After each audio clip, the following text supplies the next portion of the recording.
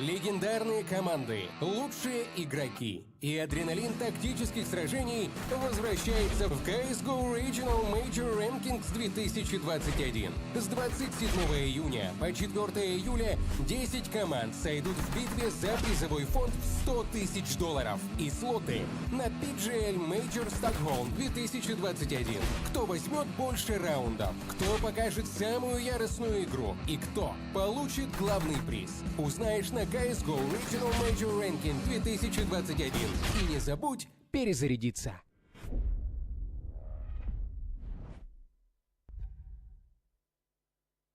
Ситуация 1 в 1, надо что-то делать. Хедшот, отлично. Кулаки тиммейтам.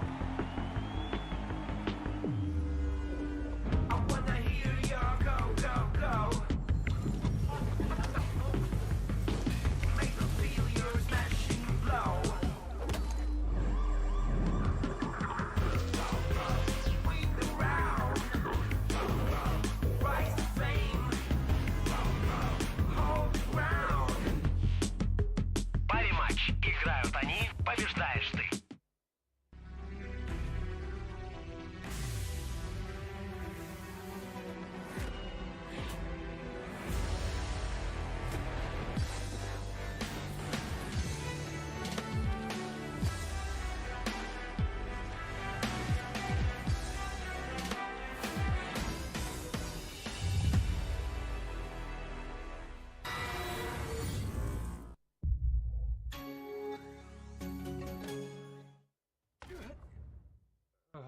Простите, парни, это случилось снова. Блин, это уже 10-й за сегодня. Ладно, я вернулся. Йоу, потрясно! Да, в этот раз мы точно победим. HyperX Alloy создана прочной, потому что должна быть такой.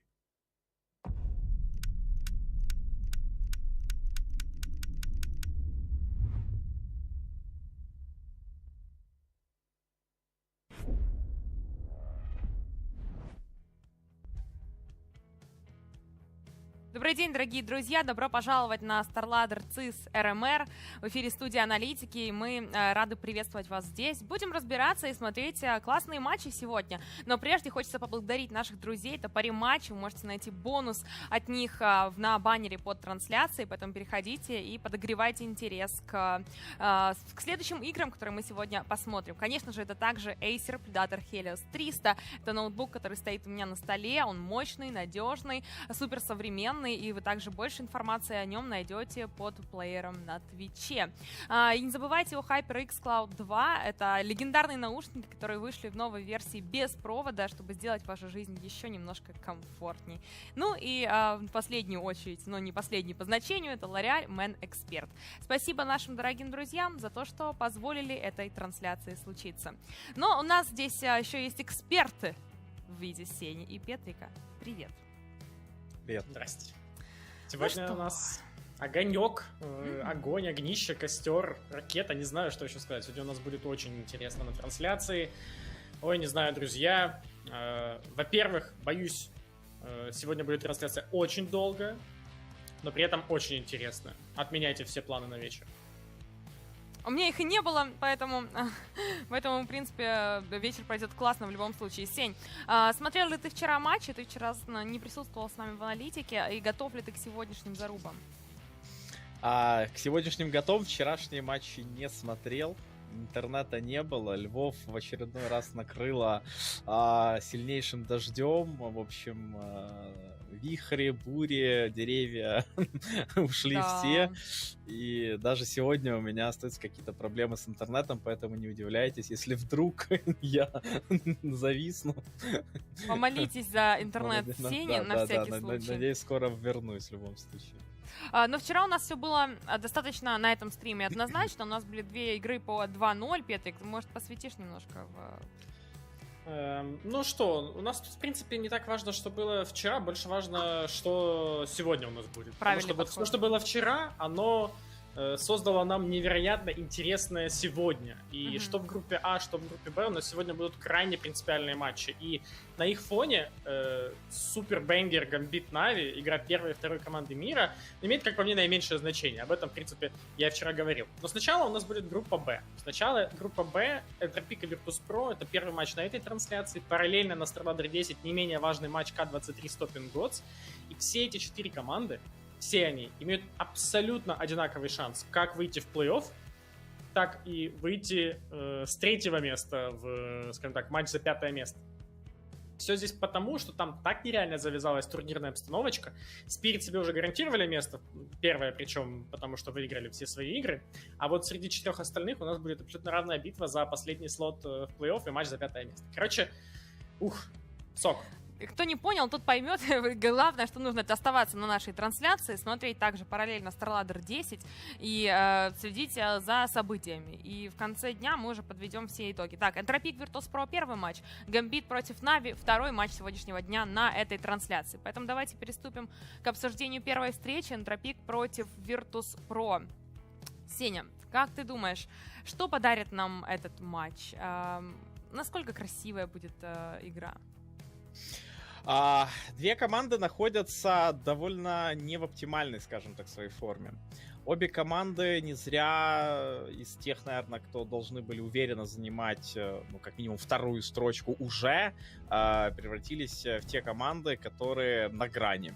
И сейчас в последнем туре они должны обе побеждать и надеяться, что их устроит исход параллельной встречи. Как тебе вот Энтропик показывает нам состав как раз? Может, прокомментируешь немножко, кто у нас на турнире, в общем, хорошо себя проявляет? Ну, однозначно это Элиан. По-любому, без него никак. Именно от него, ну, как это, в принципе, снайпера многое зависит в первую очередь. Никельбэк себя, в принципе, довольно неплохо чувствует. А вот где-то Форестера и Крада, я говорил это на прошлой трансляции, не хватает, как мне кажется. И это такая основная огневая мощь команды Энтропик. Но где-то их действительно не видно. У Virtus.pro, кстати, в целом не видно почему-то. Реально 3 очка. Команда должна была, ну, знаешь, как вот в группе А у нас есть Navi, Gambit, да, и если навскидку смотреть группу Б, то можно было бы сразу перед RMR сказать, ну это Spirit и Virtus.pro, как бы. Да, там Энтропик могут там что-то себя показать, проявить, там плюс К-23, а вот все-таки Virtus.pro это и мастодонт настоящий. Но нет. Virtus.pro у нас почему-то реально на грани серьезного фола в рамках группы Б. Да, тяжелые у них были матчи, это одна победа против К-23. Давайте посмотрим на историю противостояния Энтропик и Virtus.pro. Там есть некоторые матчи.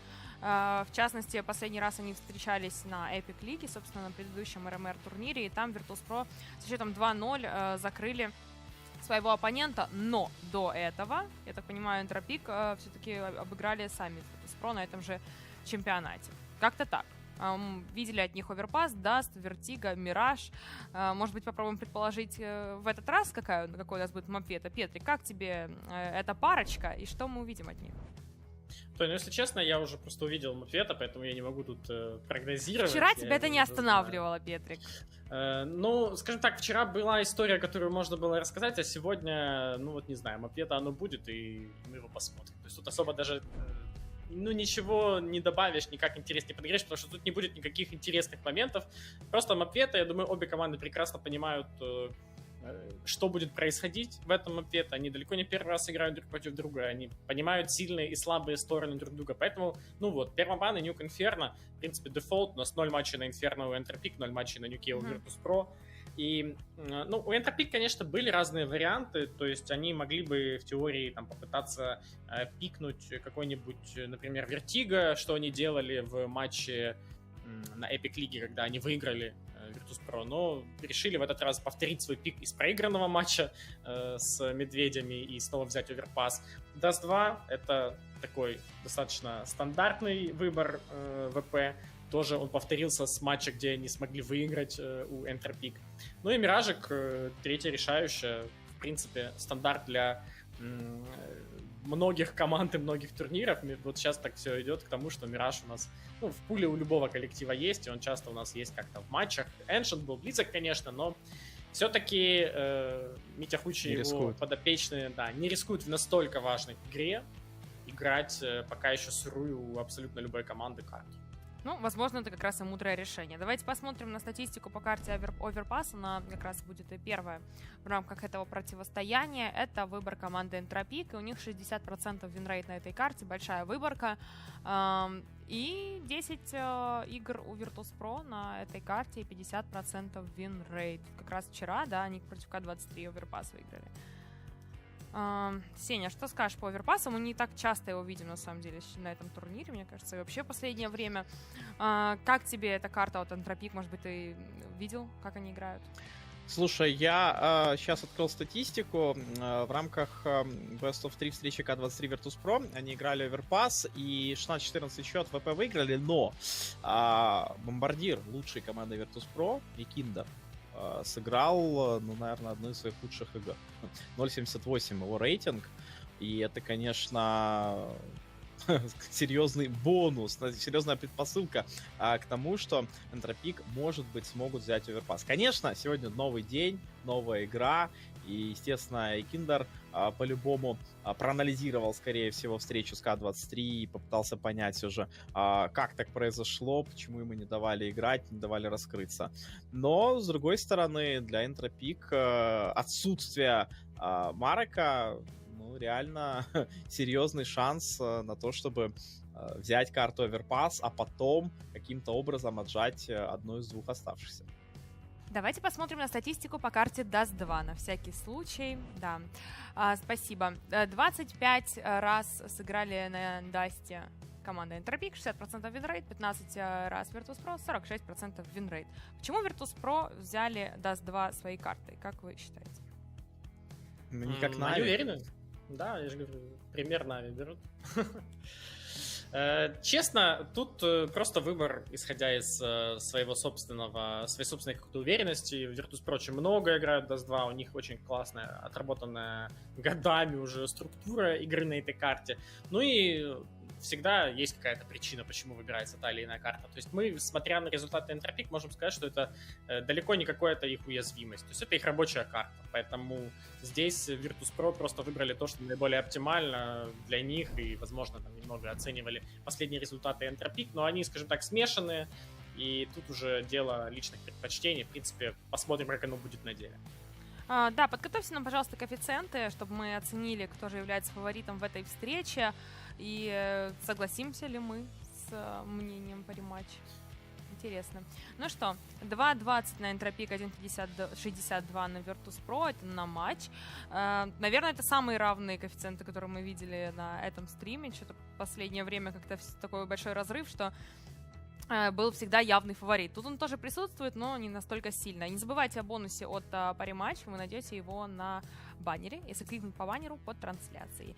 Давайте... Это абсолютно оправданные, правильно я понимаю? И действительно, расклад сил примерно такой, как и есть. Все-таки ВП, хоть и не самые пока удачные для них игры были на турнире, но тем не менее они все-таки входят в топ-10 команд мира, по-моему, они даже на 5-м или на 6-м месте в таком, и в этой группе они были главным фаворитом и командой с наибольшим рейтингом, поэтому от них ожидали прохода дальше. Пока у них все очень туго идет, и даже победа в этой игре, кстати, им далеко не гарантирует выход в плей-офф, и, в принципе, победа для любой из команд в любом из матчей ничего не гарантирует вообще, в этом даже интерес. Поэтому я бы на месте Париматч еще бы сегодня ввел линию на то, кто же все-таки выйдет из группы.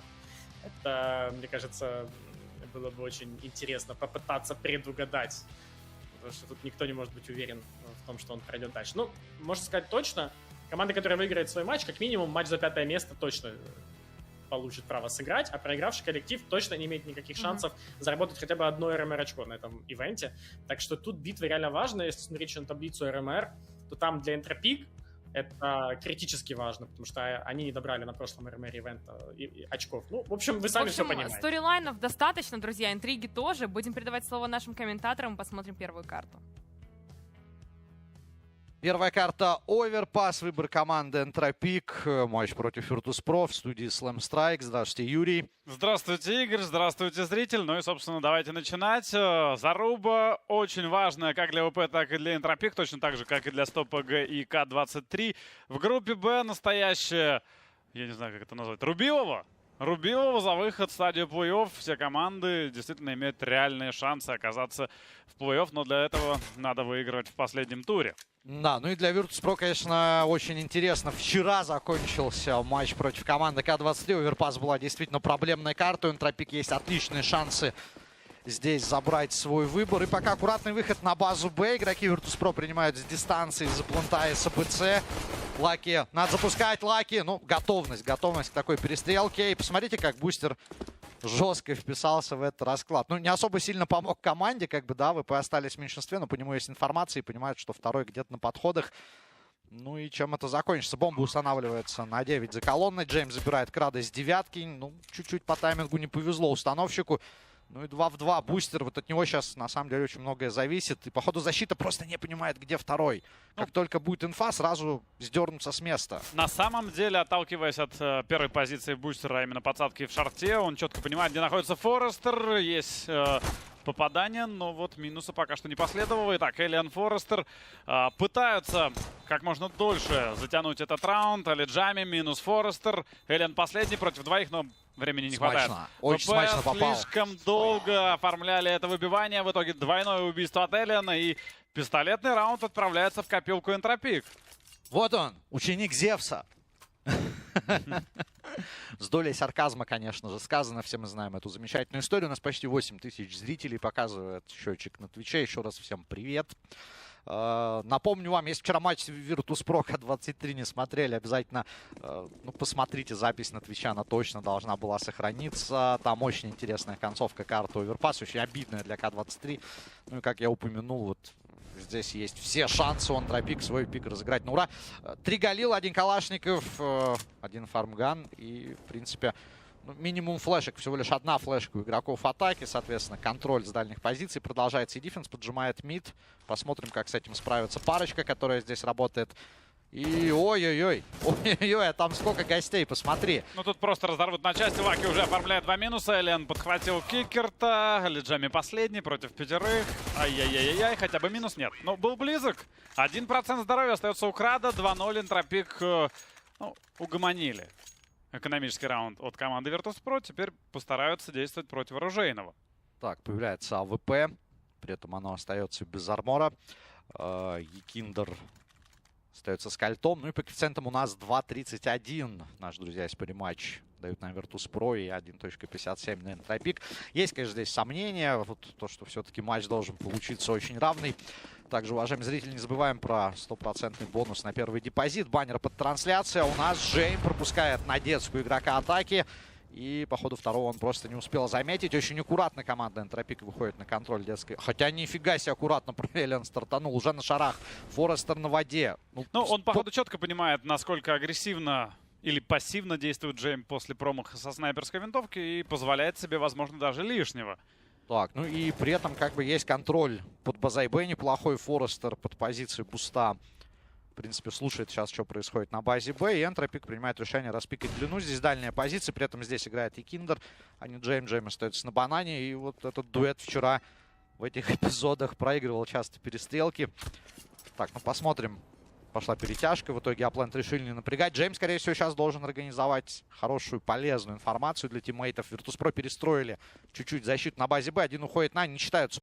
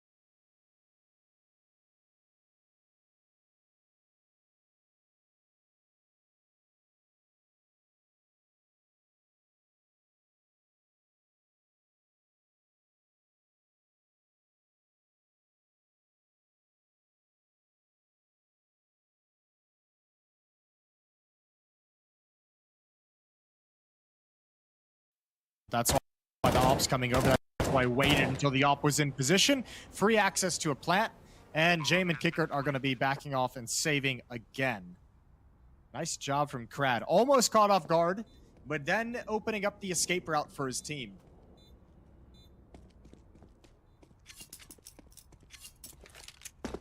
Tropic looking good here early on.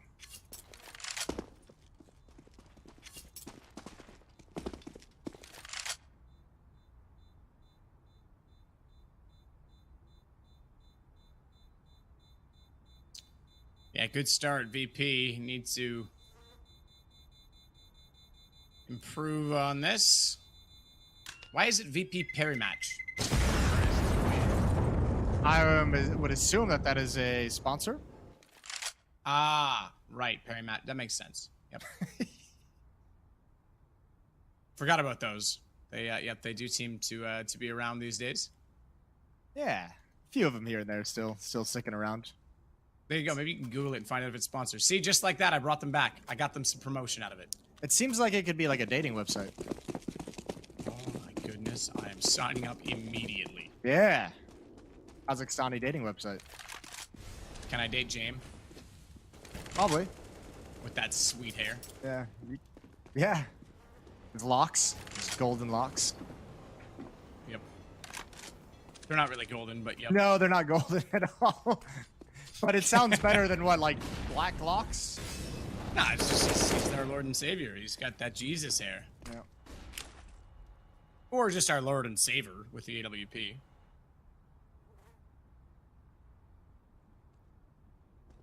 Well, he better have a good round here. They need him. Buster's gonna get naded. Molotov.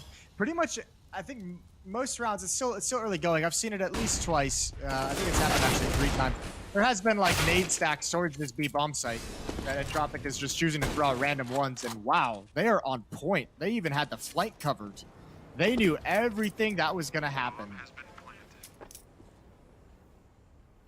This is concerning. Yukinder has to back away from this. Apparently parry means bet in Russian.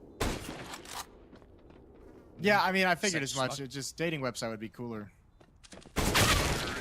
True. Yep, that's absolutely true. Krad's going to take down Yukinder. 5-0 in Tropic. What a start from them. I feel like MIBR didn't give enough credit for picking up Tinder as a sponsor. I think that's brilliant, to be completely honest. I know you do. I mean, we all know gamers have fast thumbs.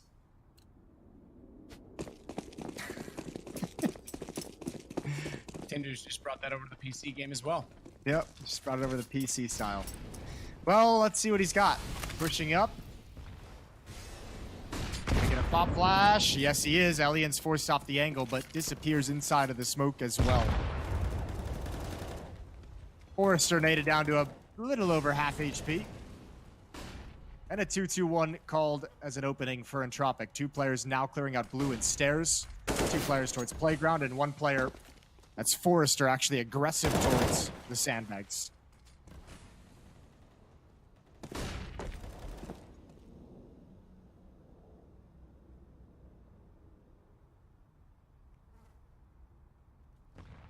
So they'll sneak their way in towards bathrooms on the T side. There is still a presence at long. We just saw that. It is Yukinder that's been out there time and time again. Jame, a race. Just absolutely obliterated. They're going to check for Yukinder because they know he's always out there, but could read by him, but now he's completely pinched. Does okay to get 1. 2 in that situation would have been remarkable. As Sanji once back in the sight, anticipates a flash, looks to the ground, looks back up, sees a bullet coming straight for his face. Didn't suspect that, did he? As Kicker will get Krad. Buster's on the flank, but it's going to be checked by Lackey. Shoulder shows, and Buster's able to at least respond. Left eye versus right eye. Bomb to be planted, but Kicker's got Alien in the process. This is a chance. He knows exactly where he is. He knows he has to be in the smoke, and Forrester's going to try and get aggressive. Flashed off, needs to get behind Dumpster. Just buy space, buy time. He knows where both the CTs are in response, but Kicker goes over the Dumpster, and Dumpster's Forrester. That's a tough 1v2 to be in. A little bit out of position. Good round from Kicker with those 3 kills, and finally VP's on the board.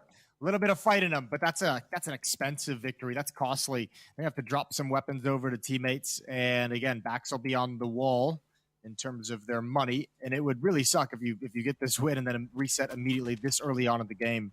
So a lot of cash built up for Entropic, still going to be able to fight, still going to be able to grind it down. And here we go into round number 7. Op in the hands of Elian. Double op for the CT side. Buster is going to take his to the B-bomb site.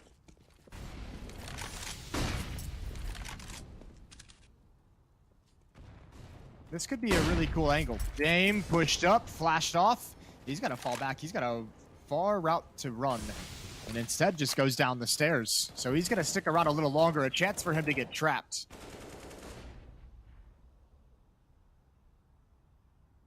Forrester, meanwhile, probing out and seeing what's going on at B is going to open up the scoring. In this, the 7th round, as Buster gets taken down, so that means already they have to rotate off this. You're right, James just kind of chilling. Not sure exactly where to be at this point in time, just holding his nerve down in connector with the double ops still in play. AK gone now as well, though. Forrester, what a start to the round from him. Great openers. This is weird, though. It's 2. Oh, that's fortunate. That's fortunate as well. The success over at the B bomb site has actually made Entropic feel like they need to fall back to meet up there. And that's what's actually given VP the chance to get back into the round. It's almost like they rotated 3 players to A to just save and give it up. And all of a sudden, they've been so fortunate to find themselves back in it. Lackey gets legged, and he's the last one remaining. 1 versus 2 with no HP. Yeah, you're right. Forrester did so well. He was deep in the site. He was at the grate. He was already past Monster. Yeah. He was just waiting, and they called it back, but they never had the information to where Jame was. Jame in the right place at the right time. And you're right, Zenji as well also came out and killed 1. He's got one of the 2 ops that was in the round still in play, as Ykinder still over at A. Now, interestingly, Bomb was obviously picked up after he was lagged, and now they're going to realize it has to be on that site. The call's been made. Sanji plays it perfectly, just waits it out. And a P2000, Jason, in the head. Not in the head. It was actually in the body. Don't worry about that. Yeah, Jam obviously called it over that he was legged. That's a pretty unfortunate round if you're Entropic. Still, though, 3 kills. Money's okay for VP. But they are invested in this double op setup. Buster had his at the off angle at Sandbags into the dirty water area. And Forrester was able to handle that pretty easily last round. We'll see where he decides to go with it this time. Molotov goes out immediately to T stairs. Ilian will take 40 damage from that. Buster's gonna back off of a flash.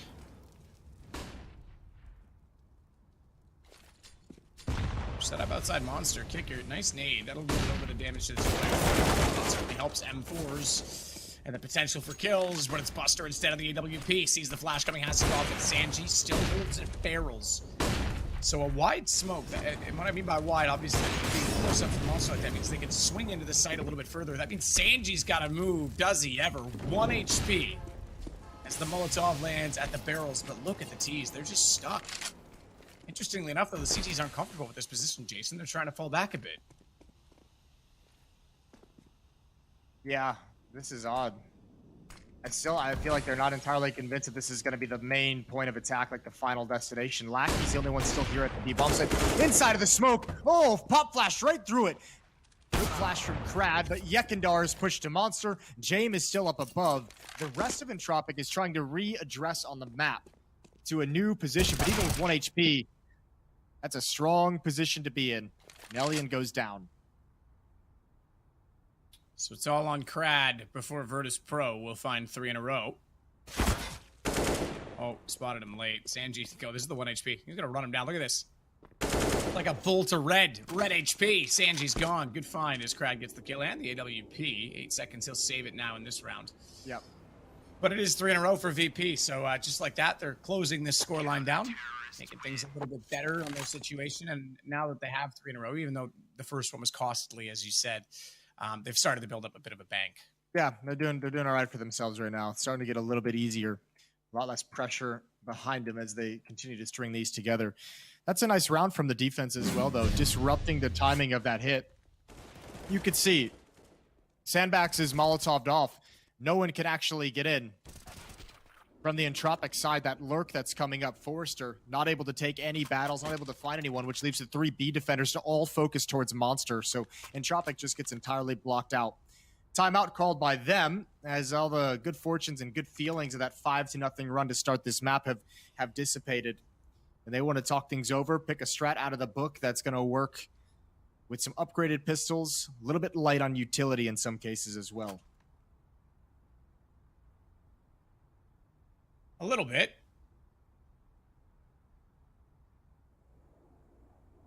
A little bit. Wonder what I think Alien's gonna have the AWP? Yeah. Nickelback with just the deagle, so that's not ideal, but I suppose they wanted to go along this play, given that they get utility on him as a result.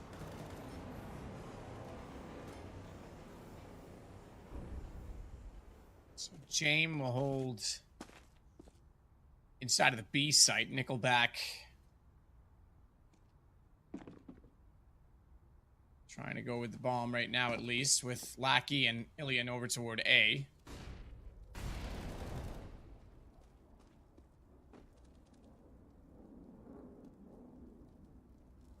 Oh, he was spotted. 100%. Nickelback saw him. They're going to go for the trade. Deagle swings in. Yekindar continues to back away. You have to refer that scope. Trying not to ping wide. Can only get one. Happy trade for Entropic. Deagle for rifle. And Krad's already pressuring into this bomb site. Banji, I don't think you realized it at first, but he adjusts well. Yeah, that was a good hunt to try and get down that gun inside of the bathroom position. Would have given Nickelback one more to work with. He traded himself willingly. Still, though, this remains in a 3-on-3, and that's going to thin out the defense. They can start to spread the map if they so elect to do, but they are on 35 seconds, so they have to make a commitment soon.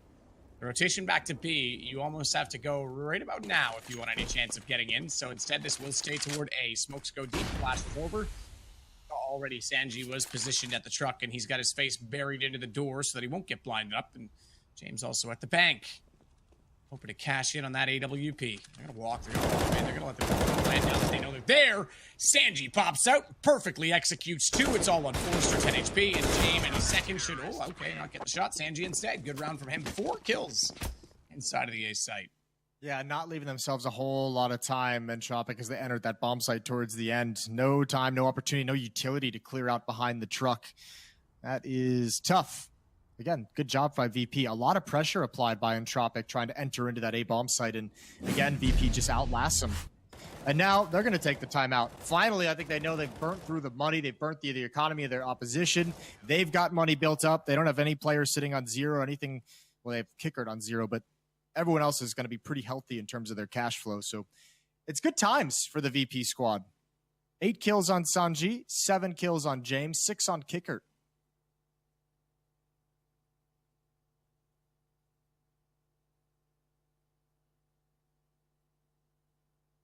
Yeah, and they've built this up and brought themselves right back into it and now face absolutely nothing. Okay, I shouldn't say that. They're going to buy some deagles and smokes. A few other little gimmicky items, Jason. Yep. This wasteful spending. In a way, it kind of is, but at the same time, we know how powerful the deagles can be, and we've seen it a lot even just this event. Get some armor, you get one smoke, you rush a site, pew-pew, down go the ops. Yeah, deagles are real silly at times right now. Not that, though. Buster handles it pretty easily. And Yekindar, I think with the knowledge that his teammate just grabbed that it's pistols out, confirming their suspicions, he falls back a little bit. Although just re-pushing out towards long to get information and intel. Might have an opportunity. Elian's out in the open. Ooh, and just missed the timing. Good shot, Yukinder, to get Ilian out at long. And Yukinder goes into the bathroom. He's not going to know that Lackey's on the left side, but makes no mistake of getting the aim onto him as soon as he does reveal himself. As Sanji finds Nickelback, it's Krad left in a 1v5. Useful spending. More like useless, Jason, this time. You were right. Yeah. It's like buying an electric skateboard, crashing it, and then never using it again. Yeah, wouldn't that be silly? That would be silly. But one hell of a ride, though. That first one. Quite literally one hell of a ride. One hell of a ride. Beautiful helmet as well. Get the flames, the decals. Absolutely. Brad. He's going to go down. Had a chance to get one, perhaps, as he snuck up long, but now we're tied at 5. All right, we'll see what Entropic's going to switch up. They need something. Need a little bit of magic. 5 people survived for VP in the previous round.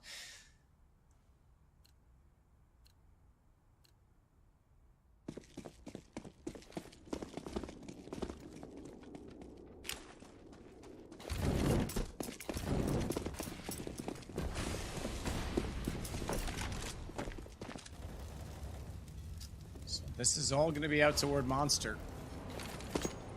Brought in, fully invested. Oh, that nade timing, my goodness. Right inside the mouth of the tunnel, and Lackey gets capitalized on. Buster comes out and capitalizes on the damage of the nade. So Buster, working in conjunction with the utility, has the first kill, and we know Forrester's been tagged down to 71, so that makes the M4 a lot more prominent. Yeah, they traded nades, and Sanji's did way more damage. Obviously, good pick from Elian. They needed something. The equalizer's been found. Didn't have to spend a whole lot for it either. Sanji moved over and was naded in a new position as well. He's down to 17 HP without having seen anybody on the map.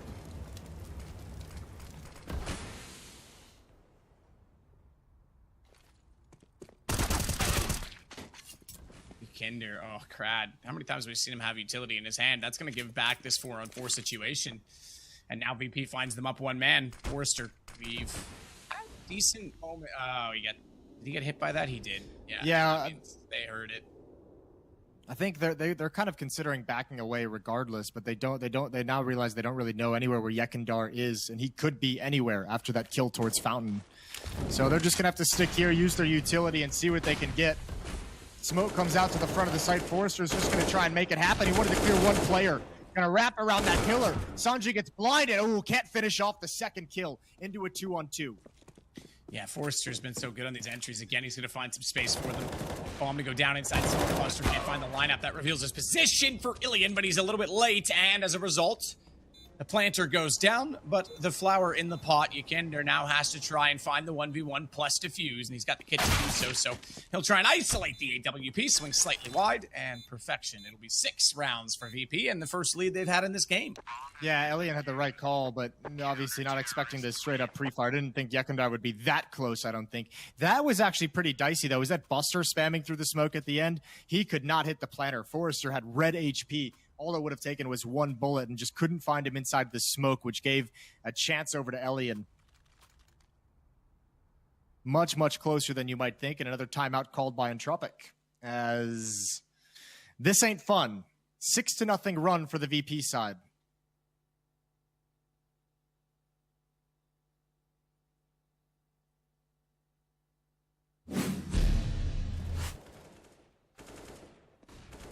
Forrester, we look back again, came in and did well to find the 2 kills he did as Sanji went down, but is it Jame time? That's what I'm wondering too, Jason. It's always Jame time. Oh, he's even got the Jesus hands. Yeah, he saw it. Yeah, exactly. Yeah. I thought you were just talking rhetorically speaking. No, yeah. It was actually up on the screen. It was a whole thing. It was a whole bit. Yeah. B-rush. Not that clever on my own. It's going to be a B-rush, and Nickelback will take down Buster. He only managed to get 1 kill. Flash over as they ran through smoke. Sanji smokes himself into the pit. Clever little spot. Look at this little gamer hiding in and out of the smoke. He's going to play hide and seek, and it's going to work out because Forrester never saw him, and tag, you're it.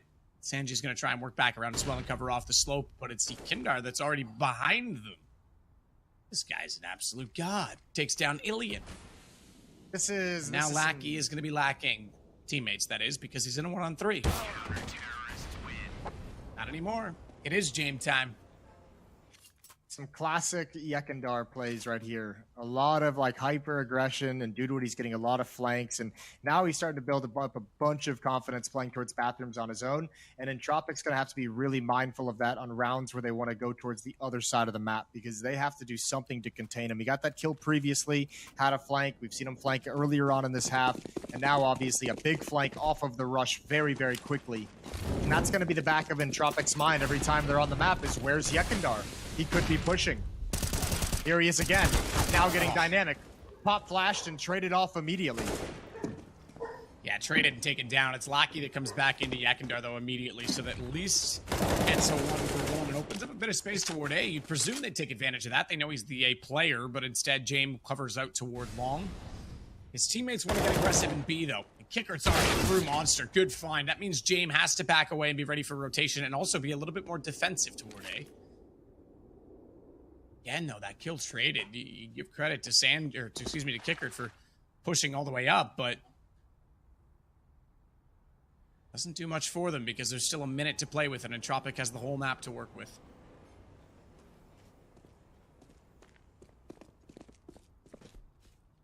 Well, they've got a lot of the map. They're going to run into James eventually, and they've only got one smoke and one flashbang.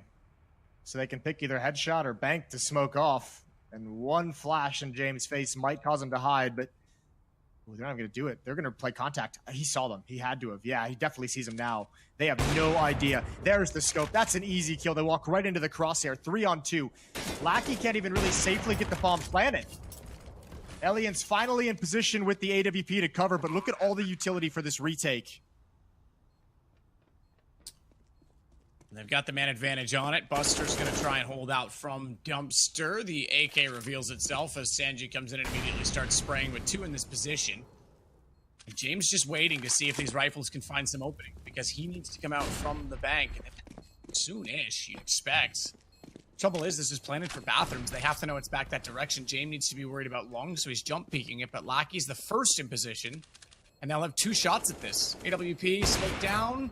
Buster's gone. That was the diffuser. Now they're going to push out on the AK, but that smoke's going to dissipate. It'll be a clean shot over on the other side of it. They're on the left side of it. They're going to get this. Sanji, great shot to take down the AWP and take it back. I thought they were on it with enough time. It must have just been late. That must have been extremely close. Yeah, I thought they had it too. Oh, that is not ideal. They had so much utility as well. They used a Molotov on the truck, but they still had 2 smokes they could have put down at the front of bathrooms and on the bomb.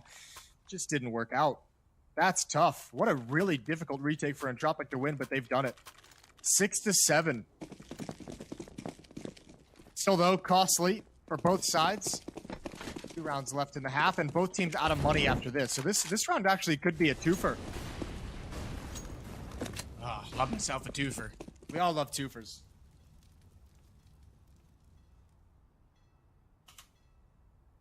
Except if it's Bud Light.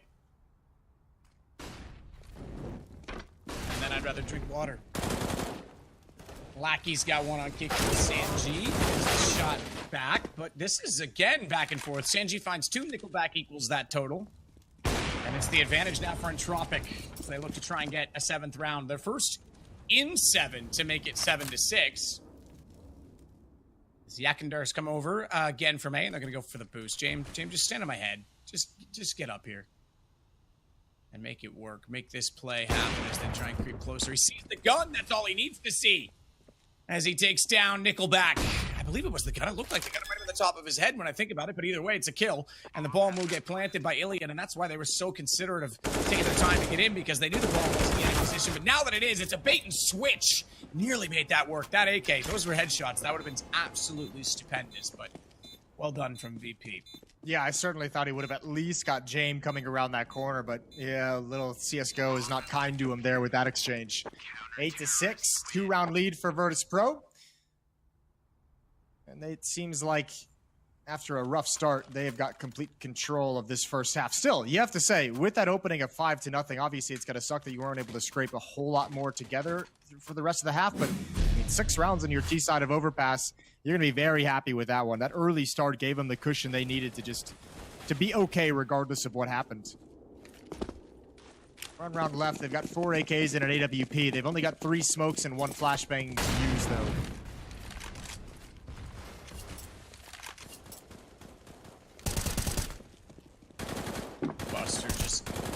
like a villain. With stickers up high on his screen. Thanks, CSGO.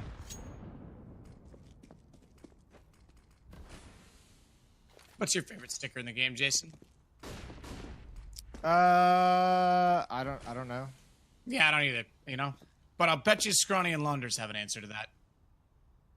The fact that those two are so into skins is actually my favorite part about them. It's so funny. I love that they just have like created like a black market skin show. Yeah, it's kind of ridiculous, but at the same time, I enjoy it in a weird way too. I don't know anything about skins or stickers, so it's all crazy to me. It's a cryptocurrency to those guys. Yeah. James gets one, but Forrester's there to immediately slide, shuffle, and trade. And Milligan's going to take out Kinder, who was boosted up on top of Bomb Box. Brad, late lurk B, 4 HP, but doesn't matter. He finds Buster. That's going to make things more awkward because no rotation coming, no help on the way. Kicker denies the plant, but Lackey gets the shot back. Now, this gives Sanji some hope. There's 20 seconds. He knows they have to go to the ball. Smoke down. If he can...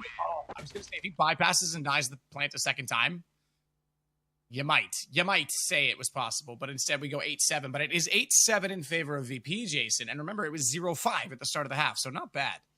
That's fine. Let's see what they got on their T side though. This is not the most intimidating version of VP we've seen this year. And Tropic seemed to handle them pretty well in that first half, all things considered. Even with a 1-round deficit. I mean, middle part of the half was obviously a little bit sketchy, but managing to grab 2 at the end, figuring out eventually. So as long as they've got a solid CT side, they've got to be feeling good. Pistol round is live. P250 on Buster. 2 smokes, a flash, and a Molotov for the T side to utilize. They're going to go for a delayed peek at the mid stairs. There's that P250, and Elian wants nothing to do with that battle. He only spots the one, unaware that there's still 3 others, including the bomb behind him. Elian peeking it. We'll see them jumping it long.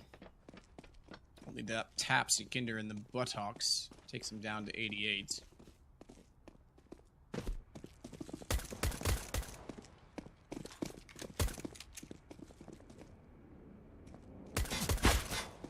Peeking again. Elian. Oh, that one's better. Buster gets his head removed. Exploded by the little cricket. Kinder does the same in return, though. Was it little cricket? Yeah, a noisy cricket. Noisy cricket. That's it. I knew that didn't sound right. Forrester's got James back. Go ahead, Jason. I'm assuming that VP... Oh, actually, just hold the thought, because they're still just dueling out here towards long. And Tropics rotated everyone here, but they want to keep taking this fight, apparently. I think they're just trying to keep information and intel on how many are at long, if they're pushing up or not. But this is kind of dangerous that Lackey's pushing all the way out of ammunition. Got a teammate to hold Yekindar at bay. Lackey goes back for the fight, and Yekindar's just won everything. 2 kills for him, Sanji with 1. And we're somehow found ourselves in a 2-on-2. There's only 15 seconds. They've got to go for this. Go they shall. 11 seconds now. Cred. Oh, that's brilliant. He's just going to look down, and when he looks up, look at the photograph! As Kicker gets both, Nickelback's dead. It doesn't quite work out because he didn't get the kill, but either way, it's VP to get the pistol round. That's a weird round. It was like VP wanted to get cross a couple players over to the corner so they could hide from any kind of information peeks at long, but Entropic just kept throwing bodies at long. Like they were so content to push, to fight at long the entire round. A brilliant 1v2 from Kicker. Brilliant shots. I don't think he realized it was really a 1v2, but comes out on top anyways. 9-7, VP maintaining a lead. I thought they had that. When Brad kept his head down, I thought they absolutely were going to win that. Just walk in. There's no way they'd spot it both out, but VP, good win. With 10 seconds as well, right? Yeah. 10 seconds. What made you think of the noisy cricket? I don't know, just like headshot, exploding head, little gun, big impact, noisy cricket. Yeah. Okay. Yeah. I mean, come on, there's nothing wrong with that, right? No, I was just curious. That's what I call my little penis. Well, what can you say about that one, Matt? Absolutely nothing. Oh dear. Lackey still jiggle peeking for information. Hasn't seen anything yet, I don't believe. No one's rotated over. There's Nickelback. He's got it. He's got the kill as well.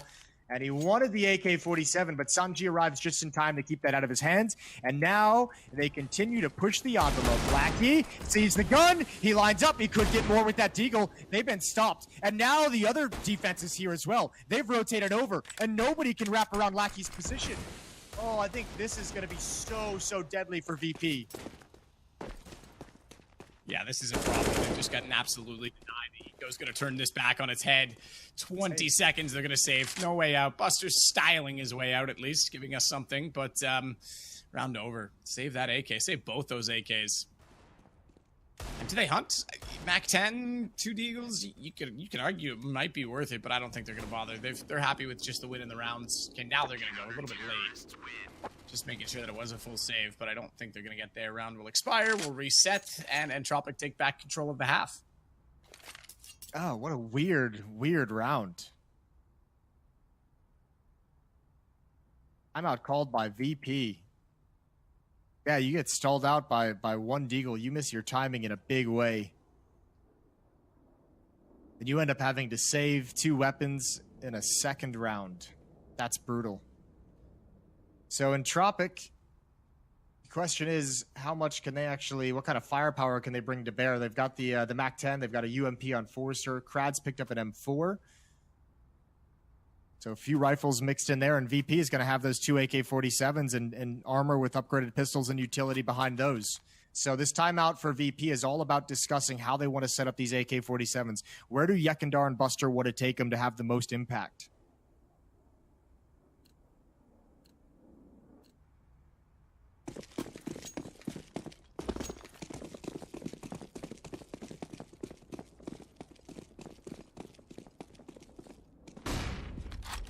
So the 2 that saved are the 2 to hold on to the weapons in this gun. They've earned that rite of passage. As Ilian's going to try and get a nade out. They've already actually crossed Buster over, though. They're not going to know that he's here already. I don't think they're going to expect at all that he's going to be at long, but it may not matter because the timing is such that Krad's going to be rotating. Oh, I thought he was going to go long. This could be big, Jason. Yeah, this could actually be huge. This is an odd timing. Krad's going to spot it out, so he's going to put a stop to the progression forward, but it also puts a stop to any kind of danger that was going to come from that position. Yeah, absolutely. I think Buster was actually in a really good... Okay. Oh, yeah, low H. That's actually kind of smart. I don't mind that. The problem is no one's going to get that gun. They're going to see it on the ground now. Krad going aggressive. He knew he was done for, so he just wanted to get the AK back. Yeah. And they're going to pick it up now. This works. Yeah, that's a hero play. That's actually a beautiful play. He didn't even know that anyone was pushing up. He just figured the jump back across would be too dangerous. Yeah. Makes the call, and now that AK comes into the picture. 38 he's gone this time. He tries to take the fight because he knows he's going to get peeked, but Krad is doing all of the work. Not only was he the one just spotted long, he pushes up, he finds the kills. He will not get any further kills, though, because James got him, but Ilian's there to close it out after that. Yeah, I like that. That's selfless. As Nickelback takes down Kiekert. All right. So the saved AK-47s really didn't do a whole lot. Only 1 kill in the round. And I mean, much like the pistol round, this round as well, Entropic showing that they're more than willing to fight and push up. They're putting 2 bodies at long. When someone is spotted, there's like 1 playing far back just to keep them pinned down on the right as best as possible and hold back their repeats. And 1 player pushes up along the right side of the wall as well. That might be something to keep track of in future rounds to see if that's a strategy they continue with.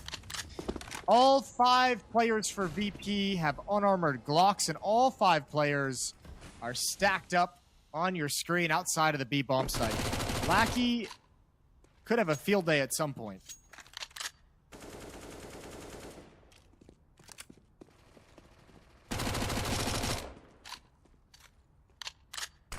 So back 10 for smoke.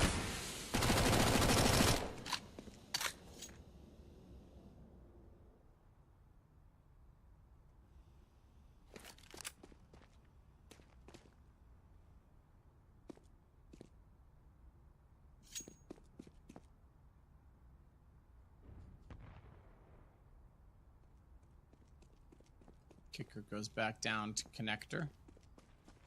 But they've absolutely got zero control of the map.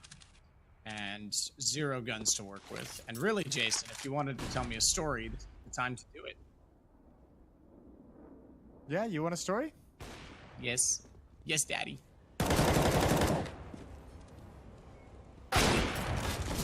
Wow, I've got a story about this time in AWP in the A site. Just shot at targets that were basically like aimbots. Okay, that kind of a story. I was trying to think of like a... like Hamlet or something. Oh, wow, yeah, I'll, if you've got time for all of that, I'm ready.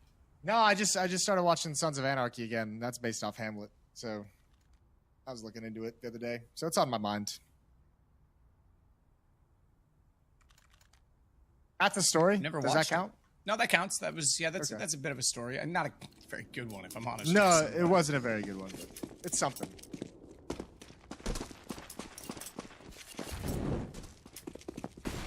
Here we go. Round number 20.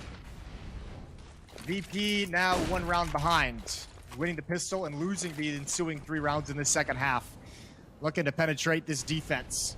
Krad's going to be at the top of the stairs. He's grouped up with Elian, who's in bathrooms, but Elian's going to back away, which means Krad is kind of on his own. Forrester's there, pushed out of short, so he's kind of available to help if in the right circumstances. And so is Nickelback. Oh, he's holding a pop flash to go through the windows of blue. That would allow Krad to peek. It's all down to timing.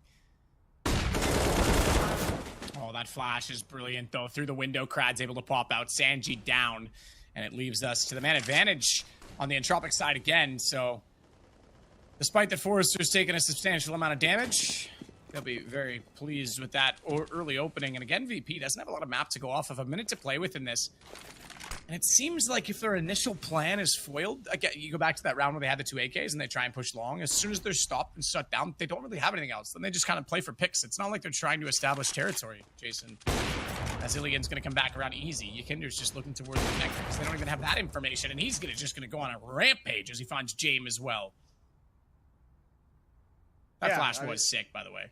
Yeah, it was great. It was well timed also, considering that he was about to turn that corner. Still, I think you're entirely right. Entropic seem to be the ones who are assertive, which you wouldn't expect. Good shooting from Elian in this round. 3 kills for him. Krad, with that flashbang from Nickelback, is able to double up, and Lackey still has a Mac 10. So shout out to him. Yeah, that's actually significant because they're doing enough work that him not having a rifle hasn't been a detriment yet, and he's able to farm cash in all these rounds. Yeah, it hasn't really been tested. He's had that since the second round over at that B bomb site, and he hasn't really had to deal with anything. It also does mean, and that this is like a side perk that, like, okay, it's a 50-50, but like next time they go into a full gun round, which will be right now, he can rush that Mac 10 and get information. And if he gets a kill, huge bonus. If he doesn't, okay, at least they have some read. Yeah, I think what's significant about it too is he also hasn't really been able to upgrade that Mac 10 into anything these past few rounds. So he hasn't even been involved much in any way. I mean, straight up, VP at that timeout, I mean, obviously talking about something tactical, talking about a strategy they want to run, but at some point, you hope they have the conversation and just say, we need to start killing something. VP's only got 2 kills in the past 4 rounds. Yeah, that's pretty substantial. I thought they were going to go for a more aggressive force buy on the back of that, but they're not. They're going to actually sit back a little more with Deagles and Tech 9s. So they guarantee themselves a full buy in the next round, with or without the plant, given the lost round bonus. But yeah, it does mean they concede potentially a 9-12 score line. And this is a must-win game for VP, or must-win series. Not this map, but this best of 3. VP has to win it. Yeah, they do. I mean, there's a real chance they don't get enough points from the RMR to make it through to the major. If they don't, that would be weird. That would be really weird. Yeah, it'd be insane. I mean, considering the performance that they've had as of late, and again, the run that this core had at the last major, I know that's ages ago, but still, you have to consider that, because formerly that would have guaranteed them a spot at the next one, but this reset, talked about it, it's going to catch a few teams out for sure that otherwise are, would have been there, but it's also going to give teams a better opportunity as well. Oh, here we go. I think this is at play towards the B bomb site. They've got something. Forrester and Lackey get caught pushing into Monster. They heard the pop flash to get bodies out of the door towards short. And man, did they get trapped. I don't even know if Entropic can go for this. Bomb planted. You might be right. This could be the turnaround. James got the AK picked up. So the half buy and slowing things down seems to work out. Nickelback, you could see him just get snapped back as a bullet, I think, caught him through the edge of the pallets on site. He's gonna go rush it.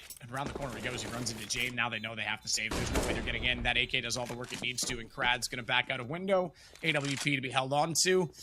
Does Buster and Sanji get forward enough to find guns? Ooh. There are guns at jungle, but they're going to chase this, actually. Ilian's down to 16. They want this AWP to get out, but man, they've got to keep on the heels here. Buster's just going to... Oh, he's got it! That's sick. I was going to say they have to know they're still coming. I thought they were going to run that all the way to long, but then they were worried about Connector having already rotated. Yeah, maybe they thought they just couldn't get away fast enough, so they just turned to fight. Either way, the dink from the P250 from far away, and the Tech-9 finishes it off. And VP, I like the decision to hunt, because you had a full losing bonus going into that round. You were going to have a buy no matter what in the next round, so who cares if you lose a salvaged AK-47? That's a good find, and that's a costly find. Ilian getting aggressive. As he gets back onto an off this round, nade to T-stairs, but once again... They've already bypassed that. Okay, I think he heard him this time. Yeah, he did, absolutely. He was going to happen because he knows James is going to have an angle line. And Krad's already in that position and thinks James through the edge of the wall. That puts him down. His HP is flat. Pressure inside of the smoke sprays in. Very linear corridor, but now he has to get the reload in and relocate. They'll cover off for short. Forrester alone, Monster. Flash over. The next player as well, because he's looking away, and it was the Molotov on top of the flash, so Forrester burns alive. The combo together, and Lackey manages to get one back, but pop himself back into position. He can't do anything of it. Sanji's already got the line up toward the sandbags, and it's through the smoke without his eyes. That'll put this into a 4-on-3 with the bomb now planted for VP as they look to tie this game on 11. Nickelback back toward construction. James watching that closely, but he's already gotten by the door, and James on 6. Put him defensively in that position with the AWP, but he's not made the call correctly. The Nickelback's made it past, and he finds 2 immediately. Now James has to get back in the picture with that 6 HP. AWP as well. Any utility in that direction is going to be a problem. It's not even going to be that. It's going to be Nickelback instead, and they completely stick around the Kinder. It should be the defuse, and right back to the winning ways for Entropic. That is a phenomenal retake. All started with the kills from Nickelback. We mentioned coming into this that he played lights out in some of their series so far in this event, and he delivers again here. Only 13 and 15, but those are extremely high-impact kills in a 3-on-4 retake. Most of this defense for Entropic over at the B bomb site is actually focusing towards sandbags, towards blue door, towards the short tunnel, and VP's finding some odd timings. I hesitate to say Forrester misplayed it, but he sees that Molotov coming in towards barrels, and he throws his smoke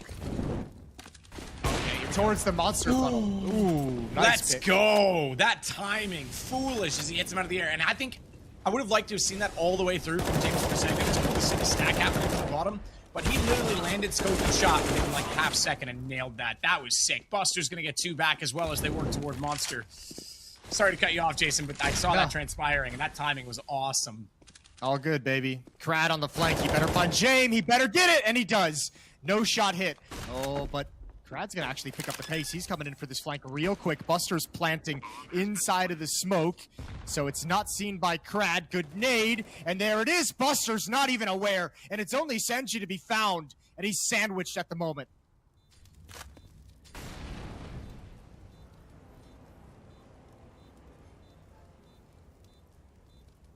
Still with this bomb planted, though, Sanji. Try and play this to the best of his ability. Ilian tried to get information by jumping over toward jungle. As he jumped out, you saw him kind of head tap the top of the roof to see if he could spot Sanji. Surely he would have known he's there. Krad's going to get on this in the smoke, though, but I think Galil through the wall finds the head, and that's perfect for Sanji. Exactly what VP need, and they come straight back again. These rounds are so incredibly close. And we're late. Here it is from James. Look at this. Oh, that's sick. I love it. I love seeing that boost work, right? Because we see it tried so much now. That's foolish. Yeah, that was real fast to get up there. The first thing you got to look at now as well is the economy, because now we're at 12-11. If this cracks wide open for Entropic, for example, where they already have that lead and they go 13 up and break VP right now, they're in a world of trouble. So this becomes a very important round for VP. Becomes a very important round, yeah, for both teams. Both teams for sure, but where they've got that 1 round buffer, it's a little bit less punishing, I think. Man. even after that pick, Forrester almost puts a stop to the attack. Double kill in the monster tunnel. The follow-up swing from his teammate as well could have delivered one more, and that might have secured the round for Entropic, and it's not to be. Here we go. I think Sanji, by the way, we were looking at that replay. I think he lost his gun at the end of that round. Yeah, maybe. He might have dropped the picture. I have no idea. I wasn't paying attention to it. I think he lost it just at the end of the round trying to find another one, but either way, that has a big problem for the economy, because we talked about VP winning that round. That's one more gun they don't have, and they're about to be broken again. So they're gonna have to be perfect on these flash executions. They are so far, as Kinder takes down Nickelback. That's a big one to find. We saw how good he is, Lackey. Lacking the weapon, doesn't matter. He's got the accuracy. Buster's found, but not before he got a kill in response, or at least prior to that. It's Kicker that sits now with 78 HP. Trying to work his way in for Monster, but they're going to back away from this. So it's still a 3-on-3. They don't pick up any weapons. They get some kills. They get a read, and they've blown the utility from the CTs completely out of proportion. There's one smoke left, and they can slow it down. 54 seconds to use the whole map. James going to use it fast as well, Jason. He's already toward the A site. Yeah, but this has been heard not only by Krad, obviously, but Lackey as well. Problem is it's pulling everyone in that direction, and they're also not being quiet about it. I'm pretty sure Sanji just heard some footsteps out of Forrester, so he knows they're playing more passively on the B-bomb site. That's some information to Kicker, who's now flirting outside of Monster Tunnel, and James is coming back while two defenders have been pulled over towards A. Some trickery from VP here. With an odd arsenal of weapons out of a victory, as you mentioned earlier. And Forrester's got such a big job.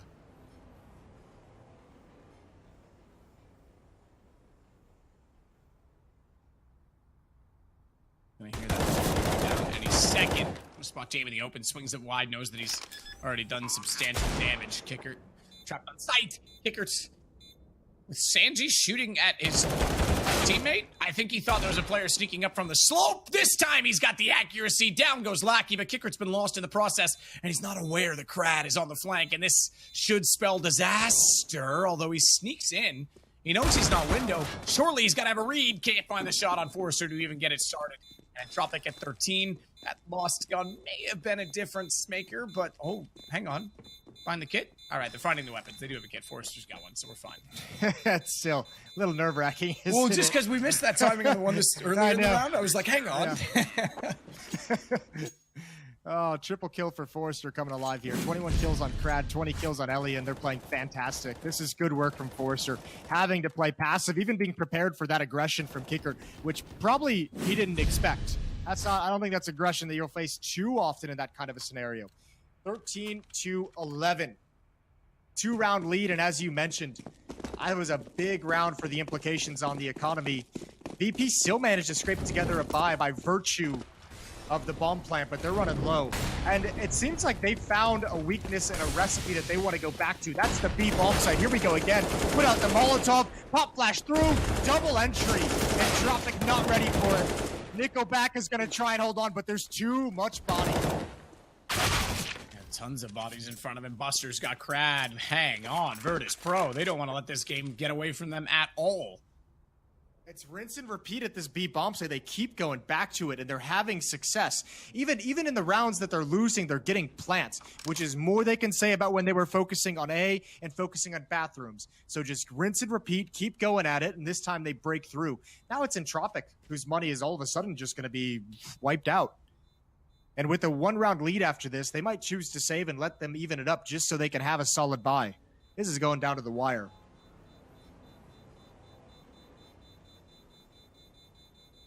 So AWP brought over for the next round on the side of Entropic. What determines on the model for the CTs if the visor's up or down? It's just random? Or does it actually have to do with... Wait, say that again? What is the... I think it's just random, isn't it? The visor's up or down on the helmet. It's just random. Yeah, as far as I know. Be cool if it was like a tell for like head armor, no head armor. Okay, I see what you're doing there. Or maybe you can see through smoke a little bit better. I don't know. Okay, let's not game-breaking disbalances here, all right? I play another video game that has trouble balancing with all the mechanics like that. And instead what they do is everyone complains about it and they just reset it back to 0 because the bad players get angry. Well, yeah. You got against bad players, Matt. No, I'm one of them, so it's fine. Okay. Perfect. They make those changes for me. Alien with an AWP in this round. Forrester with an M4. Upgraded pistols on everyone else, but this is it. This is Entropic fully invested. I thought they would maybe sit this round out with a half buy or use it to look towards the future of their economy, but they are entirely bought in. And look at the defense. 4 players stacked towards B. 1 player in blue stairs who's going to be able to have a quick flank or quick response to this hit, and they might just find success with it. Mackey's got the shot back on Eakinder, Tech 9 in hand. That'll hold him out for a little bit longer, so Entropic starting off well considering the AK now picked up to go along with the AWP. Look at Crad. Look at Crad's position. Great for information if you can hear a footstep. Great if they drop down. Now, they should expect that someone could be here. Buster's ready for the push. Oh, he sees the foot. He sees the foot. He knows he's there 100%. He's just waiting for the right time. I don't think Crad realizes it. Crad has no idea. He's got a fat foot on the screen.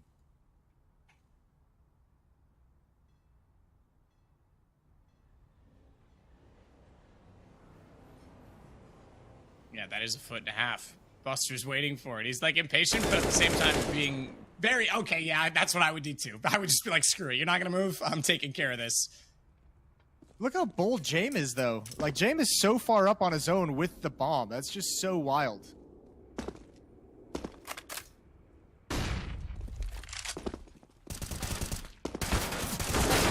Well, James inside of the site. Nickelback does get kicker before James can do anything about it, but they still get the entry kill that's required for the bomb plant. Only 3 HP for James, and no op for him to hold from bathrooms. He's still going to go that direction. And there's going to be no flank, which means they won't clear from connector. That oftentimes supports this whole position. Buster's going to stay aggressive, though. Good information, good read. Finds the first shot quite quickly as Ilian wants to wrap back in with the AWP of his own on this side. He's now the only one left alive, and I think that flash is going to be enough for him to just maybe reconsider. Yeah, a couple of quick shots, looking for a little bit of luck on his side. And Jame wants the op. Jame loves an op, so he's already on the flank trying to find this gun. 13-13. Good holding on by VP, I have to say, and trying to just balance this economy and get back into the game. Yeah, well, I mean, it's actually kind of a good thing that they lost those kills early on that dissuaded them from committing to the B bomb site, because they would have been committing through smokes into a stack. Right here, even just the 1 kill from Lackey and Kicker, it's like, nope, I'm out. See ya. 13-13.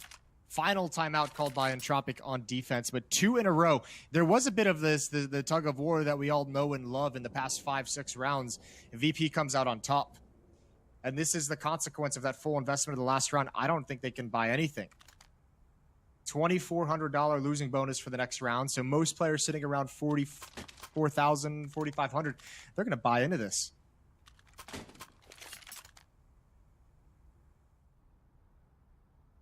So Dust 2 comes up next. We'll settle the series on Mirage if we have to go that far. Honestly, I'm not sure where we're going at this rate. I don't know how I feel about this call to buy, Matt. It's yeah. I mean, the zero combined with money. Yeah, it's just combined with the buy in the last round as well. Yeah, and I get it. They have the op, so they're thinking like, oh, we'll try and support it more. But you're right, buying to 0. If they were buying to like 2K, I'd say go for it. But buying to 0 is a bit difficult. And this is Sanji's gonna get maybe have a gun out, Sanji. Trying to bait him into a peek. Elian had the fallback, had the follow-up peek. Now a swing from the Deagle out towards long. Ooh, knife out. They didn't expect any resistance at long. Interesting. I mean, Sanji's been using that ladder very quickly and going up and down with the knife to get info and bait, but like that time he's holding on top of the pallet. He could have had the gun out and maybe got the kill there, but he did smartly read. You're right. They were trying to bait him into that AWP, and he didn't take it at all.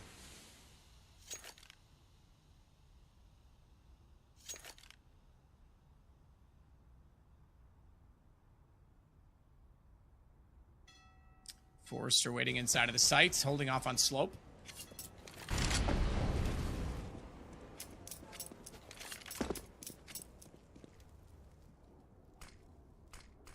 Shot toward the fountain position is kind of interesting as well. I know it's just a pistol from Crad, but he's going to get a little more information, which is why they've rotated that third player back over toward B.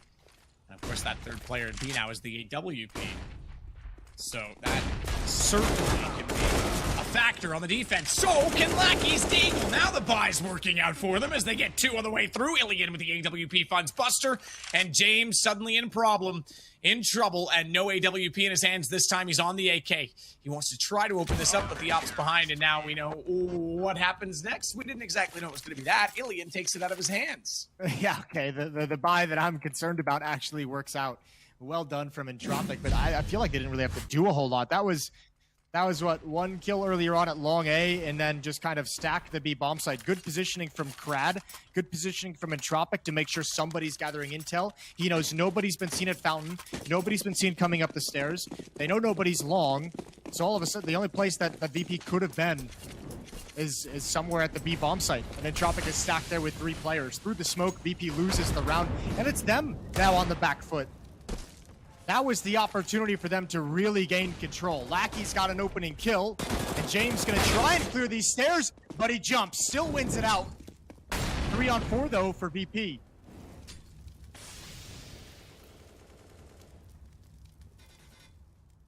Lackey with a good shot on the Kinder.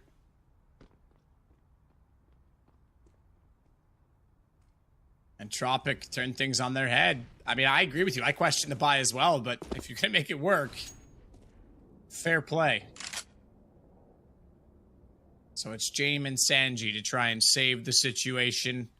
Deny Entropic not only map point, but save themselves any chance of a gun. I'd say this one's over. We're going to 15 rounds Entropic, Jason. Yeah, it's looking great. It's looking great for them. I'm so stunned at that turnaround. Sanji is gonna go down. Great round from Lackey. Critical kills. Especially when you consider how much focus VP has put on that B bomb site. For him to kind of step up down the stretch like this. He's got 23 kills now. Crad with 23 as well, and Elian with 24. But for him to get these 2 frags is massively important. And VP, 2 chances, or they've got to win 2 in a row to force us into overtime. And they're going to have to do this first one with Tech-9s and Deagles.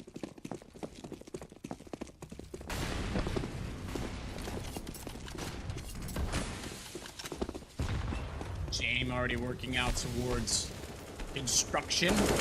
He's got that Tech-9. He's trying to go fast. Take no prisoners in this situation, and smokes and flashes allows them 2 on the way in, but Nickelback still back toward the jungle.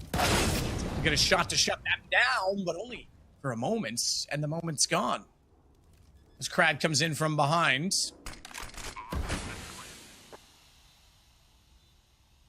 And planted. Alien up above. Buster's got him through the smoke. Remarkable shot as well. I did not expect him to find that quickly. And now I think, Jason, we've got one more round at least. We'll go to 30. Crad, those got other ideas. Get Sanji.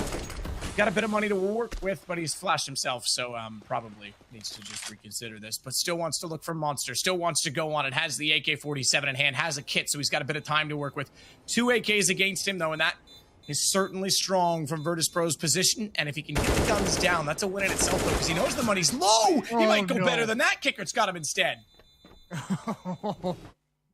I thought he was going to get that. I don't think he would have had time for the defuse anyways, no time. But that would have been funny as hell. Man, this game, this Entropic, it feels like the low economy buys are like the more powerful ones, at least down the stretch. Maybe that's a good thing now for Entropic, who are stuck on an SMG, a FAMAS, a Deagle on Forrester. Sketchy buys across the board for both teams in this round 30. Entropic with the chance to close out map 1, VP with a chance for overtime.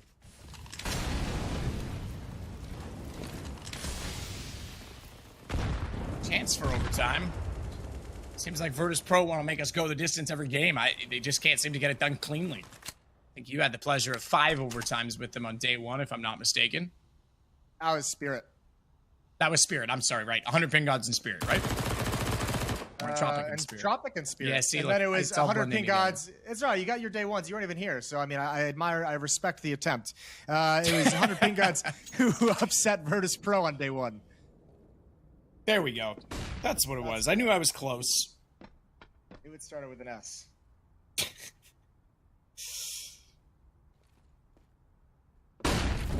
Well, this is it then. Play for overtime or call it done. Lackey's got kickers. That's a start in the favor of finish. And he's going to follow that up and get down Yukindar as well, but they're not done because they're still inside of Monster. HP is extremely low. Krad's on the flank. This should spell the end of it. That is fortunate because he actually had the timing perfect, looked away, and then James had utility in his hand instead. Oh, that's it. That is it. Buster's going to go down right now. Map 1 should go the way of Entropic. And like I say, Dust 2 comes up next before Mirage if needed. But this is a problem because Virtus Pro must-win series are about to drop Map 1. Okay, now granted, wasn't their map choice, but it puts a lot of pressure on a map like Dust 2, which is never really a guarantee. Yeah, and Virtus Pro, I remember when I was still with Team Liquid, when we were talking about VP and the matchups that we had against them, Overpass was a map, I don't want to say we were scared, but we had a lot of respect for what Virtus Pro could do on Overpass, and to see them drop that here, a bit surprising, at least in my mind. So good stuff from Entropic, especially considering that's a really grindy game down the stretch. That was an economic battle. Sometimes they didn't have the resources. They had some questionable buys that they had to pull out of nowhere at the end, and they're able to do it. I think for me, that comes down to the fact that VP's T side really looked one dynamic in that game. They couldn't find any success over at A, couldn't find any success over at Bathrooms, except for maybe some late round adjustments. And it felt one-dimensional towards the end of those B hits over and over, and Entropic caught onto it. Yeah, I think that's absolutely true. And I think the slow start for VP did not help. Remember, they were 0-6 down, I think it was, and came back to at least win the first half, but they're going to be regretting that, I think, down the stretch. We'll find out because we're going to go to a break. When we come back, it's Dust 2, and we'll find out if they can extend this series and maybe extend their life in this RMR. We'll see you in a second.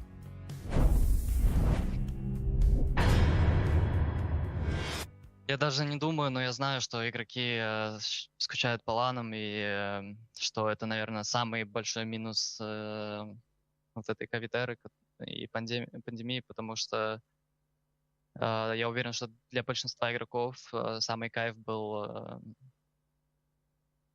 именно летать куда-то, где-то находиться на стадионе перед толпой, да, перед болельщиками, общаться с болельщиками, выигрывать игры, пока там шум везде, да, и так далее. Это самое лучшее ощущение, что есть, и я уверен, что как только будут ланы, так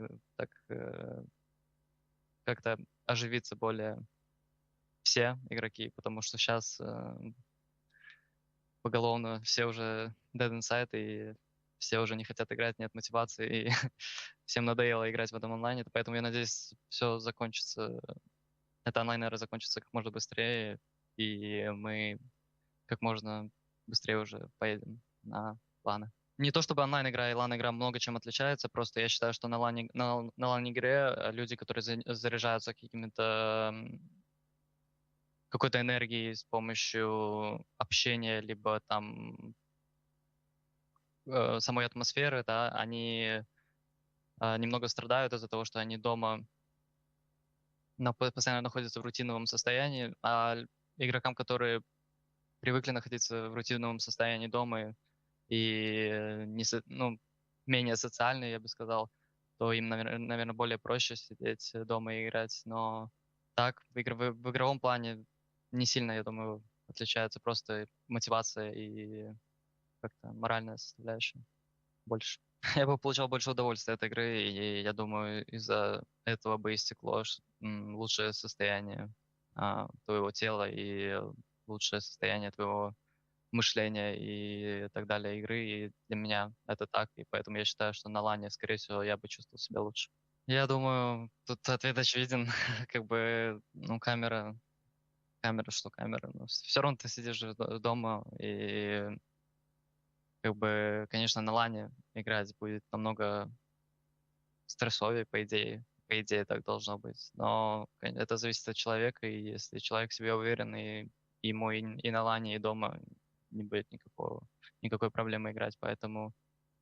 Ну так, да, наверное, самый простой ответ — это то, что с камерой проще, когда нет людей вокруг. Про Ancient я хочу сказать, что, во-первых, это довольно хорошая карта, интересная карта, которая, как я считаю, очень обновила какую-то игровую деятельность игроков, то есть то, что появилась новая карта, которую вообще никто не знал, она раньше не было, и команды начали ее тренировать, это очень круто, потому что постоянные идеи, постоянные новые вещи, они тебе помогают развиваться как игроку и получать удовольствие из-за того, что это что-то новое и что-то другое.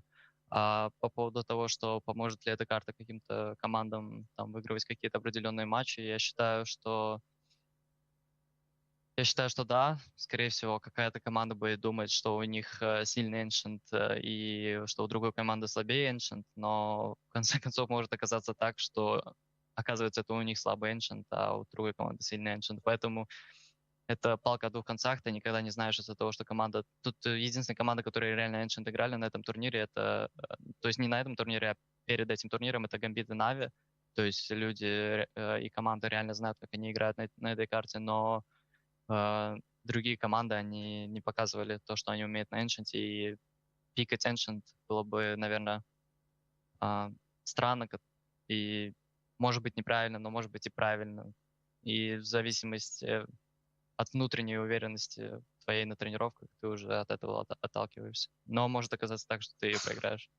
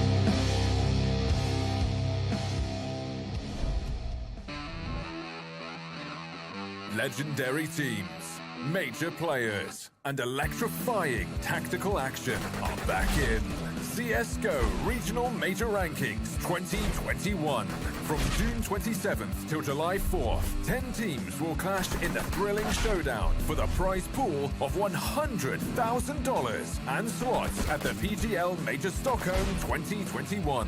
Who will win more rounds? Who will show the most furious play? And who will claim the major prize? Find out at the CSGO Regional Major Rankings 2021. And don't forget to reload.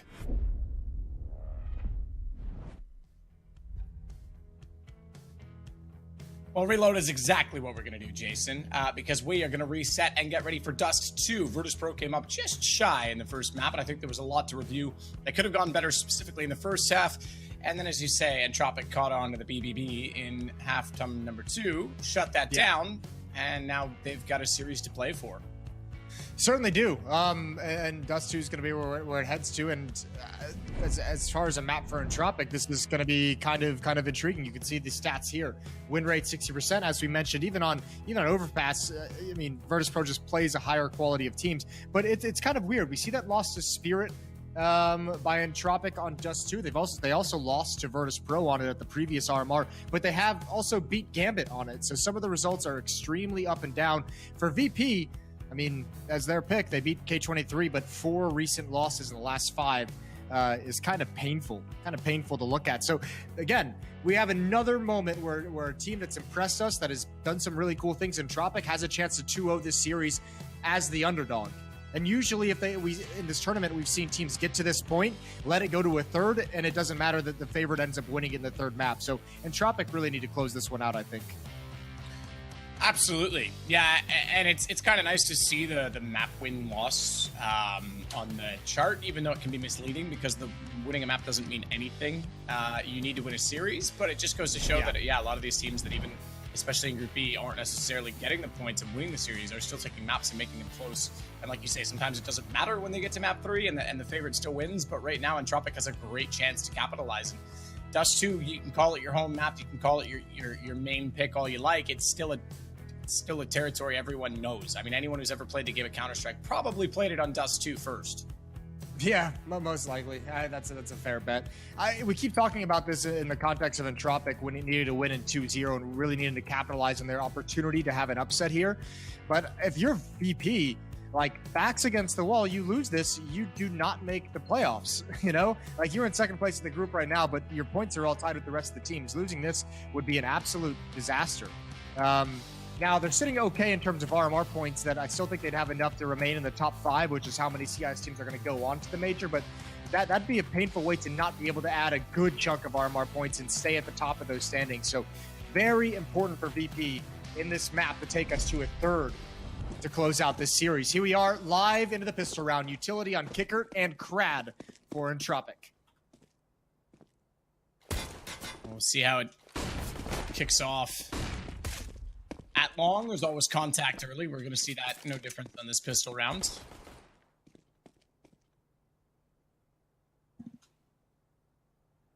Up catwalk, a little bit of positional control, but Kinder's got the first kill of the game. And he'll take down Forrester over at the B tunnels. And now it will be a full commitment. 4 players up catwalk, 1 down below in the form of Kicker, who's actually backed up the ramp and supporting his teammate now a little bit more, or with a little bit more control as he wanted to rotate toward mid, considering that it could have been a B split. But James gets 1 back. That's it so far. Crad and Lackey have already found kills on their side of the equation. And James going to try and dance out again from that CT spawn ramp. Kicker's got Iliad. Now they turn it around. It's just Crad and Lackey left. Bomb is planted in their favor, but unfortunately the round is falling away. Crad managing to get none before Lackey gets only 1 more, and then James will make his way back up and waited patiently the whole time for his teammates to get in a better position. Yeah, I feel for Crad a little bit. He was trying to make a really awesome, a really cool movie film play by jumping down, but the smoke just cleared and gave Buster an easy frag on him. Nice job from VP. Good job from James, staying alive at that long crossing choke point. He knows he's got a teammate in the pit as well that can help support, prevent him from getting swung on, and he just kept his nerve and waited for the retake. 1-0. Famas on Kickert and James. For Entropic, that plant is going to force them into a buy. Mac-10 on Crad, they've got a scout on Elian, and Galil's as the core of this purchase.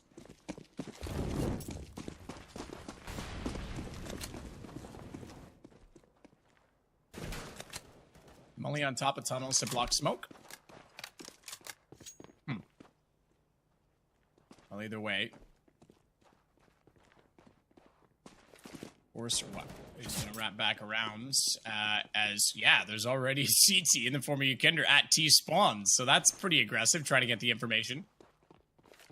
And this is the thing with second round bomb plants, right? I mean, it's kind of level in terms of purchasing power right now. And I find that a bit extreme in a lot of cases. Poor CT's never really getting that chance.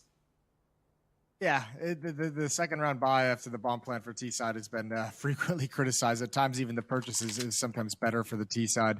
This is a weird round. I feel like Entropic doesn't even really have an idea of what they want to do, but at least Forrester's finding out that there's aggression in this upper dark, and it's going to be hard to break through this. Good kills from Kicker, double kill off of Catwalk, and Forrester's put into play. He goes down as well. Buster had him tracked the whole way, and no damage is going to be dealt from Entropic so far.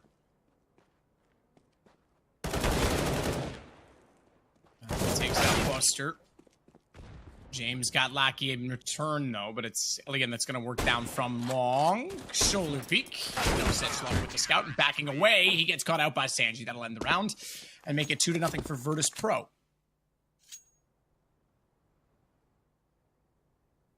So good conversion considering that purchase, as we talked about. Yeah, I can see the criticism. I'm not a huge fan of the fact that you can lose a round and then still be on relatively equal footing, considering how much more investment the CCs need and the fact that that can break them early game. I know that the devs have been trying for years to make it more balanced from CT to T, but I don't know how I feel about that one. That's like the consolation prize, you know? The Zoomers just want a reward for showing up. Oh, deep nades in mid. Deagle on Elian and Crad with a P250 on Forrester, and let's see what they're going to get. VP's pretty content to let them have control of Catwalk. They don't really care because they're looking for the ranged fights once Entropic tries to actually get into the bomb site, where those FAMAS will have a huge advantage.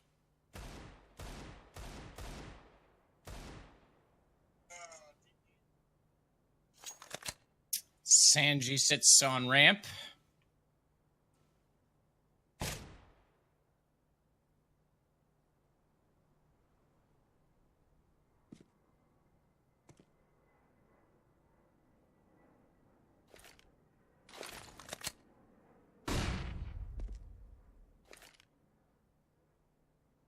Flash will only annoy, but not really serve any other purpose at this point. As Entropic want to work their way to style as Crad finds Yukender. That certainly confirms his presence on Cat. He's got to be very careful here. Swinging wide with the FAMAS. He's only able to get one, and then he's sitting in the open. Sanji's not quite in a position to capitalize or punish them in return, but he will come out now and find Ilian. Watch for Crad. Man who started with a brilliant kill on the catwalk to begin is now at long, and they don't know that he's here. He's going to look for the one-tap lineup.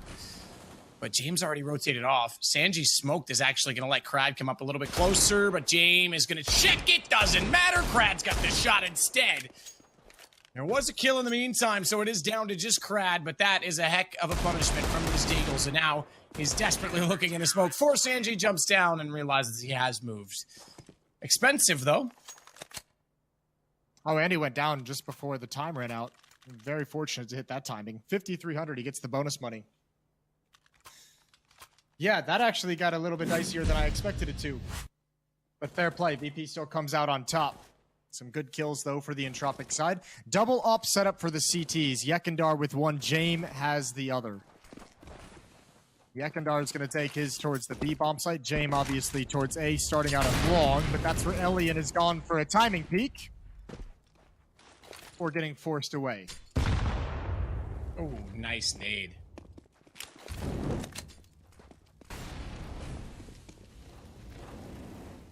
Take open pink. Forster 61, Crad on 62. So again, aggressive toward B. They want to try and get that information on tunnels as early as possible. Ykinder holding it with the AWP this time. Has a trade potential set up with Busters. Kicker CT. We'll hear the Molotovs bouncing and now see the smoke as well. It's going to deploy, but he gets a good position on top of the box and beats Forrester to the punch.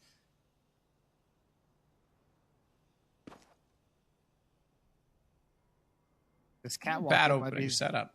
Go ahead. Yeah. Sorry. I think this catwalk hit is going to be the last thing that Entropic really kind of has to do at the moment. No presence towards long, no presence in dark, and ooh, just spam through the smoke. Kickert's got one. The off is trained on a gap as well. It's going to be an easy freebie. Just has to lower the crosshair a bit. Krad and Elian, the last two left, and nobody is rotating into Elian's crosshairs. Krad does find one, opens a chance. Yeah, nobody at all, but Krad's going to back away from this flash out. Sanji is holding top middle. He's going to hear them running this direction. Should be able to at least, okay, well, spot them, but as you say, at least get one. Doesn't. That gives the information to Ykinder, who's been waiting with the AWP on this side of the map the entire time, and Elian.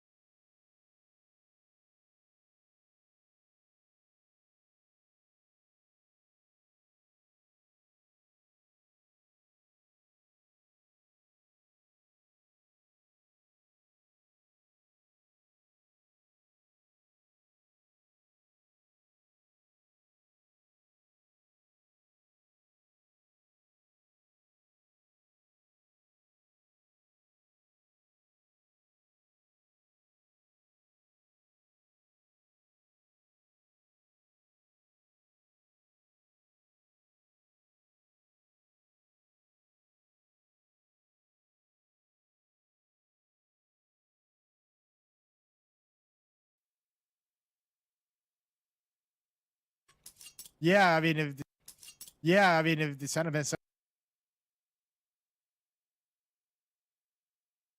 in there, be like, listen, we know there's going to be action. You're seeing somebody. Go see what you got. Did a good job, yeah, like you said, on overpass. He was on the T side. He was the guy towards the B bomb site, often solo, finding some kills towards sandbags. Out-dueled Buster with an AWP a few times.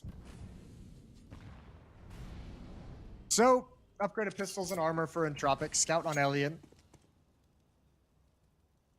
What can they do with this? Yekindar close to the double doors, listening for the jump on Xbox.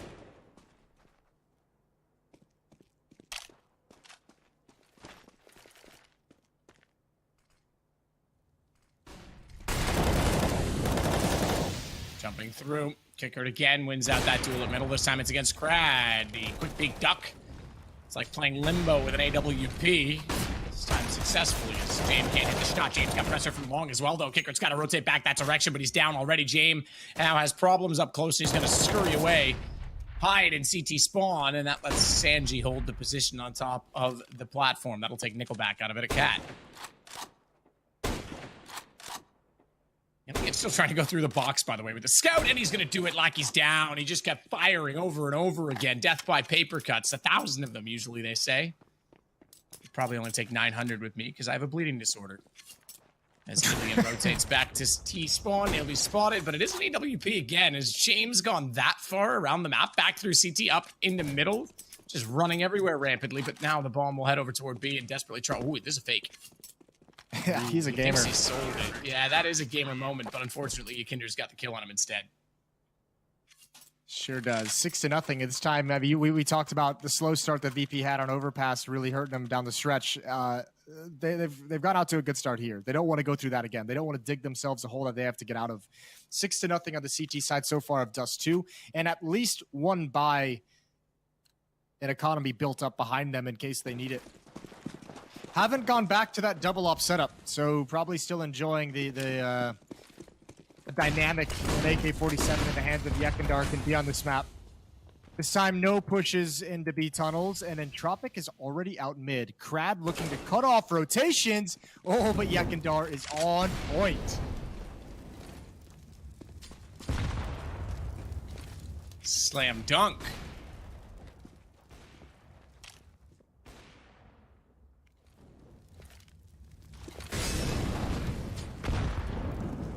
Oh, okay, nice nade. It's thrown from up by Gandalf. I believe James was the one to put it there, but either way, it's going to be him that falls back now toward long. So being dynamic with that AWP, run boost will reveal one player on ramp in the form of Kicker, not the AWP. He's gone, though. James now knows he's got to get better positioning. Might have done better to hold for the shot, but they get by. And that gives them a chance for the plant. Forrester's in a great spot. Surely he gets a kill here now. First one in the game. Oh, Jason, you hate to see that. He's got no kills. He has one on a platter.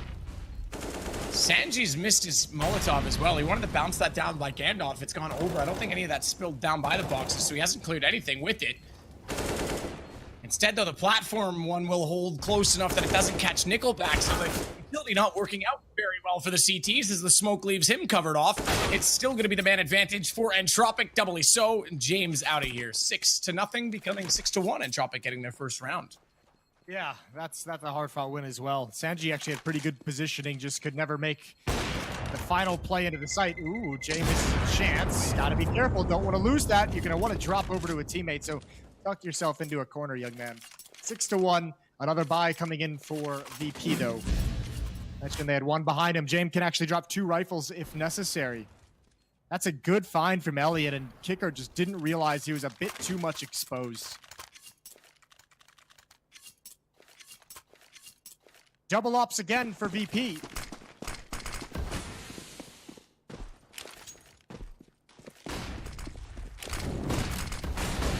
So running sideways, Sanji to deploy. Miss, that's not ideal. A lot of missed nades in the last 2 rounds. James got Illigan to start this one off, though.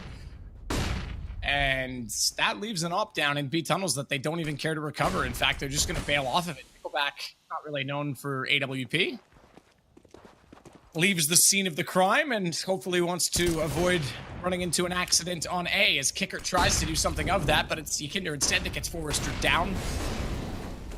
That's on Catwalk, as well as the kill at long, so really no chance for an A take. They're going to get surrounded on this. They might still get a bomb plant down just based on the fact that the Molotovs have pushed them back, but Nickelback's going to have to be very careful about getting the safe side Catwalk planted in position as Sanji could have swung on it. Good flash as a result, though, and that leaves Kicker exposed, and down he goes. They might actually have a chance in this because I know there's one at long. If Crad could have got the read that Buster was up close, they would have had a better chance, but at least it's information for Nickelback, who finds himself in a 1-on-2, but they're coming from both directions. Smoke in the site has about 6 seconds left on it. Doesn't matter, he's already isolated Sanji, and late to arrive is James. AWP, fire through the box. No chance at it yet as Nickelback goes back out, catches him jumping, and it's 2 in a row for Entropic.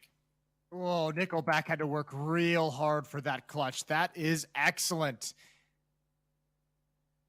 Completely repositioning himself, going back to the railing to actually take that fight is huge. And VP, they did that pretty well. Put James at the B bomb site with the AWP. He gets a pick, and Entropic says, we don't want to deal with that up. We're going to go to the other side of the map where they run right into Yekindar's, which only goes 1-for-1, but a spectacular clutch. And these back-to-back rounds didn't feel like Entropic had either one of them. And somehow they squeak them out. Long control as Forrester leads the way. Forrester still 0-8. Killless on the day so far. Sanji is inside of this long smoke, but surely he doesn't get anything done. There's Forrester with his first frag.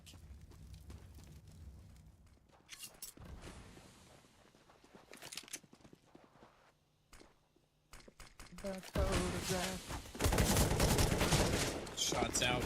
James jumping down, takes some damage for it, plunging into the ground as they'll go for the reverse elevator boost. Gives the Deagle a chance at shots. Nickelback managing somehow to avoid them. Might have shaved off an eyebrow with one of those bullets, but he's still alive and the bomb planted. Buster has an AK though. I think this is protective VIP at this point. Oh, he's already bailed out. He's tucked tail, hiding in that B bomb site, bugging out and going home. Yekindar and James on catwalk. I like it. The best they can do is take guns away. Obviously not going to go for the win. Yekindar's trying to find a timing of when Krad might evacuate Goose. Not even entirely certain someone is there, but now he is. Now he's got the info. And Krad is likely dead from the bomb blast no matter what. Nickelback has got to get on his horse and get away. And I think he's going to just make it. I think I've just come up with what I should have done. I should have just been a Dust 2 main in matchmaking, called myself Maverick, and only played at Goose. Oh, yeah. Yeah, that would have been good. Yeah. And you could have been like Cougar, and we could have had Anders come in and been Merlin. Yeah, but I would have been stuck on Ancient. Anders as Merlin would have wished he was Gandalf, so he could be here with you. No, but it's, at the start, Cougar and Merlin, Maverick and Goose. Okay, you're going that route.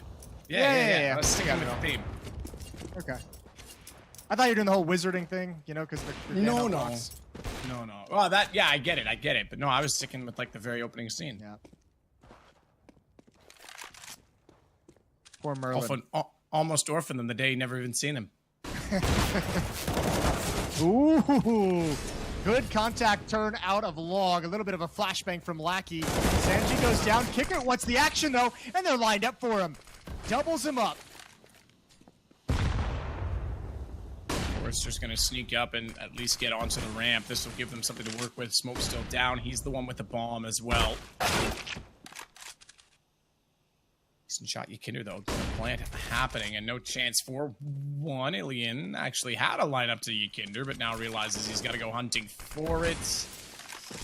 Smoke down. I don't know that this... Okay, was going to work out in his favor, but he actually is able to echolocate exactly where Yikinder is and makes no mistake on the shot. James on 22, but again, AWP, that matters a little bit less. Bomb's still on the ramp. He's going to potentially get by on this cross. They've got 2 to peek it, though. Actually, I take that back. They do have James still looking to spot that so that I can see exactly where it's going to come from. Not going to flash. Doesn't matter. James up high. Buster's up high and was crouching, so he wouldn't have been blinded by that. James, I think, was even smart enough to dodge it. So well done, VP. They find their 7th round. Yeah, one of those flashbangs you can see coming. 11 kills on Yekindar, 10 on Kickert, and Tropic not having as much success as they'd like. Double up set up again for the VP defense. This time it looks like it's going to be on Buster instead of Yekindar. So here we go. 3 different uppers on this VP team. And a little bit of miscommunication. All 5 players headed to A. Buster turned around, then Kickert turned around, and then he turned around again and went back to A. But now we're getting things settled. Buster with an op at the B bomb site. And he might have gotten here just at the perfect time because the hit's about to begin. Kicker actually managing to get Lackey down, but thankfully so, because Nickelback had already found a pretty punishing kill on middle. Now they have to rotate back around. Team in the window. Flash tries to fire in, but that's one op. Are they going to expect that there's 2 firing from the same position? Surely they suspect that's just the single position and single player. Buster might go undetected here as a result. Doesn't want to jump up on the platform, but does. And Alien's ready for it. No scope from James. But no chance in this round. Not with Nickelback lurking. Not at all. He's got one already. James trapped in the middle at this point. Torn between 3 roses. And he's actually found a way out, potentially. For now. Ooh, but Nickelback doesn't expect to go up catwalk. So yeah, he seemingly has found a way out. Nicely done from James. Good B hit from Entropic. And what a hard hit to stop as well. All those nades into the bomb site, even when VP smokes off the Molotov. Entropic didn't even force the issue. They're content to sit behind that Molotov knowing they have 3 players in the vicinity of the bomb site, and they can just wait. They can put all the pressure on VP, who's got to somehow make a move. They buy time for the lurker as well. I think a beauty from Entropic. 4th round on the board, and money, funds, starting to run low for VP. So Entropic starting to figure things out. They've won 4 of the last 5, and they've got a good run going.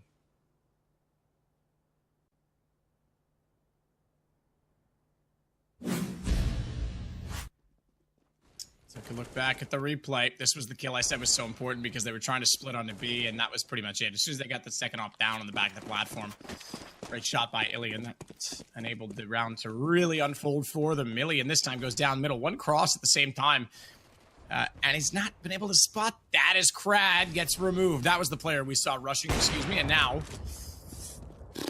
shot at the door doesn't work out, but Yakinder back at the window. Hang on, this guy's on a roll. 2 kills already. They might be in the B site, but they don't have a lot to show for it. Bomb waits at tunnels. And with one player in, though, at an AK, they might have something to say about this. Are they going to go box boost outside? They are. I love this, if this can work out. That little sliver to work and shoot through, but they don't have the lineup correct on it. Yakinder jump sees it, and Forrester spots it in return. It would have been amazing if they hit that shot. That would have looked so cool. Yeah, well, Kicker was spotted in middle as well, so Entropic knows they've lost the entirety of the map. There was no going anywhere else. Only the B bomb site. 3 flashbangs for Entropic to delay this retake. 1 Molotov on Kicker. You got to imagine that's going to go to Elian's position. And actually, Jame with the op is in tunnels as well. So if they can get this Molotov, actually, excuse me, it's going to go for the bomb site. So platform won't be taken care of. Ooh, it misses its mark, and here's the retake. Elian got a kill into tunnels, and that's it. Jame again going to be forced to save. Man, is he really forced though? Yeah, that's true. I'm just kidding. He just likes to. He's in his comfort zone. Yeah. I thought that Molotov was certainly going to go to back plat for Elian to get forced out and have Jame there ready to get the peak. Not the case. 2-round lead. 5. Yeah, 5 from the last 6 as well for Entropic. So they've turned this on its head. And they definitely have the momentum now.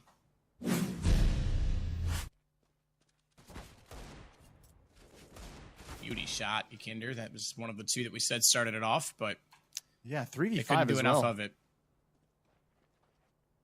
I kind of forgot that Yakinder opened up 2 frags in that round. That's a really good recovery for Entropic. Sanji, a good double with the flash assist from Jame at long. Kicker was there as well. They went all in. 3-man long stack to challenge any early aggression, and it pays off. Now get a smoke toward the Xbox thrown from long. That's from that car. And Crad starts to retake Cave for a 3rd time this round. Are we going to lose another? It's going to be Sanji that gets up close. Now, did he just swap guns? I think he did. We're going to look over at Yakinder because this is far more important. Bombs on this side, but there was a very, very contentious situation at long. Buster has got Forrester back, so that was your B entry. Jame getting Crad on the late rotation, having tried to come back from that long position.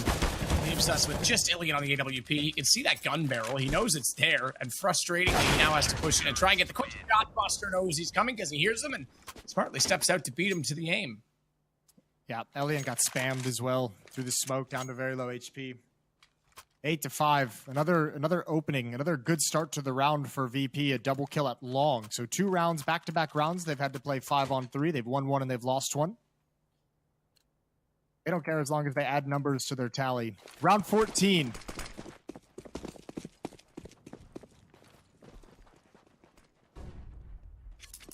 Flash through doors, doubly so. Meanwhile, smoke as well at the corner at long. Kicker. For Jame. Good shot, takes out Lackey, goes immediately for the fall, and the nade to follow up. That's going to do big, significant damage to Crad. And Nickelback. Sanji flashes himself and disappears back into the smoke at long. Now, interestingly, they put that smoke there, but never actually challenged long. So this is like a Hail Mary for a plant and then just have a scrappy post-plant situation because they don't have long control. And the CTs are still clearing it because they think that doesn't make any sense. That's impossible. Like, there has to be someone in the cave, and now they're going to realize there isn't. So at least buys a little bit of time, but they don't have any angles to play. Yeah, take it away. Kicker. Down by Nickelback. Yakinder. It does get 1 back, so this is actually doing okay, but in the corner on Boost Box, Buster finds Nickelback having dropped down, and Forrester and Ilian again getting completely surrounded by the fact that they didn't have control, and they're holding, but only just as Yakinder comes around to catch out Ilian. And Virtus Pro will... Whoa, tight. No, they won't! They're actually going to lose this, so that did buy enough time. I've seen that. I feel like I've seen that happen so many times this week where retakes are just like the trigger gets pulled to actually go for the retake a little bit too long. These CIS teams are actually, they're so patient, sometimes to their own detriment. That sucks. Yeah, I agree. VP retaking long was smart, but Entropic at a certain point, they had 3 players inside the bomb site and 1 on catwalk. They needed to get people out of there to fight at the railing, fight at the corner, so you're not just have 3 people fighting in the same really small piece of real estate. Still was going to be long odds to take the victory, but they've got it. Mid control for Entropic.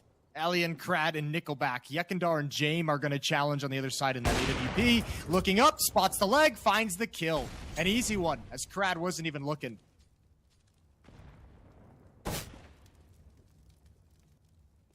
James going to sneak his way back to mid. Nickelback's there on the other side of the door. He's got the gap opened up now, and I was going to say easy shot. I think even James will be surprised he didn't quite click the backside. Flash through. They want to challenge it, though, and it all works out because knowing that James was there, Yekindar was able to protect him swiftly. Buster, good boost up at the entrance to B. He hasn't made any noise despite being strafing back and forth as quickly as he is. Challenge it, mate. You got him down. He's on 6, but he'll get away. James on 12, by the way, and Sanji on 9 himself. Oh, did Yekindar spot it? I don't... He may have. I think he did. Yeah, he's ready. He knows he's coming up close to the window, but that doesn't matter. Ilian just absolutely annihilates both players at B, and now the bomb will be recovered and run through tunnels the safe way to the site. Oh, this no. guy's on a roll.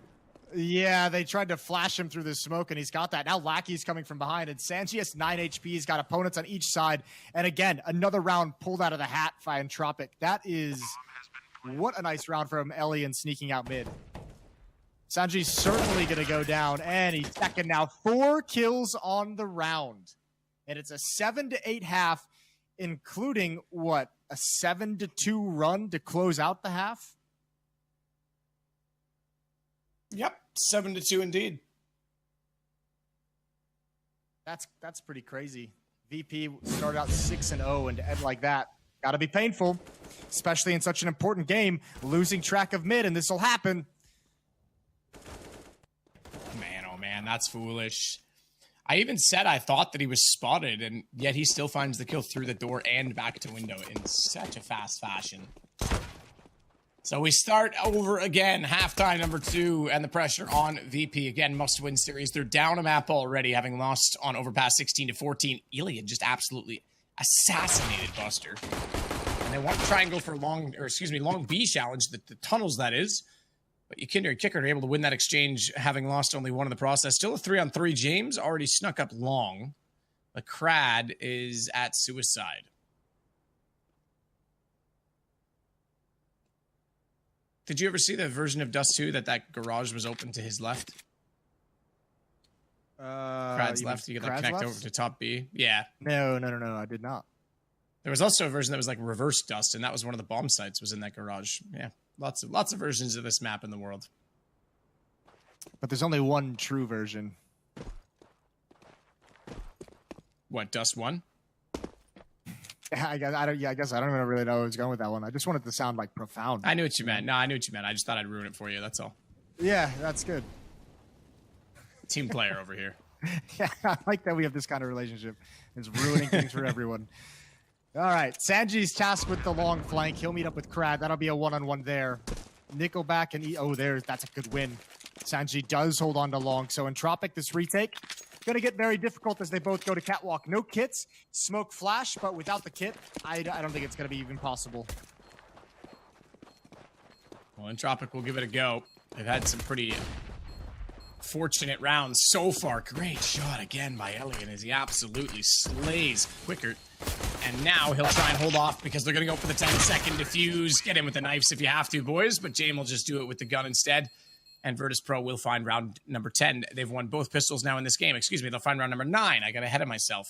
But they have won both pistols in this game. Alien, by the way, is on 17 kills, matching that of Yekindar.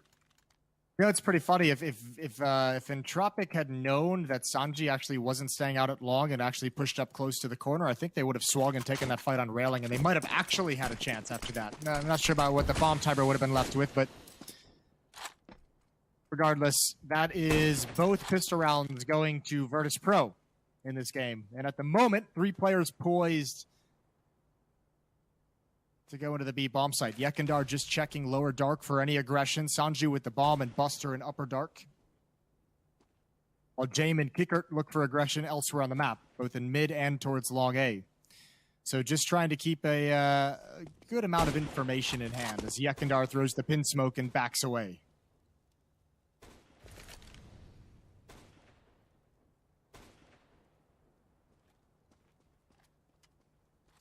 Back with the Deagle, spots one, but wasn't ready to pull through toward the head. Still, oh my god! Still got Jame and then snapped with his last bullet to find Kicker to get some RNGs inside of the flash and finds Buster as well. That is about as good as it possibly could have gone for Entropic in that situation. My god. And Sanji goes to the P250 up close to pull back on Krad, but he's left with 7 HP. Catch your breath if you can. Oh no, he was just clicking as fast as he possibly could. And a blind kill on top of everything. What a freak. Yeah, Sanji has 7 HP. He has the bomb, but there's so few options. He would have to hit some kind of a spectacular shot on Elian inside the bomb site if he's going to choose to go for this. There he is creeping. He's got the P250 out. Needs a wide swing. Needs a quick shot. He goes for the duel, and Elian's got it. Yeah, deep breath. Enjoy that clip because you're not going to get too many more of those. He can barely hit Jame and then watch this. That's foolish. And then he's fully blind. And as he's strafing as well, outside of the crosshair. That's, yeah. I thought he was going to get a fourth as well. That would have been wild. 9-8.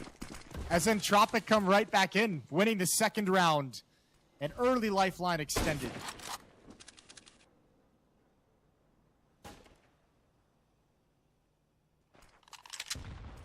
Well, now they'll see if Deagles can give them the same sort of fortune on the VP side. As they'll compliment a Galil from Buster and the Scout of Jame.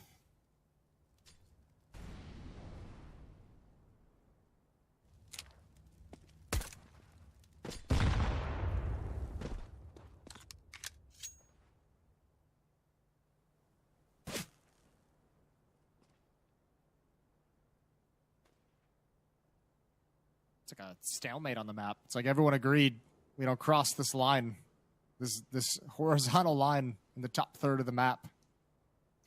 Yeah, that's kind of what Dust 2 is in a lot of ways, though, right? Like, unless you push tunnel or, like, I mean, with the exception of long, there is a very clear, like, definitive border. Shall not pass. Terrorists. Yeah. Which is one of the things that makes the map frustrating to play as a CT if you don't have control, because rotations become very one-dimensional, but that's why it's also important to be able to dissect it and break it down.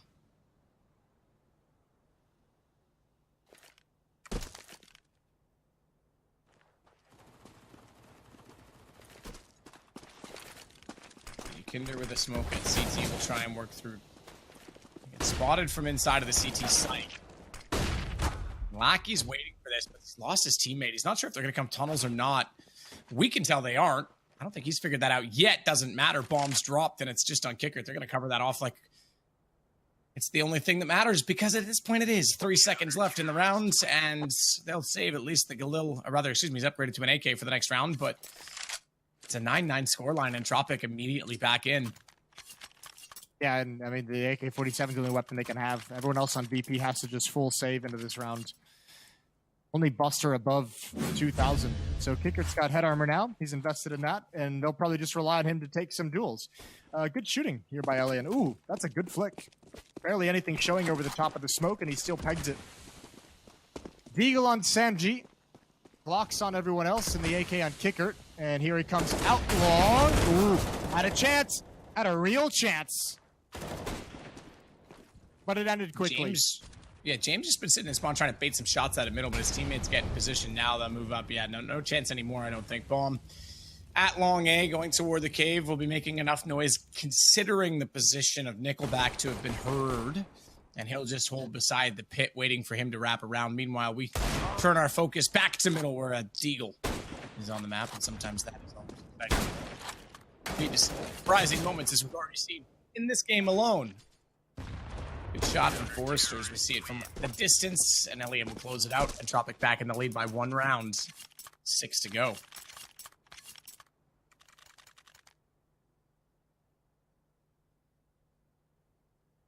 First lead of the game for Entropic. Gotta feel good. Gotta feel real good. Looking to upset VP here. Lackey, Forrester, Elliott, mid and gonna cross.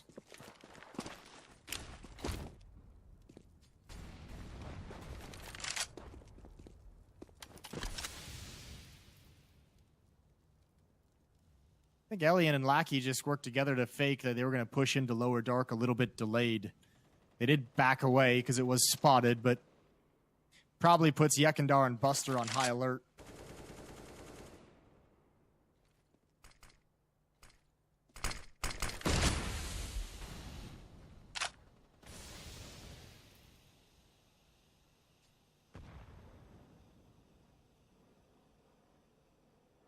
Yekindar's trying to use that smoke to his advantage as well and get a peek toward mid, but Alien's not going to give him anything. In fact, he takes one away as he gets kicker. Now Yekindar gets crad in response to that on Catwalk. No one inside of the A site directly.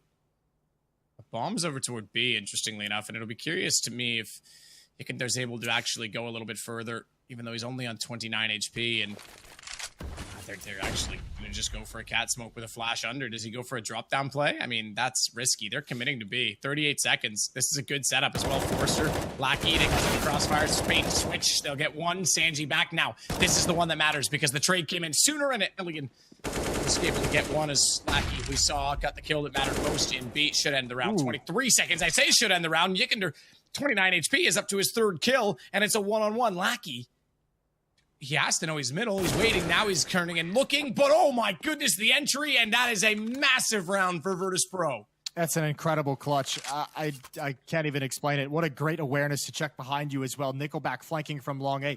Never expected that. Would have expected Yekindar to be attacking towards the B bomb site, not checking behind him in that fashion. And a disgusting clutch.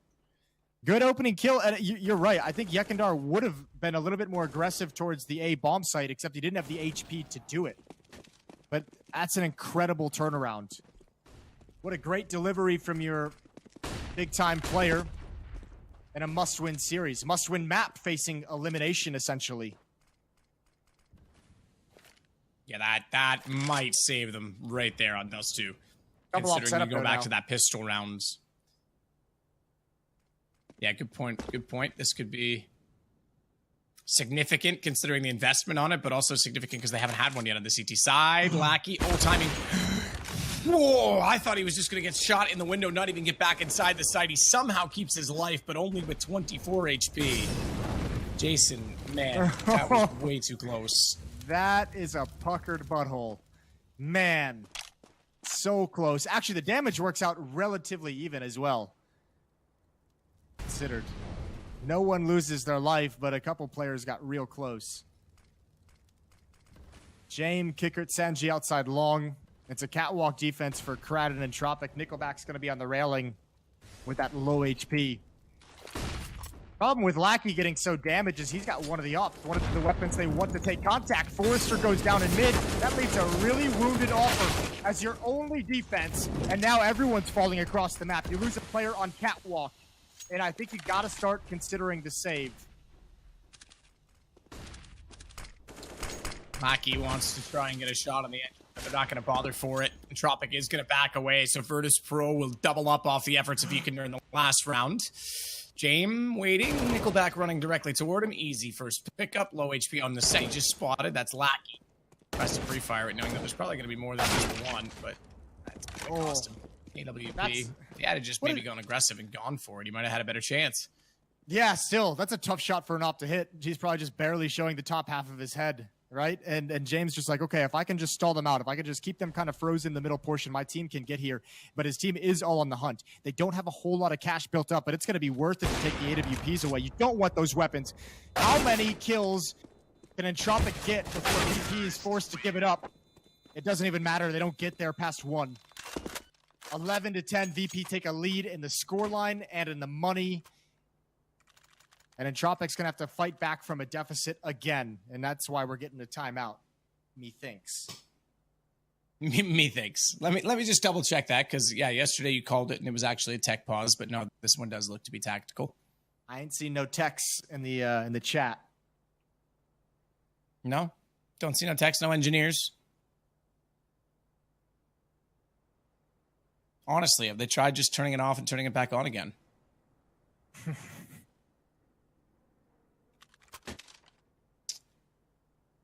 Well, a one-round game, Virtus Pro on the back of Ykinder at this point.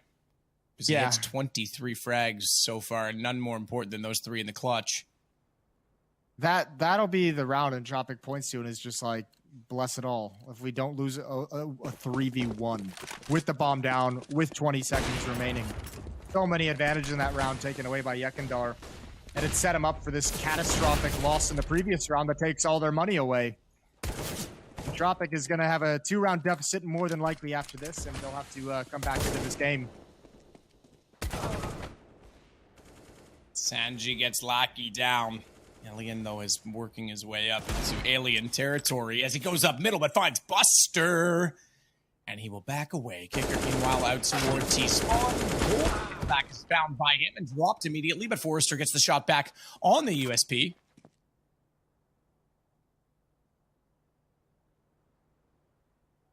And now Alien once again will try and hold from on top of the A platform. Rotations coming at long with bomb. It's going to be rushing.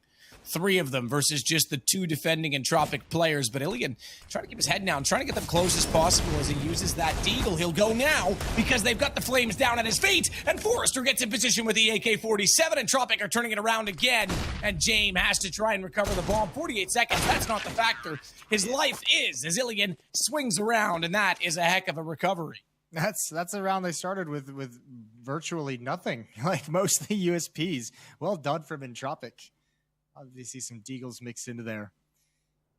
And this is the same story as Overpass. These low econ buys, very, very dangerous. This is a good start from Elliot. And obviously finishing things off here, holding them at bay as long as possible. And now it's VP. 1 AK-47 on James. Deagle's picked up on a couple players on Buster and Kickert. There goes the AK-47. That's out towards long. Sanji's going to have to work on salvaging that. But a good advantage for Entropic here down the stretch.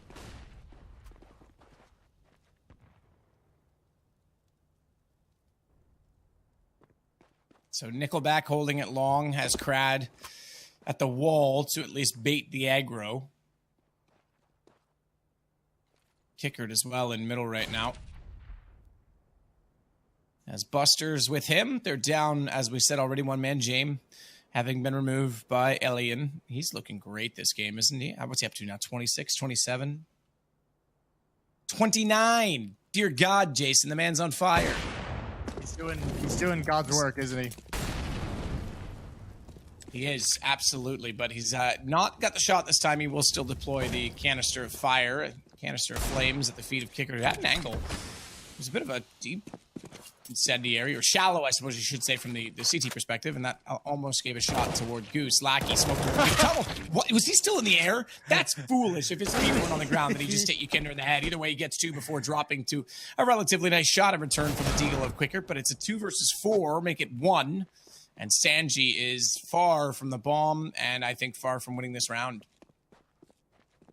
Yeah, only a matter of time before Elian hears him. Oh, an easy one with the Deeg. 30 kills for Elian. The next closest on his team is Lackey with 15. He's doubling up his team. Love to see it. I want to see this. Watch closely if we see that replay of the jump shot. No, he was off. Yeah, he was in the air for sure.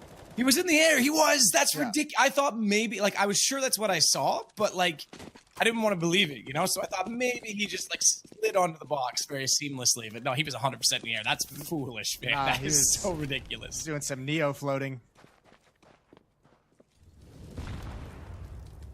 Oh, my eyes didn't want to tell me the truth. Like, honestly, I didn't want to believe it. See, I've just gotten used to it. Yeah, it's the second time he's had RNG, right? Was it not him with the deagle as well? Like, closet? Like, oh, that was Nickelback. But yeah, there's been a lot of that. That's right, yes. There's been a lot of that in the favor of Entropic, but you know, what can you do? We're all playing. It's part of the game. I mean, Yep. you create your own luck as well, right? You have to be able to. You have to be good enough to simplify it down capitalize on to it. the Wayne Gretzky. Yeah, I mean, you can simplify it down to just saying you miss every shot you don't take, but it's also you got to put yourself in those positions.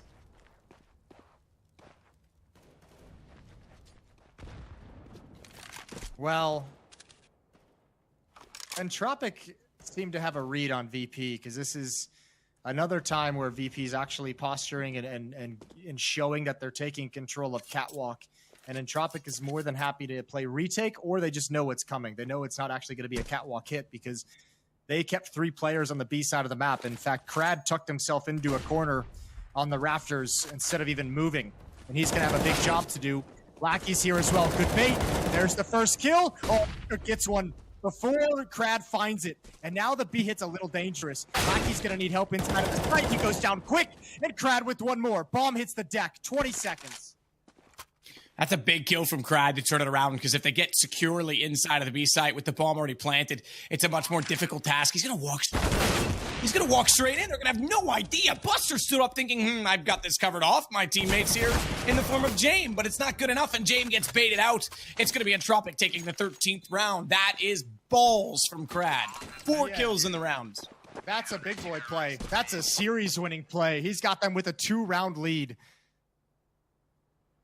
Entropic didn't flinch on that presence on Catwalk. They stayed ready for this, even though he even misses a shot to let Kicker get that kill. If Kicker doesn't find that in time, like, this round could have been much, much easier. But regardless, Crad with the big boy plays. Back to pistols for VP, even out of the plant. It's a scout on Kicker, Tech 9, P250s, a Deagle. Desperate, desperate times for the attacking side.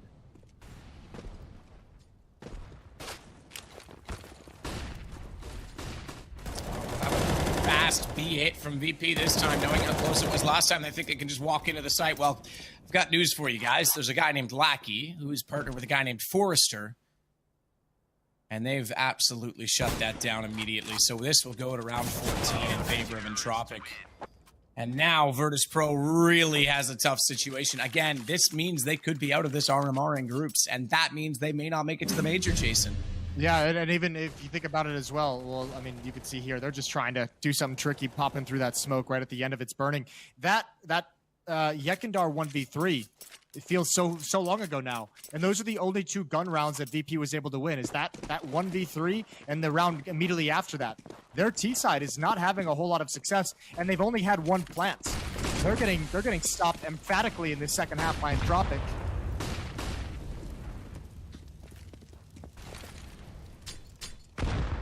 Nade into double.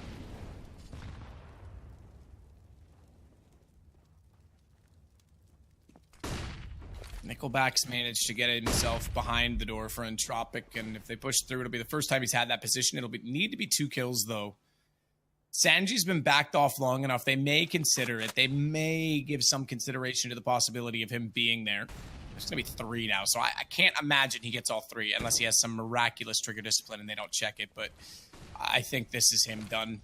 Best situation as he gets 2. He'll hear the utility going over. He knows he's going to get pressure on him. I think it's actually going to come help him as a result. And it's 1 and 2 for Nickelback, and he's still not down. James got alien in response. Crad, elevator. Can't spot the fact that they've gone by him, but he can hear it, so he'll start to shuffle his way back to ramp. And as they plant the bomb, he walks up. Crad finds the first, knows Kickert's on the site directly behind, and it's all on Jame. And Jame, it's time to save the op, because they're going to need it if they want any chance of trying to force overtime. It's 15 rounds for Entropic. Oh no, this is not good for VP. Another plant. Yeah, the X-Ray Hunter is going to help, but you're right. Nickelback, you called it. He got 2 exactly, and James can't take that fight. Even though he gets the trade at corner, that's a really difficult fight for an Opera to hit. Entropic playing so well, and the 17th best team in the world, Entropic, is about to take down, what, the 6th ranked team in the world at the moment? Yep. VP, huge upset, and might just knock them out of this RMR. They might have to be content with a small addition to their RMR points for the major, and that could have huge implications down the road. Good shot. Yekindar at least to start this one off as Crad. Little bit aggressive, and Nickelback caught out now as well. Hang on. Because the AKs brought up in this round have a chance as Yikander works toward the site. He wants to swing out and cover off long, so the bomb in the hands of Jame can be planted. And I think already they're going to save on the CT side despite having a considerable amount of money. They do not want to throw this away. Now, you could justify trying to take guns away from the T's at this point, but they're obviously playing the long game. Yeah, they only need one round, right? Yeah, you can, and that's kind of what they're trying to do in case VP tries to chase, but there's no reason to set up and try and be aggressive in finding that. For instance, they'll love it if Buster peeks, excuse me. I like this. 15-11, round 27, you just unleash Yekindar. Yeah, he's really doing all the work, it seems, this half. But yeah, and like I say, you could try and get guns down if they're on round 14, maybe you justify it. Round 15, they're going to have guns next. Uh-oh. That's it, so it doesn't matter. Buster gets Forrester down. Lackey, Alien, they each find a kill, but Jame will take Lackey out of it as well. So just the AWP carried over. But like I said, they've got lots of money. It's not about that.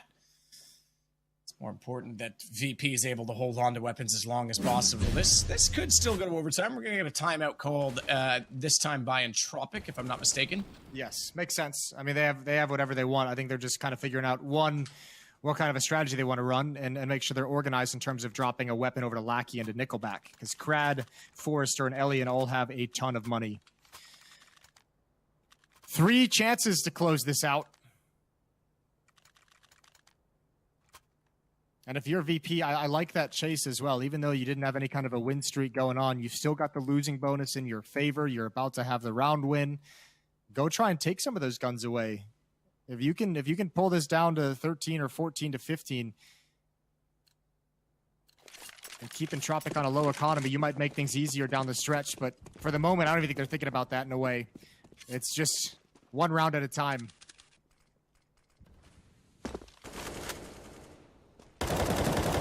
What a job by Alien in this game as well, as he's on 32 kills. The next highest on his team is 18. Yep. And he'll be at mid this time. AWP still that nade. Did it do much? No, where did that go? Did that just go too deep and not really do anything? I think it must have. I didn't see where it detonated, but either way, Crad will hold up on top of the catwalk for the one and drop spot. Smoke goes down. He's not even going to go for kill flash to try and slow the take. Ooh, that's a good flash to get because they've got the opening kill on the VP side, but Krad's rotated all the way around. Gets one of his own. Uses his own smoke to his own good, and now he's upgraded to an AK-47. He'll deploy yet another smoke, and he has completely shut down VP's attempts to try and take catwalk. Forrester was in position to cover him as well as Sanji sneaking up long, and this could be it. It is still a 3-on-2. Don't call it done just yet, Matthew. Calm yourself down, because there's James still in the round, but this is getting precarious. There's 38 seconds left to go. James going to try and just straight walk middle, gone, and I think we might have the round over. Buster has to find 3 and have the clutch of his life to pull this back. I'm going to start it with the first. No, he won't even get that far. Forrest has it instead, and Virtus Pro go down 0-2. Entropic, heck of a game. Give them credit where it's due, but Virtus Pro are in trouble now. Yeah, well, I'm pretty confident this will mean they're going to be eliminated. They're not going to be in our playoffs here at the StarLadder RMR, which is pretty crazy. This RMR is giving away a lot of points, and I'm not sure how much they'll get. They're still pretty high up in the standings, so I don't think all is all lost. I think there's one more RMR points to be able to be gathered, one more event that could give them points. I think they're going to be just fine, but certainly this is not a great showing. For a team that has been so cool and so much fun to watch and so dangerous throughout this year, this is a rough loss to take for them, I think. Obviously, Entropic's a team we've been impressed by in some of their losses throughout this week. This is probably the best win, this is the best win we've seen out of them so far, in my opinion. And that's a well-played series. That was a very well-played series and some great kills.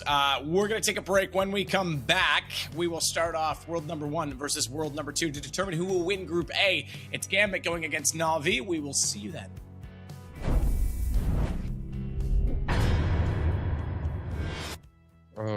Я думаю, что команды скучают по лану, безусловно, потому что все-таки у нас работает эта игра, и это такая творческая, и людям, которые постоянно сидят дома, которые мы играем на турнирах, турниры очень обесцениваются в плане, когда ты в одном месте там выигрываешь, побеждаешь. проигрываешь где-то, и все становится рутиной. Так что LAN — это двигатель, это зрители, это эмоции. И я думаю, что и людям будет интереснее смотреть игры именно вживую, потому что там больше раскрываются личности игроков, больше каких-то событий происходит, реально какой-то другой вайб будет. Ну и нам, конечно же, хочется также путешествовать, увидеть новые города. Мы очень скучаем по этому. Мы недавно тоже разговаривали, столько всяких турниров было, и как будто это уже все в прошлой жизни было. Хочется вернуться в эту, как бы сказать, колею, где мы путешествуем и видим разные города и разных людей. Я думаю, что где-то такой момент присутствует в онлайн, когда матчей много, сложно где-то собираться, но это нужно работать над собой, так как все в равных условиях.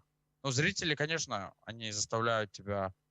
То есть игра становится более, как бы, придается важности игре. То есть ты видишь соперника, видишь зрителей, и ты хочешь победить еще больше. Поэтому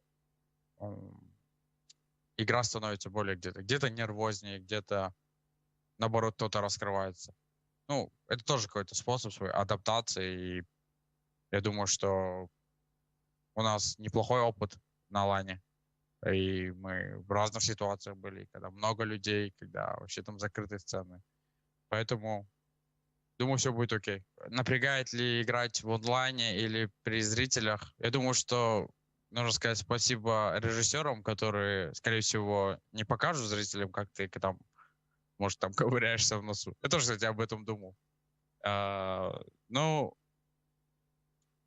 я думаю, безусловно, играть перед зрителями намного лучше, интереснее, и это что-то новое.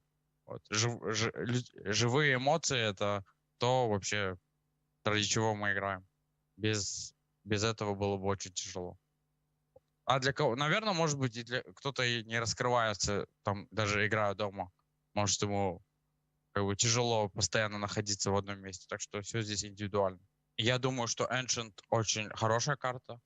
И вот это обновление, добавление карт — это очень важный процесс в нашей игре. То есть он заставляет команды как бы шевелить мозгами и какой-то коллективный разум свой развивать, придумывая что-то новое. Так как когда какую-то карту играют очень долго, команды просто как бы берут раунды у других команд, где-то неосознанно, не думая, откуда это, как к этому пришло. А когда новая карта приходится, постоянно будет удивление. И для зрителей это будет хорошо, потому что какие-то вещи, которые они... что-то в новинку будет. А так, думаю, вроде бы многие команды играют этот Ancient. Мы играли один раз на официалке его, и также над ним работали. И карта мне и команде нравится. Возможно, какие-то микроизменения сделают ее еще лучше. Так что я только за изменения, и если бы они проходили там раз в год хотя бы, было бы очень круто. Могут ли новички обыграть хорошую команду профессиональную на новой карте? Я думаю, что это будет все равно сделать тяжело, потому что у профессиональной команды более как бы лучший подход к самому разбору карты, к каким-то перемещениям и так далее. Там, я думаю, что будет тяжело для новичков. Ну, хотя в жизни все может быть. И так что я думаю, что шансы всегда есть, но единственное, они может быть очень маленькие.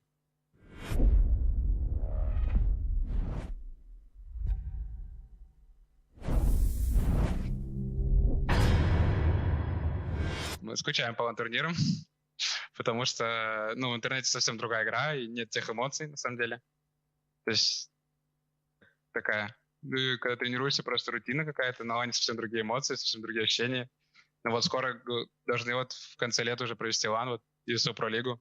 Влияет ли уровень игры нашей команды с отсутствия ланов? Тяжело сказать. Я думаю, влияет именно вот сильным командам, то есть у них нет столько мотивации там. То есть те же там Астралис, которые всегда играли на ланах, там Нави, играть в интернете, постоянно там тренироваться. Я думаю, именно для там топовых команд это сложно. А для остальных, я думаю, нет разницы. На уровень команд это не влияет сильно. Но обычно, когда ты играешь на лане, какой-то мандраж, чувствуешь такое. А когда ты играешь в интернете, то есть ты просто спокоен, сидишь у себя дома в зоне комфорта и все. Думаю, не были бы увереннее на лане. Ну, отношусь к Артенж положительно. Мы тренируем, то есть что-то новое. Потому что в Counter-Strike обычно одни и те же карты играют годами, и наскучивают одни и те же карты. Я думаю, ну, это хорошее обновление. А то, что сможет блистать камнем преткновения, я не знаю, я думаю, все ее тренируют, типа, и ну, ничего удивительного не будет. Карта как карта. Вообще могут, да. Ну, то есть карта такая, то есть, могу сказать, не особо скилловая, то есть на ней как раз, да, вот у кого больше практики, я думаю, те и будут лучше играть. То есть сильно команда может проиграть, условно говоря, если она особо не тренировала раньше. В любой команде вообще.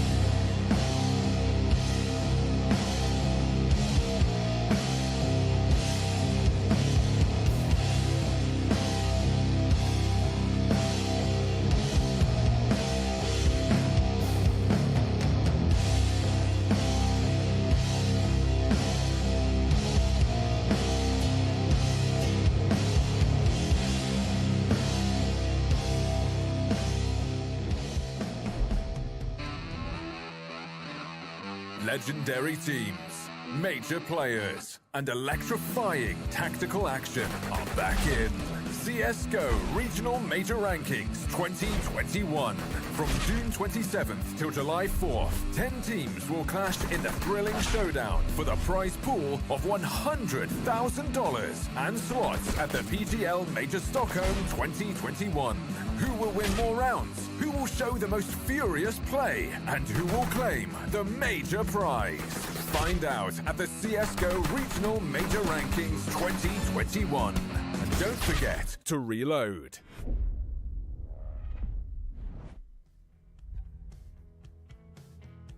Welcome back, everybody, to the StarLadder RMR. We've got another actually the most exciting matchup of the entire group stage. They saved the best for last. They really did. It's going to be Navi taking on Gambit, the world #1 in Gambit versus the world #2 in Navi, head-to-head for a best of 3. The nice thing about this as well, we could see it again later because there's no consequences to this. Neither team's going to get eliminated. It's just for seeding purposes in the group. Matt, I'm pretty psyched for this one. Yeah, if we did see it again later, chances are it would be actually the grand final of this event because it's a crossover format, right? So winner of this is going to stay Group A. Second place will then cross over in the quarterfinals, and they would probably meet again at the grand final. So, yeah, it is saving the best for last in a lot of ways in this group stage, but also, as you say, in the fact that, yeah, this does allow the seedings as it's worked out to have these two teams not intersect until much later on. So yeah, this is how it shapes up. We just saw that Group B matchup. Virtus Pro now at the bottom of the table as a result of that, and that is a scary thought. Not at all their day. K23 took down 100 Ping Gods, and Entropic beating them means that they're not getting through. It can't happen. I'm sorry. I was going to say, not. It's not their week, Matt. Not just not their day, not their week. They've been struggling Not this whole your time. month or even your year, and I'll baby. be there for you. Because Gambit's here for us too, as they'll play Navi. They are already at the top of Group A, and as a result, as we say, this determines who is going to be the victor of the group. Yeah, and I mean, this is also just a straight-up rematch, as you'll see in some of these head-to-heads, of some grand finals that we've already had in other events. This Blast Spring final, DreamHack Masters final. Yeah, these guys have met in some pretty high-profile affairs, and it's kind of gone back and forth throughout this year. So the last two series, both going to Gambit. That's the Blast final, and their matchup in the Blast Spring as well. So, yeah, I don't know. I don't really want to get into a whole lot of, like, who we think is necessarily going to win, because I think this is just going to be a great game to watch between two of the best teams. And I don't know, we mentioned, I'm very curious to see what kind of attitude both teams come into this matchup with, because, like we said, they're not really playing for anything. This is just kind of a series to see who wins. You know, you're playing for seeding and you're playing for a bye, but, you know, everyone's still going to move on to the playoffs. Yeah, absolutely. Well, we're going to get our picks and bans out of the way right now. I think there's a chance we do see the map, the new one, the great one, the best one. I'm going to go with no. I'm going to go with You're going to go with no. I thought where this one's less consequential and both teams have played it in this event, that there's a chance it gets floated into map 3. So Mirage picked from Gambit. Vertigo's obviously already gone from Navi. That's not surprising at all. But yeah, I think there's a weird... Okay.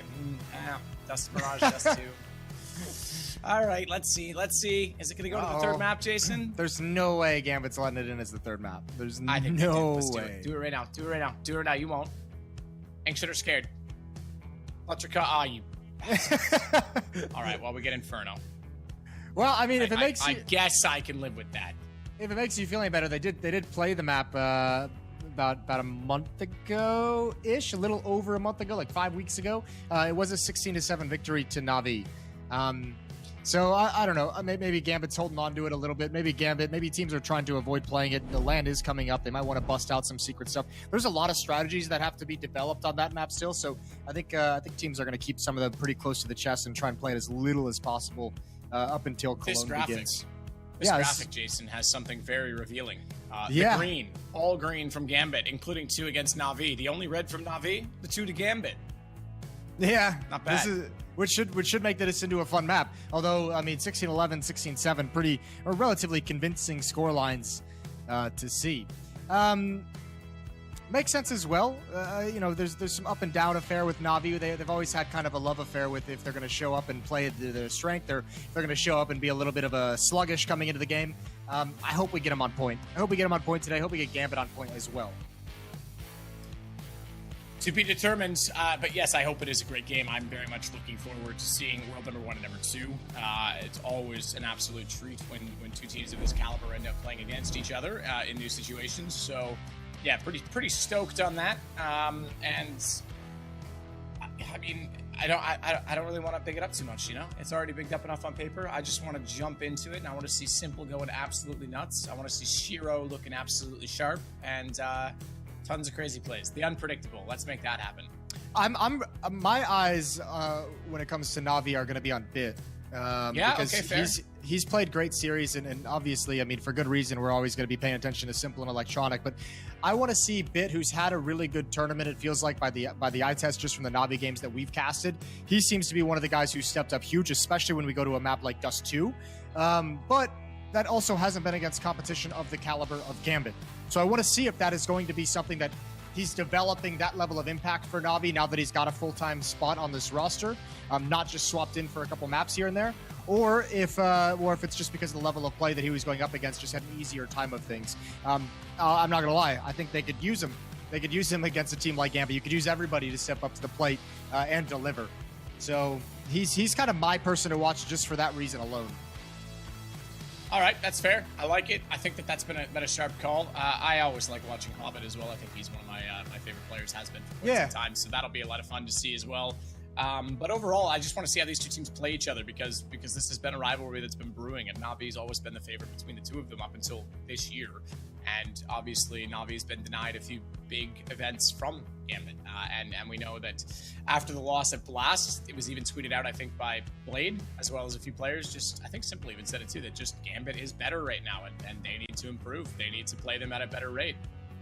Well, I mean, they've gone 2 for 2 in the last 4 series. They've gone up against each other, and they've had some pretty decent back and forths on maps. So, you know, when you get to this level of being the number 1 and number 2 team, and you're playing against each other that much, it's a nice thing to say about your opposition. But the difference between them probably actually isn't all that far. You know, sometimes it is the difference of a good day versus a bad day.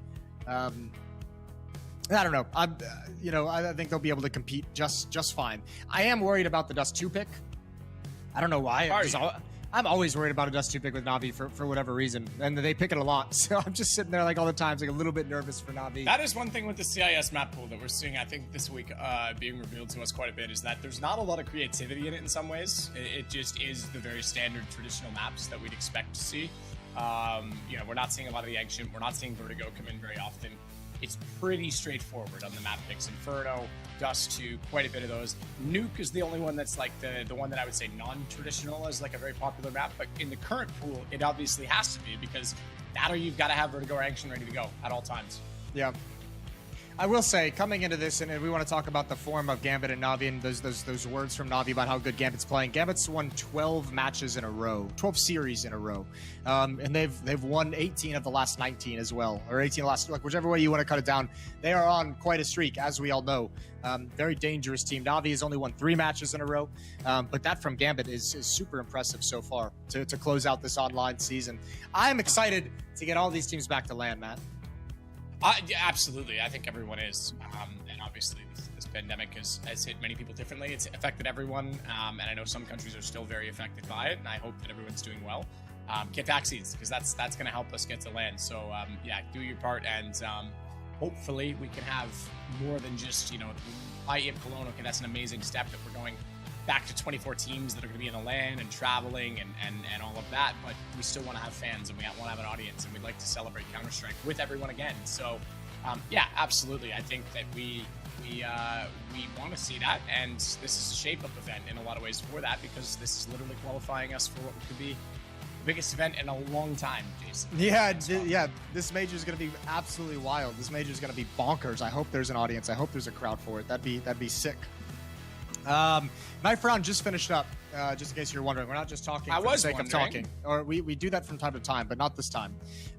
Teams are going to be readying up as we speak. Pistol round going to be going live very, very shortly. So welcome to the StarLadder CIS RMR. If you're just joining us, earlier on today, you missed Entropic upsetting Virtus Pro, definitely knocking them out of playoff contention here at the RMR. I don't know why I keep saying likely. Yeah, I know it's because it's not finalized, so we don't want to beat people to say it and then be proven wrong. But no, they're gone. Have some weird mathematical formula slips them right in, and then I feel like an idiot. So yeah, they're gone. Either way, just feel like Jason. What's that? Yeah, I know. Just feel it's like I'm holding out that 1%. I'm like 99.9% sure, but I'm like, there's always a chance. Pistol round. You're saying there's a chance. There's a chance. 1 in a million, huh? 2 flashbangs on Bit, a kit as well. Nathany with smoke, flash. Here we go. All 5 players for Gambit in the B halls. It's only Perfecto to defend right now for Navi, and they might get caught with their pants down. Which, depending on your preference, Jason, you might like. That could be a good thing. Could be a great thing. Could be really horrific at the same time. As simple as trying to get the shot back onto Hobbit. Can't find it. Bomb already planted for Gambit inside of the B site. Simple posturing back and forth, trying to get a shot from that doorway. Find that Exile's already up close as well in the corner, so even if they jump through, he's got a great lineup down that wall, and a ton of players to pop out and support him. When that time comes, he goes first, boomage down. Hobbit's able to swing and catch out Bit, and I don't even think they're going to have a chance back into this. As simple as trying to find a kill. Exile even was able to rotate back to Cat, catch off Perfecto Arches. Good round from him. He's going to find his third, and Electronic just wants to save the kit in the armor. Yeah, that's a tough ass to retake like that in a 5-on-5. Exile with 3 kills. Perfecto not able to pick anyone off as they come into the site. And the retake just never even got underway. Even finding the final kill at the end. So 1-0 for Gambit. Easy pistol round. Yeah, easy indeed. That was very quick and concise. Easy peasy, as they say. Lemon squeezy.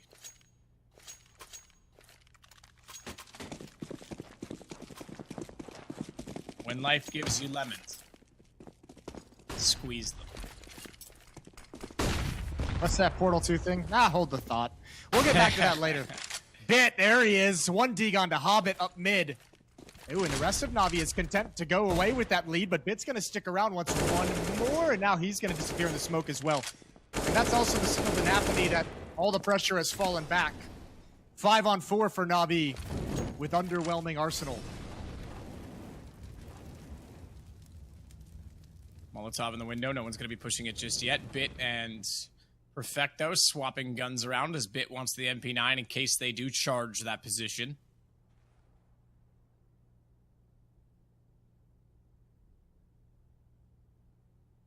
Boomich already pushed up outside of the AK of his information that there's not much going on that side of the map yet. Electronic is still worried about Palace, so he's not rotated over just yet.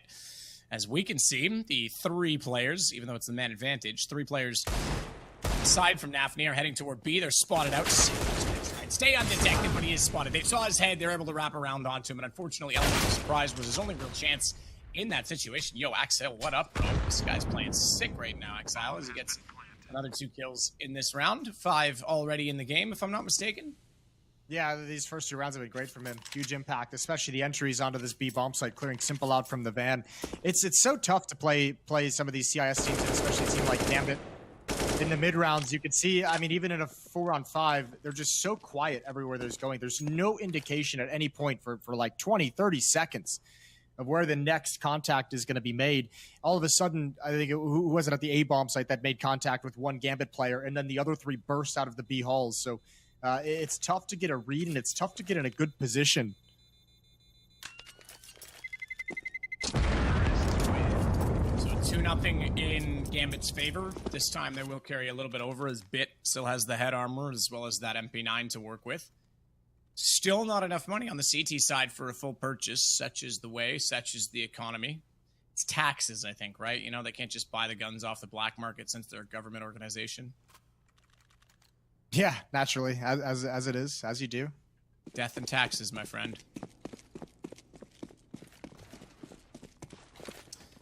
Smoke's gonna go deep from Boomich and watch for Simple as well.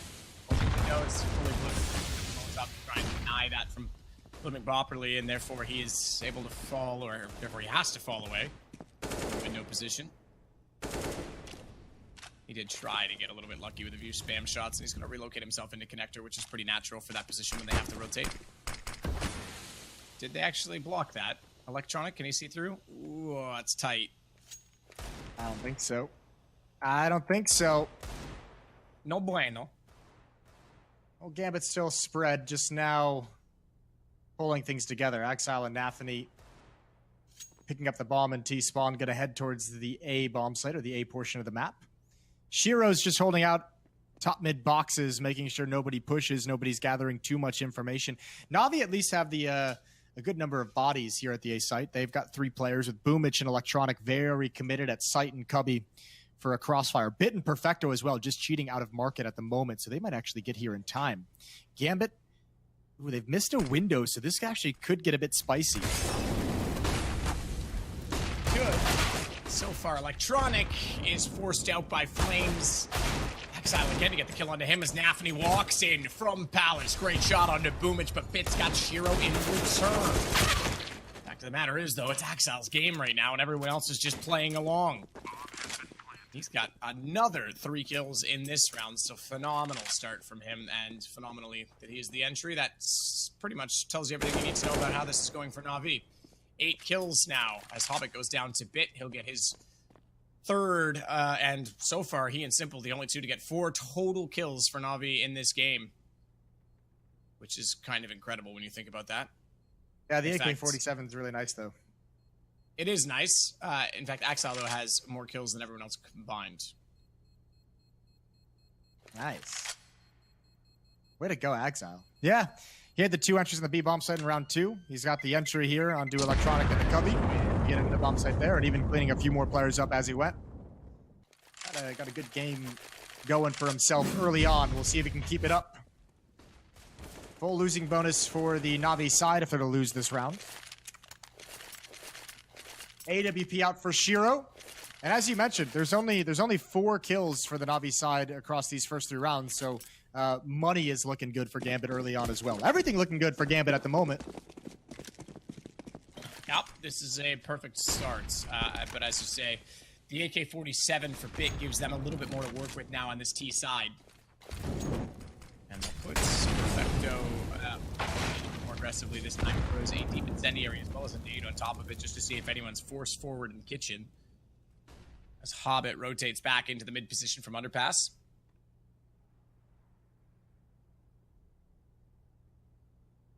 Simple's AWP watching off on Catwalk and as well as for the boost. Should they go for it? And they're considering it, but typically speaking, they don't boost directly right in front of the crosshair. They come around the corner from its right side. Smoke down. Additional smoke inside of Connector. Bit not going to be able to see them. If he swings out far enough, maybe if they go for the boost, he can spot it, but they're already considering that as well, and I think they just put, flash that direction. It's gathered, and it's just a straight walk into Connector, straight walk against Boomich. He gets 1. Exile's able to trade him out, but then he gets taken down by Electronic before Nafany responds and returns the favor. As Simple wants to work in from a smoke, as only Simple does, just straight into the site on timing. Will take the bomb down. Bits gets Shiro, and Navi surely have the round as Perfecto will close it out. Did they get the op nice. Back? No, they didn't. Simple just buys it up right again. He had plenty of money. That's a good kill from Simple onto the planter, and important as well because Shiro was in Connector, zoned in towards Catwalk, where Bit was patiently waiting to peek. That could have been an easy kill, but he turned to deal with Simple, and Bit's able to grab one from behind. A nice defense here in Connector. Boomich and Electronic, both of them going 1 for 1. Round number 5 underway. Both teams really hurting for money. Huge swing round early on in the map.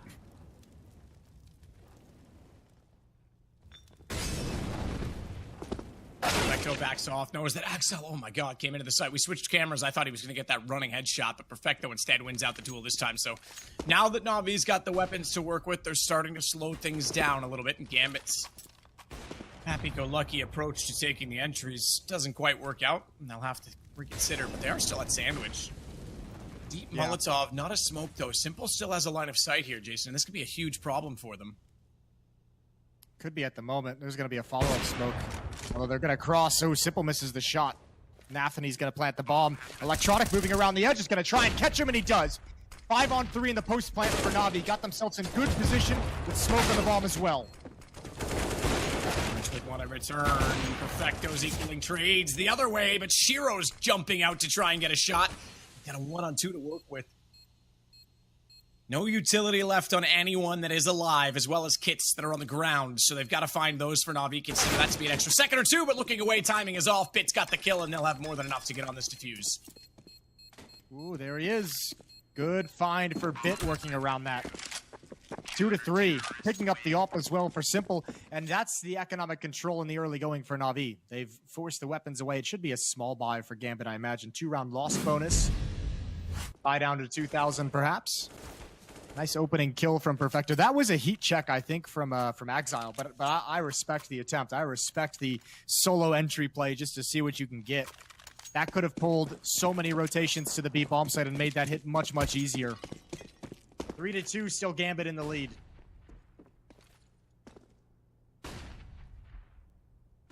But this time we'll only have pistols to work with, so Navi could answer back early on as Boomich pops out to see Navi trying to sneak in through the smoke. Sandwich position for Electronic. We know when utility is up, that's a very dangerous position to be, but there isn't any this time, so he'll have potentially a very fantastic opportunity to take down Inters walking out from the Palace as Bit will hold at mid. Bomb's working over toward A as well. Exile's the one with that this round, and potentially is just going to try to get in off the back of Inters finding a pick, but Bit having Hobbit down. Probably not going to get too far with it. He's already spotted as well, and there we go. Electronic baited in from the aggro. Inters trying to find information. I think this one's already done, Jason. Yeah, just a matter of Shiro and Exile looking for some kills right at the end, looking for someone to walk into their crosshairs, but not going to happen for the moment. So Navi's going to tie things up at 3, and at the moment, it is pretty important that they just preserve the body count that they have still alive. Try and grow some of the money. Exile, big swing, only gets 1 tag, and now Shiro's giving up the game. They hear the footsteps, and he's going to go down as well. Round number 7 coming in.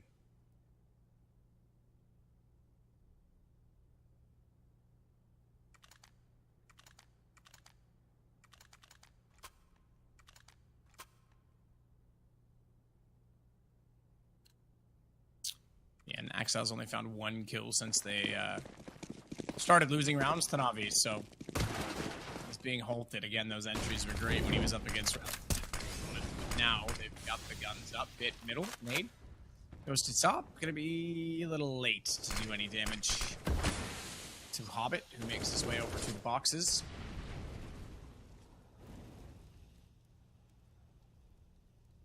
Oh, look at this. They have the A-bomb site surrounded. This defense is going to be under a lot of pressure from a lot of different places, but that helps. Exile trying to get clever, trying to go in on contact, although Electronics picked off from Palace. That's Inters, and he had the bomb, so they have to know where the bomb is located. Oh, and Gambit's not even getting into the site. Perfecto's already on a huge flank through T-spawn. But Gambit might not even get there.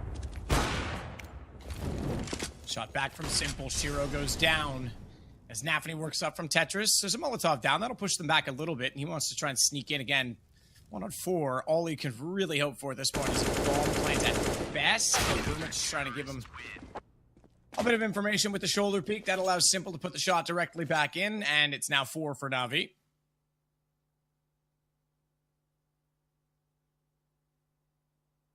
Harris timeout is called. We're going to talk things over, Gambit, as they've been shut down 4 rounds in a row. And you got to say as well, as much as we enjoy some of those plays from Exile, that's now 2 rounds in a row. He's gone for relatively risky entry attempts, and he's been taken down without a frag. First jumping down into the B bomb site by himself. Obviously designed, and this time contact walking up connector and trying to make it to jungle. He's picked off by Electronic there. Again, by design. But no chance of trades in either of those scenarios. Last 2 times these teams have met on Mirage, it's been Shiro and Nafi for Gambit that have powered the victories. Pretty impressive victories as well, 16-7, 16-11. They're both quiet at the moment, although all of Gambit is quiet outside of Exile.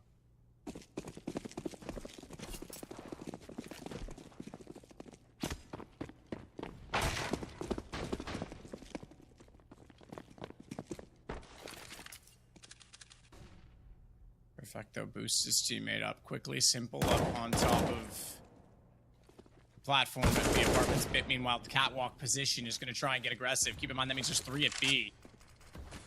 And as well as that, they've also got Electronic and Connector, so a lot of pressure toward mid to try and slow down Gambit. Hey, Simple might get a shot at the op right now. He's got that gap. Oh, did he see the cross?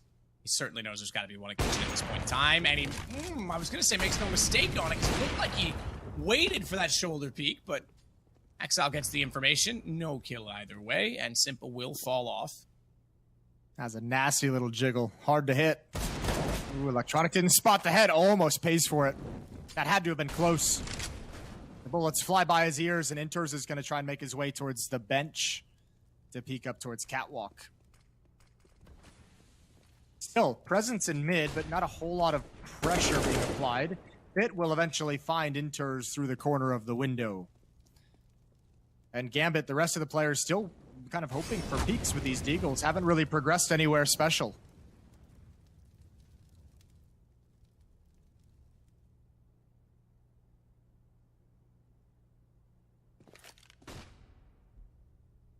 Side the site, Simple is waiting now with it. Timing. He's actually just backed off that pillar position as they came, and now he knows he's got to get back into the site, so he'll do exactly that. Perfecto's in position. Bomb to go down, and Navi looking comfortably in a position with only 9 seconds left on the clock to make this a 5th round for them.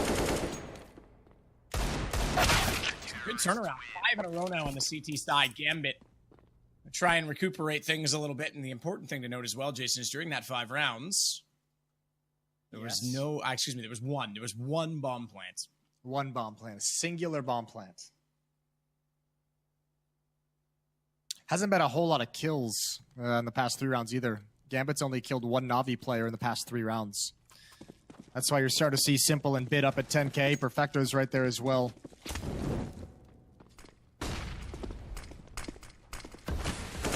Electronic pushing up mid. Turn for a flashbang that's not coming just yet. Now, ooh, the nade is going to make him turn away. That's good damage. It's only Hobbit here. Oh, Electronic's going to back off. This is a little bit scary for him. It is eventually going to be a B split, but if he can handle Hobbit, that'd be huge. That's the alert coming up late. Catwalk, he hears it, and he's got it. Now they have to go into B.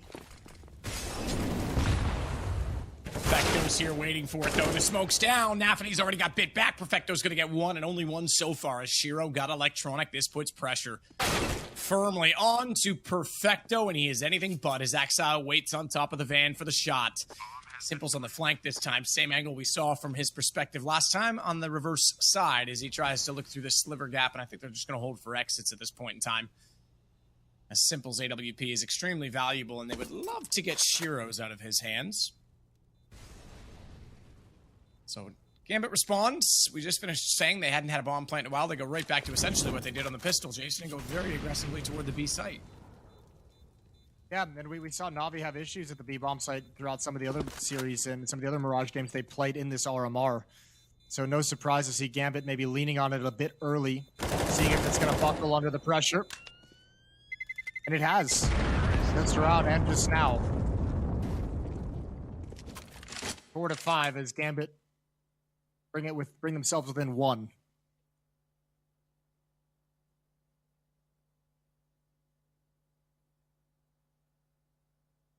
There's Hobbit in front of the screen. Gambit all together again today. We've seen Navi playing from their apartments this week.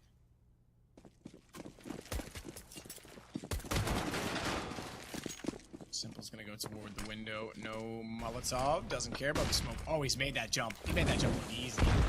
He's already on Catwalk inside of the smokes in return, and this could be a brilliant shot should anyone dare walk out. Flash the Nafany, I love it. That's great movement from Simple. Boomich does go down, however. That's a play towards A ramp. So information denied. Nice kill from Hobbit, and the equalizing kill as well. And Simple going to reposition all the way to the other side of the map. He's going to take his up to the ticket booth. Electronic is there. Bit is over in jungle. He's tasked with the entire middle of the map. Looks like the bomb for Gambit is even coming back to the B bomb site. So a lot of switches, and again, Hobbit just placed at the top of mid to make sure rotations can't come in from Catwalk. Flanks can't come in when they're eventually into this bomb site. And Perfecto is going to be called upon once more.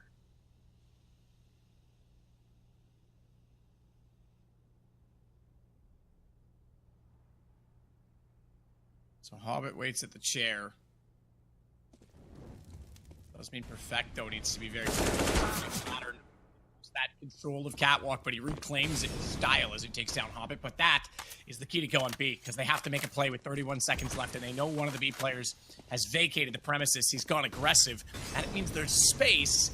They won't have the best positions in the post plant. Everyone's jumped inside of the site. They're not even going to leave one of the windows for that off chance that they'll have an angle or have vision on the bomb as Simple tries once again to get an opening shot, but Shiro's posted ready and lines up. Bit nearly got a chance for both. Simple couldn't find the trade in return, and Axile once again a great shot on Catwalk. They turn the round on its head, and that's all down to great intuition from Gambit to take away advantage gained on Catwalk, knowing that there's space in B.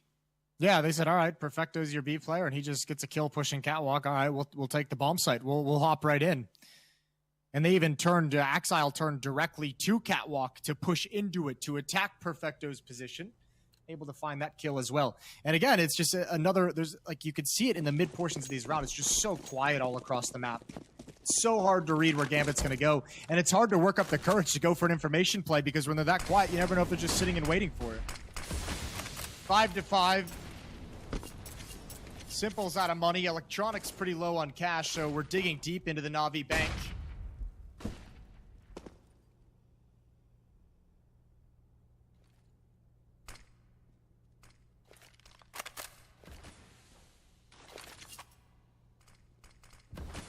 Back and forth, Gambit, good recovery to pull back. Those 2 rounds, both on... Seen a lot of success over an A. Once the guns have come out, this time Axile gets underneath of the window. Takes a bit of damage from that flame. That Molotov timed that wrong, and that means that would have been audible, but I don't think anyone was close enough. Either way, they're going to have one inside a ladder now, as well as Electronic getting back inside that mid window.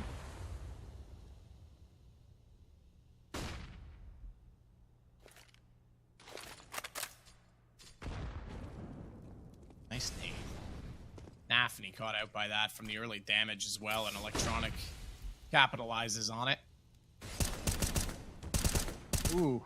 Ooh, good finds. This passive defense working out real well. By virtue of Gambit's success at the B bomb site, Navi actually kind of stacked an extra player there and played retake on A, and it's worked perfectly.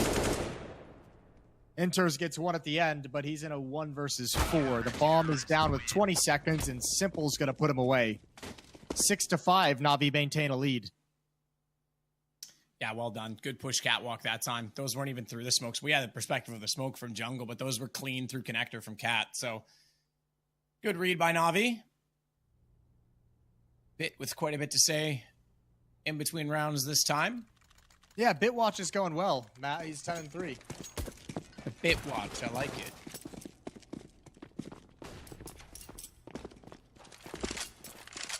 Well, they're both going to go middle this time. Back's turned, waiting for flashes in. Simple wants to give them that. Now, a little too late.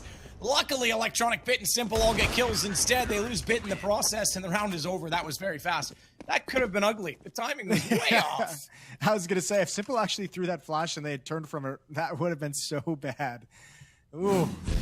Get away with one. I'd love to hear the comms on that. Like, all right, flat foot. Oh, wait. Shit, they're there. Turn. Yeah. And Bit gets shot in the head. All right, 7-5, round 13 underway. Up in the hands of Shiro once again. Simple still has his 8 kills for Simple.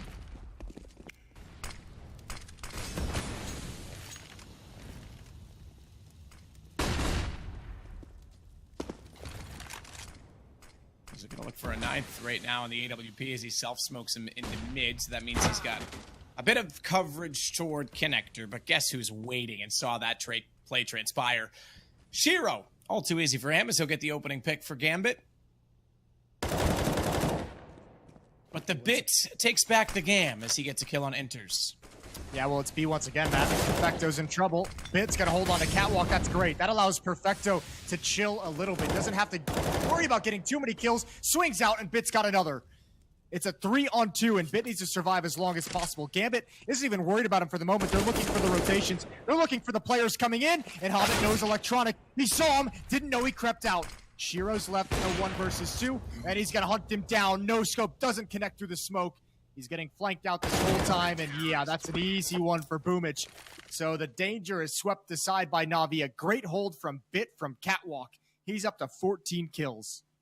Yeah, very well done for him. And that's been the problem when they lose B. This time they try and take it from middle. First kill was great. Second one, Nafni just walked into it, unfortunately. But then it's easy for him. He knows 2 kills down. Turn back to B. Watch the site. Watch the score increase to 8. So halftime, at least they'll be in the lead. But that may not mean much as we get Gambit back on the pistols. And my God, they're going to go fast. Forget slow tactics on these rounds. Forget the eco speed.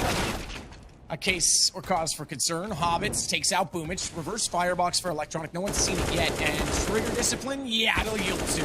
Went a little early, but they still walked out. It was good enough, and Electronic finds his third before finally Nafni puts him in the ground. But that bomb in the open. Single smoke towards jungle. Good headshot. Actually did dink Simple, but it's 9 now for Navi.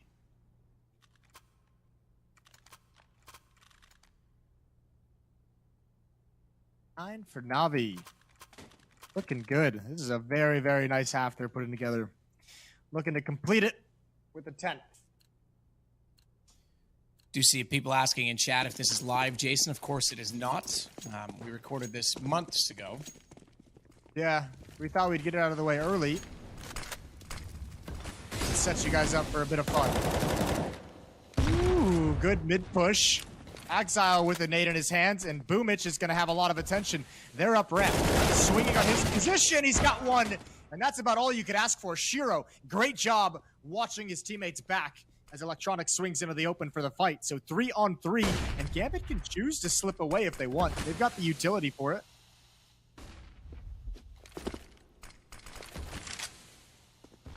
Enters firebox hold, no bomb plant yet, and that's why they call it firebox. As Simple's gonna light it ablaze. That'll force the movement from Enters.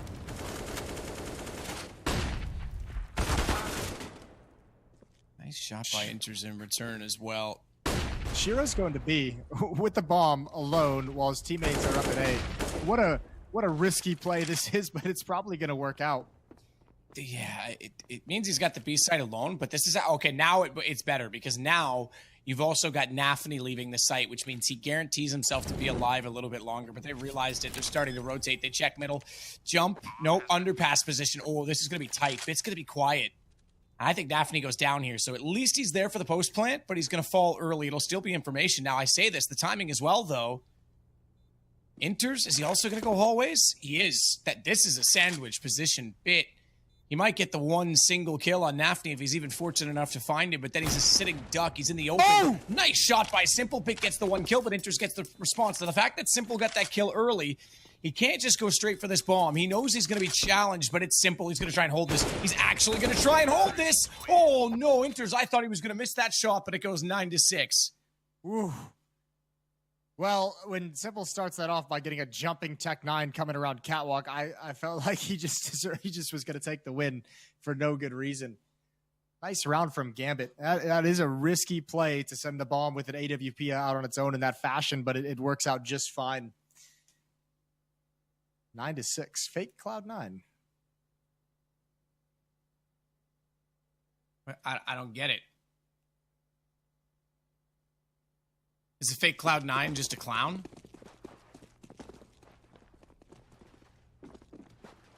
We'll call Henry G and ask him. I'm confused. He'd be the expert. He'd know all about it.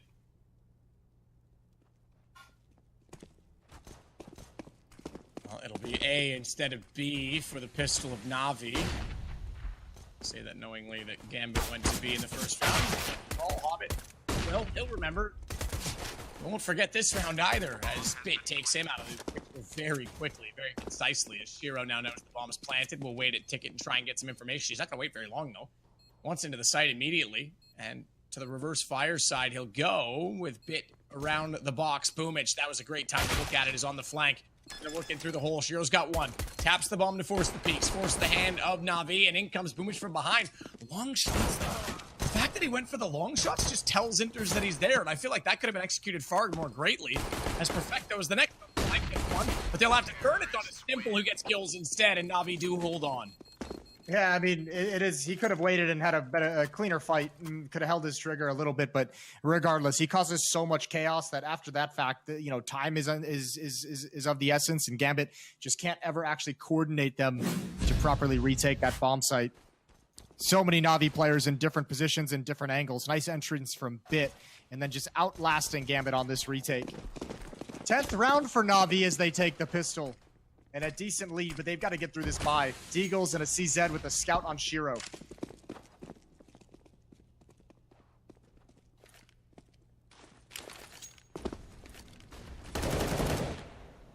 With a couple of shots back into connector, smoke goes down at the top of the stairs, and he's just trying desperately to spray in. Find something.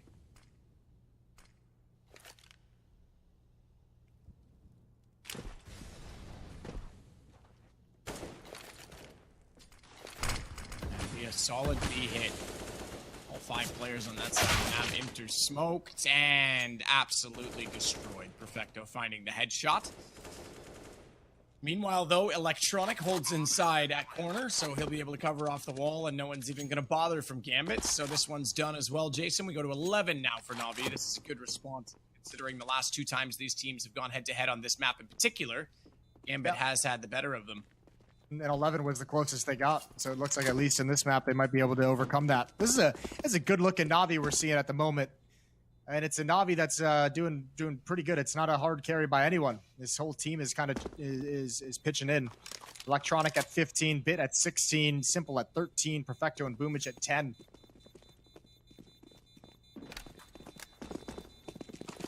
But it's nice of Gambit. Save these weapons. This round was out of control way too early, and you get to try again in the next round. You still have 4 very dangerous players on the server.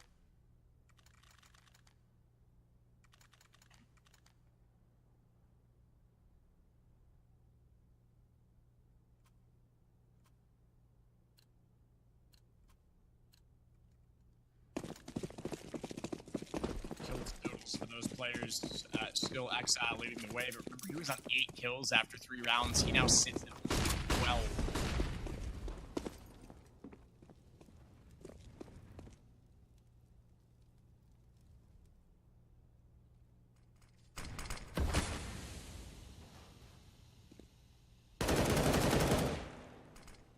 Bit, meanwhile, down at middle.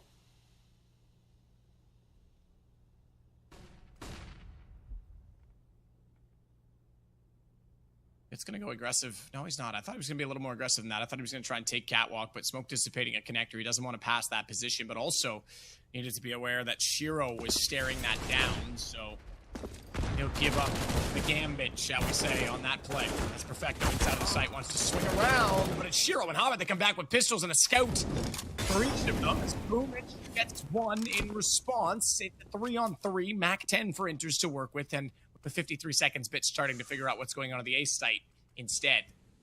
Yeah, but he's got to help the bomb actually get into the site. There's so much to clear in that direction. Simple's doing it all on his own at the moment. There's a Deagle waiting in CT spawn, and he's going to pounce. He's going to start walking out. He's got Bit. Simple gets away, but Boomage is brought low. This is going to be a tough 2-on-2. Very tough 2-on-2. Boomage. Simple. They're going to rotate this all the way around toward Palace, but CT's already coming in from the stairs, from tickets. Boomage with 14 HP probably wants to be the one to swing a little bit later in this situation as Hobbit taps the bomb, tries to force the hand of Navi. They'll suspect that they're up to something, but time is of the essence, and gone is the round as Hobbit will have to run away having collected on Simple. Just like that, we find ourselves the Navi on 12, so they've bettered Jason on 11. It's been flagging. They sure have. They lost everyone in order to get there, but they'll be all right with it. 6-round lead at the moment over Gambit. Hobbit's able to salvage an AK-47. Gets to keep the armor that he had in round 2. So drops an AWP over to a teammate. That preserves a lot of economy for Shiro. They got to start eating into this lead, though, or else Navi's just going to run away with it. 5 AKs for the offensive side.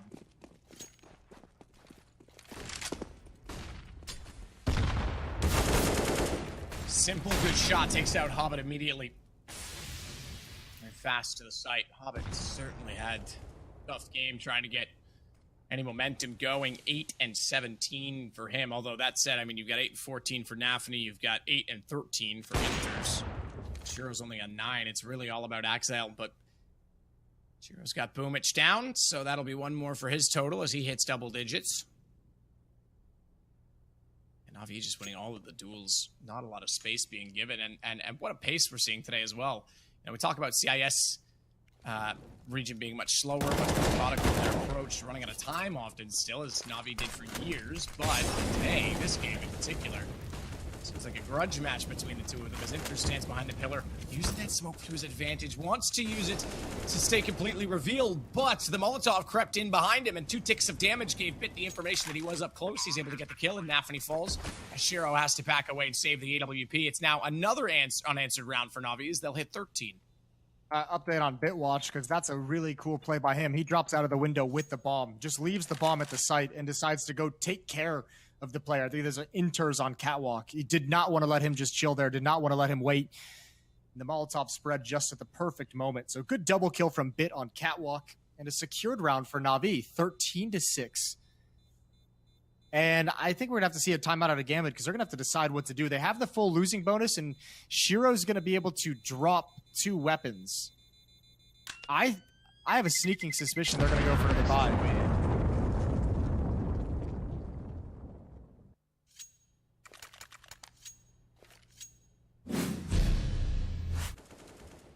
We'll see if they even go for the timeout. Yeah, they have. I can confirm that. You guys are seeing replays at home. I've got a little more information. They trust me these days with these things. It's weird. Simple looks rather animated there, doesn't he? Yeah, he's hyping up his boy. I mean, it's a cool opening as well. You have Simple going up A ramp to take a duel. You have Boomich was going down mid ramp and up Catwalk to essentially find a duel. Both of them going at that pace together is like, you know, one of you is going to find an opening somewhere. Like one of you is going to have a good opportunity, and both of them end up getting a kill. 13-6.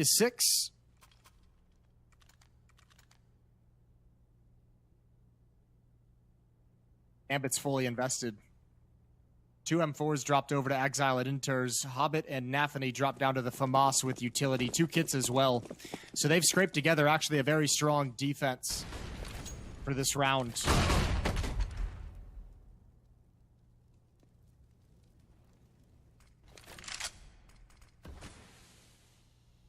Start successful, though, as Shiro finds kill number 1 in the rounds on the AWP.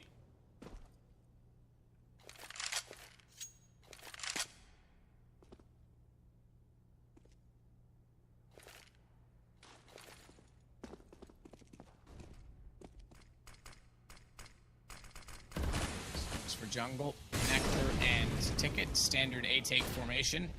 Watch Nafany. He's the one pulling the ball utility, and this is why this spot is so powerful. Has to extinguish the flames himself, however. And that means they know he's there, but that's why the crossfire exists. That's why they try and push in and distract, and Nafany successfully takes down Bit with the help of Hobbit.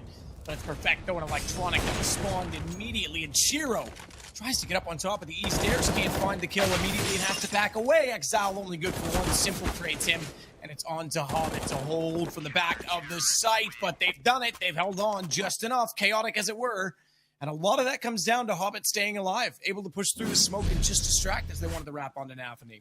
Yeah, that was painful. That was tough for Navi. A very grindy battle, but I mean, again, good kills, good economic damage done. They'll be able to. They've done enough to, I think, to give themselves another buy if they wanted, but money's a little bit busted. They could make the smart, or I'm not going to say smart, but they could make a conservative decision and do a half buy or a couple AK-47s and mostly saving if they want, or mostly half buying. So that's what this timeout is for. Figure out how they want to play the economy.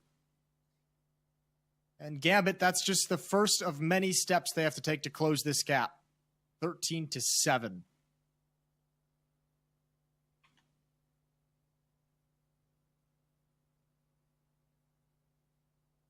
And we'll get back into it with this guns. Is their pick as well. That is a good point, yeah. I mean, like we say, though, this series is pretty traditional in terms of map picks, so... You know, we didn't get the greatest map in the pool today, Jason. You're loving it. You're loving the early days of Ancient. I'm all... Let's go.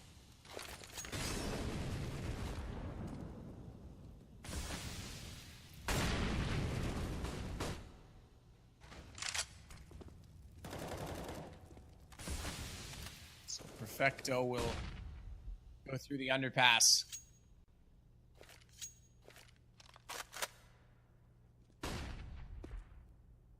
And he's not going to be alone in middle. In fact, 3 teammates, one directly beside in the form of Bit. Simple and Boomich at the top side of middle. Now, Bit's left alone. Perfecto's actually gone back down through underpass, but he's running, and Shiro's on catwalk. So he'll have some inclination as to what's going on in this play. Off the corner. Axial tried to get up on top of ladder. That's a great find from Boomich because that takes so much control away from Gambit. You can already see Shiro shuffling, knowing that there's a chance they can get back into mid-window, and that's exactly where they want to go, as Boomich already inside of the site has Navi down. Hobbit forced once again to scurry away from the CT stairs. Shiro and Hobbit, all that remain for Gambit as Navi look to secure 14 and double up once again on that of only the 7 rounds of Gambit as the bomb is planted. There's a kid on 2 of them. But again, that money, Jason, do you just call this? I think you got to at this point. You don't have any smokes either. You don't really know. You have nothing to flush any players out of any position. So I think Hobbit's just posturing to make sure they're not chasing too early. Simple's already in the B halls. And Shiro and Hobbit are going to be stuck in CT spawn. It's Inters who's in the most danger at the moment from Simple. Bit looking at the murder hole as well. Here comes Simple. Any drop would be heard. Simple's going to win that battle. Hobbit wins in CT spawn. And Navi, at least Simple's going to continue to chase, but I think Gambit's going to get away with these 2 guns. That's a cool decision from Navi. You pop flash Boomich into the window room, into the ladder room. He gets the kill onto Exile, and that feels to the defense like Catwalk is about to be under attack. They've taken control. It's a staging for the B bomb site, for a split onto the B bomb site. But immediately Navi turn around and push through a top con smoke to attack A. And you had 1 defender pushing to A ramp to find some kind of safety, got blind and picked off. It's just a surprising point of attack after a Catwalk death.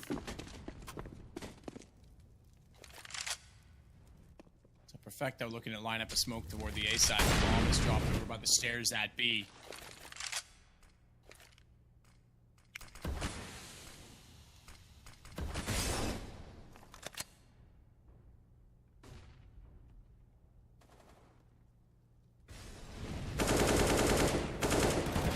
Shots from Bit rain out to the connector, but Boomich wins out against Exile, and Boomich will win out against Navi as well. Exile's on 13. Again, that means he's had 5 in 19 rounds. Because he was at 8 after round 3 as Electronic finally gets Inters down. But he and Shiro actually did a tremendous job for Gambit of giving them a chance in this round. B, a site open, but the rotation already in place. Hobbit needs to be careful not to block Shiro's line of sight as he tries to work in. No bomb plant yet, and Hobbit's up close. Is he going to be spotted? No, he's not. Shiro's got the shot onto Simple, which means Hobbit knows he can wrap onto the planter. And they do concede the plant. Do they know that Bit's on the flank? They've got a kit. They're going to get right on it. I think that this wins it. I don't think Bit was close enough to know that they're on the defuse. He hasn't heard this, and now he's sitting in the open. He needs to be careful. Down, Hobbit will stay alive, but he gets a gun away from Shiro. Importantly, it's the AWP as well. Yeah, they'll drop him 1 over. Nafi, he had exactly 4750, so you want to talk about getting the short end of the stick. He's going to be playing this next round with a glass cannon FAMAS. Shout out to Nathany. What a champ. 14-8. Navi just lose track. That retake coming as the bomb gets planted. Just one small detail.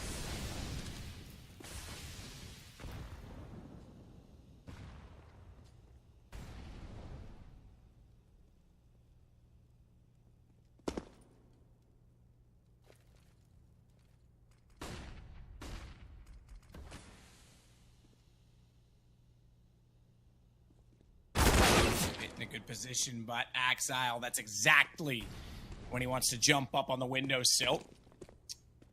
And he spots the feet and then gets the kill as a result. That last round, Matt, I'm hoping it doesn't come back to haunt Navi. That's one of those rounds where you got a chance here to put away the best team in the world, 14-8, a team that's beaten you the last 2 series. That's a round that you got to take when you have that kind of an advantage, and this could get really difficult from here. If Gambit eventually gain the upper hand of the money and they start having full buys with utility, and Navi's got to save a couple, it's going to be tough to get this momentum back. A lot of utility thrown out toward jungle. Electronic pushing in. We've had Navi playing the late games the last 2 days on stream. 3 now, including this one.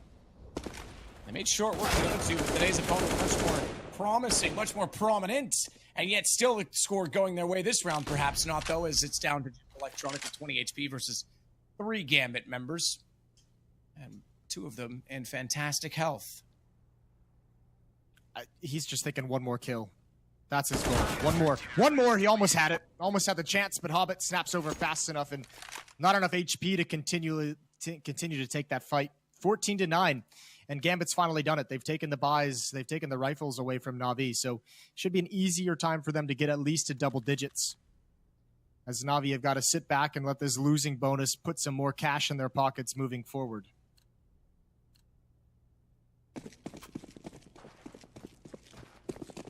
Double digit looking likely now for Gambit as we head towards B. This time for Navi, they've left the ball behind. They'll grab it now.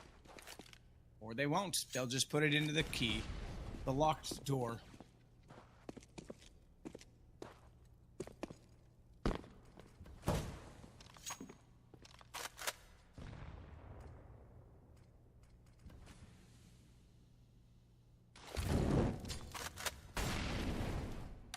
Incendiary under the window once again.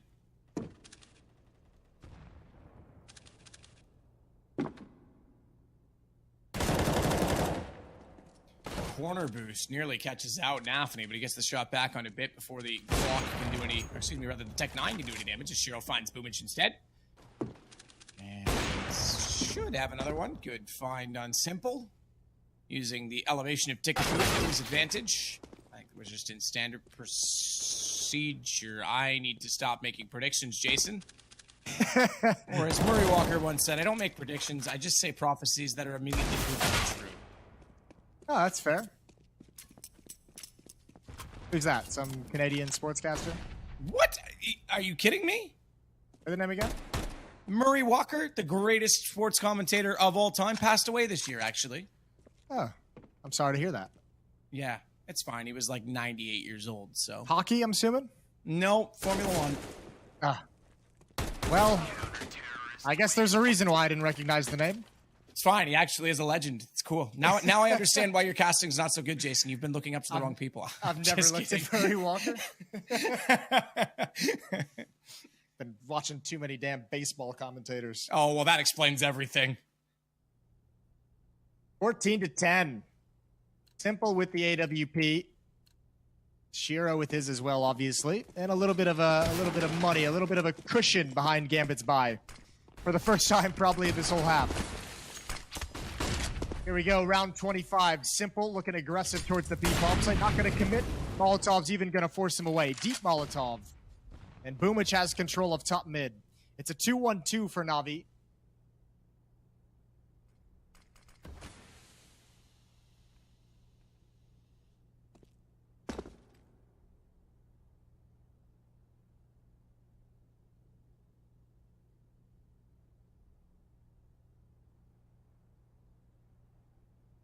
Interesting now because they've slowed it down so much. We talked about the pace and that Navi didn't really want to respect Gambit's defense today, and that things were looking very promising in that regard. But now, Jason, now that there's a little bit of pressure, it seems like it's back to that slow style of trying to dissect the defense. Yeah, now those risky plays of barreling up a ramp are a little bit more costly in your mind, aren't they? I think absolutely. Yeah, that's so true. And Simple and Electronic will make it work, though. Boomich also gets Navi, and immediately they call the save on Gambit. It'll be map point for Navi. Well found as soon as they get back onto the guns. Oh, no. That's not ideal. Exile even burned right at the end. And Inters is going to run. $1,400 losing bonus. This is going to be painful for a few players. There's a cushion, but it's not much. There's not going to be an op on the field of play for Gambit in the next round. They don't have the money for it. Inters, if he survives, which it looks like he will, no one's on the hunt for Navi, will be able to drop one weapon. That'll go over to Hobbit. But, I mean, outside of that, it's going to be a pretty scrappy fight for Gambit. They got to win 5 straight to force us into overtime, or else Navi's going to steal away their map and go up 1-0 in the series.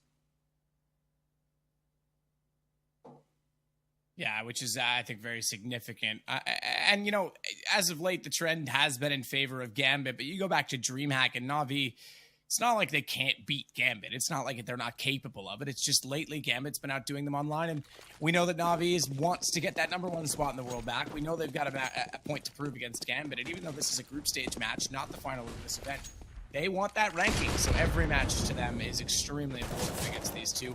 Ooh, that flash timing. Boomich was still slightly blinded. Nafany never got a chance to capitalize, but Boomich spotted him. Nafany very smartly realizes that and backs away, but that just brings Exile back into the picture, and he takes out Boomich to start the round.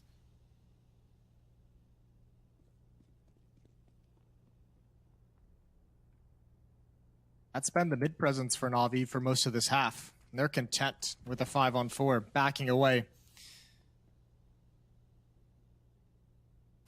So mid-control is ceded to Navi, but Gambit setting up a defense that kind of prevents them and from going anywhere else. Keeps them contained in mid. 3 through connector. Electronic waiting at A ramp, and Bit's already up. He's going to wrap around. Shiro could be in trouble. SMG. This can sometimes be a difficult fight. Good kill from Bit, and they're waiting for that swing. There's the SMG. Simple cannot transfer over in time. He's got no HP. He can't ever make the cross.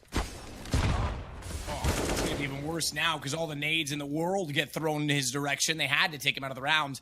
Bomb down inside a connector. Electronic wants it. I don't think he's aware that it's to jungle, but the smoke's still in position. And Electronic managing to find Inters can now at least recover the bomb. Can he even run it to B? He's going to try to hold him out with the Molotov, but Exile manages to get back inside the flames and find the kill. That's rough. That's real tough. I don't think there's any reason why Electronic would have expected him to be there. Molotov for the safe passage, but yeah, Exile had it beat 15-11, excuse me. Costly win from Gambit.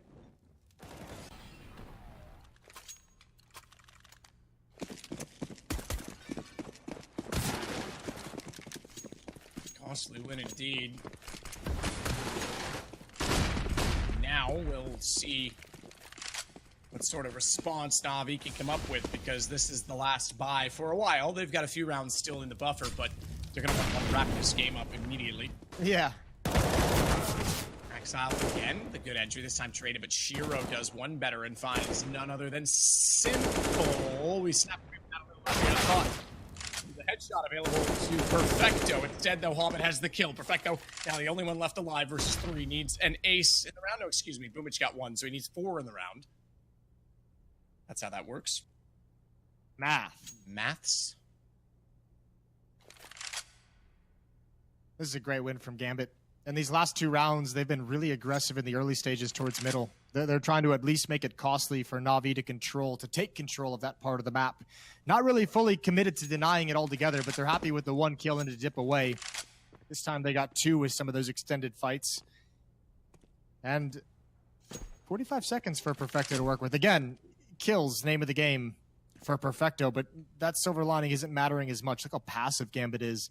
All of them are in positions where they can spot out the final destination of Perfecto and survive and wait for their teammates.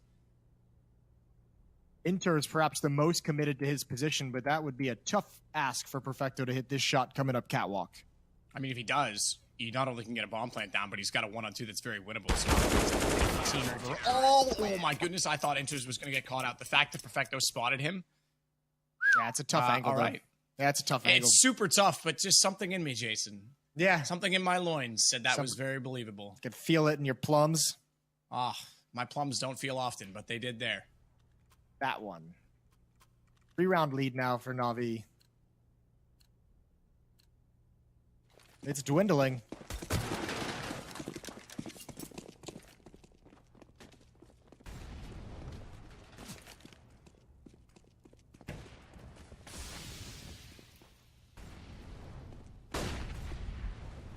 It's Boomich that's going to work up this time. He's slowing it down ever so slightly. We did say there was a round or 2 of buffer that Navi could have, but this is not a comfortable position in these games. I mean, we've seen it so much over the years that no lead past 9 is safe when the economy is certainly not working with you as well. Shiro, I'm surprised he saw that. That was very quick to try and respond. Didn't life down. Axel's going to close out the round. Navi just walk into a blender, and there's a smoothie of Navi bodies at middle. Yeah, nice setup in mid from Gambit to be ready for that. Everyone's standing on the ground and taking the fights. Cash flow's feeling good for Gambit's defense. AK's on the board for Navi. No AWP out for Simple. What are they going to choose to do here? Previously in their Mirage games, it was Boomich who took over towards the end to help them close it out. Some fantastic kills in middle, but he's been neutralized a few times in the past 2 or 3 rounds. It's a 6-1 run for Gambit to bring this back within striking distance. This time, it looks like the B bomb site will be tested. All 5 players from Navi on that side of the map.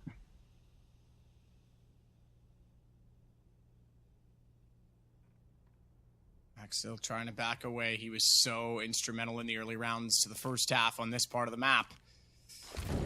Thinks about a smoke instead, throws a short incendiary. That vision, which he will, I thought, use to his advantage. He thinks they're going to rush. That nade to win deep was a guaranteed kill, but instead Electronic is found by Shiro, so they got the man either way, but they'll go down afterwards as they jump up onto the balcony, and Perfecto swats them like a fly to the ground. Shiro managing to at least keep the lead in the favor of Gambit, and the dream for overtime alive as Simple goes on the lurk. Now, bombs that connector. That's smoke, and this is even better. Oh, this is even better. He goes through it. They think that's to give him coverage. He baits out the AWP, but Simple thinks better and goes back through. He's trying to find his way through. He's still stuck on it. Does he know where he is? Okay, he does. He's gotten inside.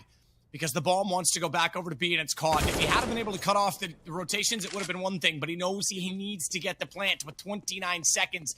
It's all about team game for Simple. It's all about obligation, and this plant will go behind boxes. Those boxes are wallable. Shiro's up on the AWP, but it's Nafany that's on Cat that would have had the lineup, so no chance for it yet. And as a result, we sit in the 2-on-2. Hits on both players, flash and grenades. And Perfecto spots the first. Simple through the box. We've seen him make this shot before. We've seen him in a similar sort of pinch, but this time he's on an AK, not an AWP, and he'll make sure that Navi wins out the round. And this map, great performance, I have to say. That's a good recovery from Simple. Yeah, that's a really cool round from Simple as well down the end. You're exactly right. He gets up in the murder hole and he's doing some creative stuff and cutting off rotations. He delayed Shiro that whole time. Really, really good play from Navi throughout that game. That was like a pretty emphatic victory up until the very end when Gambit finally got a hold and started coming right back into it. Good adaptation from them to start denying mid, but Navi just too far ahead at that point. And yeah, Simple, exactly you'd expect to close it out in that fashion. Yeah, and obviously, like I say, old Simple might have said, well, I'm already through the smoke. I'm already here. I have the advantage. I'm going for that kill. Yeah, he's going to get that kill, right? But the problem is then the bomb's already lost, and they're just going to collapse on it. So he smartly says, wait, I can go back the other way. And I think that's the maturity of Simple that we're seeing. I think this is the evolution. We may not see as much of those storylines and those crazy scores anymore, but I think he's a more well-rounded player in a lot of ways. And he's got a pretty solid supporting cast around him, starting to come together and gel really, really well as a team. Regardless, we're going to head to a quick break. That's just map 1. When we come back, it's Dust 2. It's Navi's pick, and we'll see if Navi can close it out there or Gambit will take us to a third map. We'll be right back. Legendary teams, major players, and electrifying tactical action are back in CSGO Regional Major Rankings 2021. From June 27th till July 4th, 10 teams will clash in the thrilling showdown for the prize pool of $100,000 and slots at the PGL Major Stockholm 2021. Who will win more rounds? Who will show the most furious play? And who will claim the major prize? Find out at the CSGO Regional Major Rankings 2021. And don't forget to reload.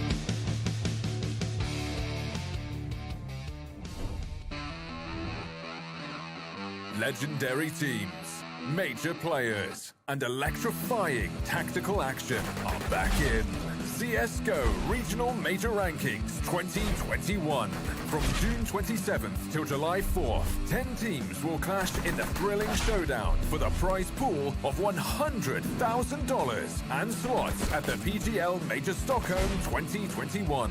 Who will win more rounds? Who will show the most furious play? And who will claim the major prize? Find out at the CSGO Regional Major Rankings 2021. And don't forget to reload.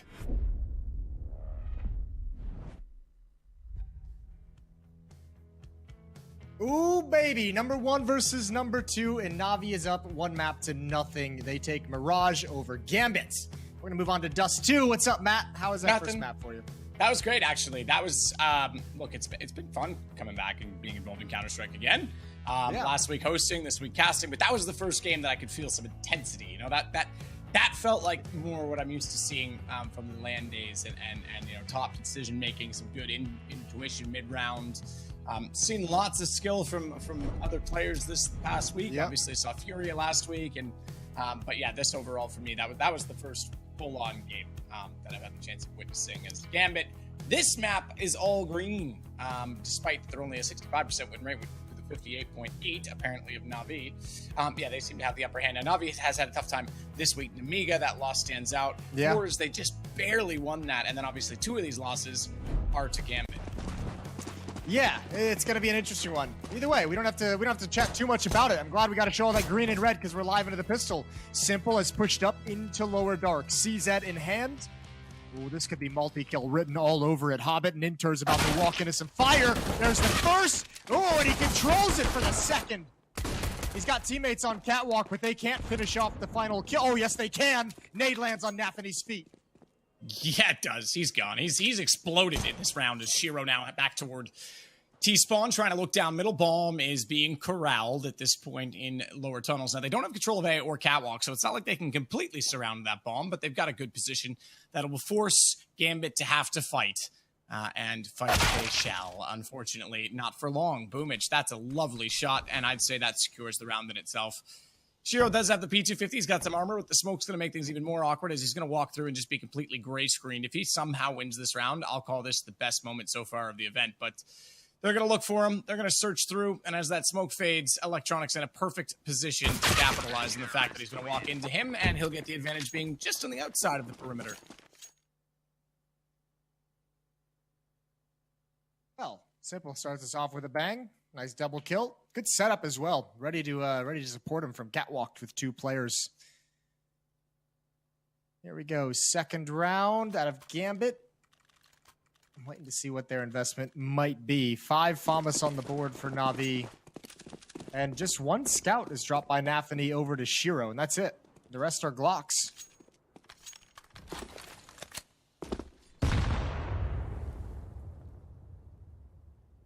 So Nafi this time down toward the lower tunnels position again. Bit will wait with the FAMAS in middle. Seeing a lot more of the FAMAS in the last year, Jason, which it's exciting. We used to see just SMGs in these rounds, right? And the SMGs don't have that range, especially on Dust 2. There's so many long-range encounters. That Deagles could shut them down again, Simple with 2 kills. But it's nice to see the FAMAS. That was probably the most overlooked gun in the game for a long period of time, making its way downtown, you know, back into the meta. So, kind of cool. I do wish Burst Fire, and I know that there was the big thing about the Burst Fire at Blast, which Maui Snake had to go ahead and ruin and prove that it was actually just a collateral in the first bullet. But I do wish Burst Fire had a little bit more power to it, because then the FAMAS would be really cool. Yeah, I think all the old school people do. Yeah. Remembering the days of 1.6. Ooh, good shot onto Simple. That's Inters entering in with the scout. And Electronics got to go passive. They might actually be able to get a plant here just due to the fact that Electronic is trying his best to stay alive. He's got a stack. There's a pop flash up, and Bit flanks him on catwalk. Excuse me, I was incorrect. One of the things that I had to watch in this series was the level of Bit. He had a great Mirage, but it's Dust 2 where he's looked the best for this team throughout this week. In that narrow win against Fours yesterday, he was spectacular. This is a map that he's been looking pretty good for Navi, so I'd like to see him continue to match that Mirage performance we just saw in this map number 2. Nathani relegated to the Deagle due to dropping a scout in the previous round, and 4 AK-47s around it. Bitboy going to get up beside the doors in middle. No one there yet, and he's actually going to change that position with Simple. They're going to boost one up on top of Firebox. It'll be Simple that gets elevated in that position. And that will mean Bit... Ooh, that smoke dissipating. He may have been spotted, but regardless, they're going to expect someone in middle. So he's actually going to rotate off toward B. That'll mean it's a 2-2. Very passive A, but they're going to go toward Catwalk to get more information. And this will shut down any chance for a mid to B split. Some ways, Bit being spotted there might actually play in their favor, right? If they see him moving late, do they think that he's just come from middle and that there's a second player in the form of Simple? Maybe they'll think that's the only one there, but Molotov out on Catwalk either way. That's thrown by Boomich. Bit, Simple's meanwhile... going to have a role to play. Yeah, take it away. Well, I was just going to say he's got to bait him into exactly that. So we were both on the same page there, Jason, because he's got to pull that aggression, and that smoke has a gap. That's why you play this position, and that's why Simple's able to get the shot. Now he's going to try and wrap out and find a second one as well, but Exile, Nathani doubling up, and Hobbit adding to it have turned this round on its head as Gambit now find themselves just against Electronic in a 1-on-3, and Electronic is over at A. Bomb will be heading toward B.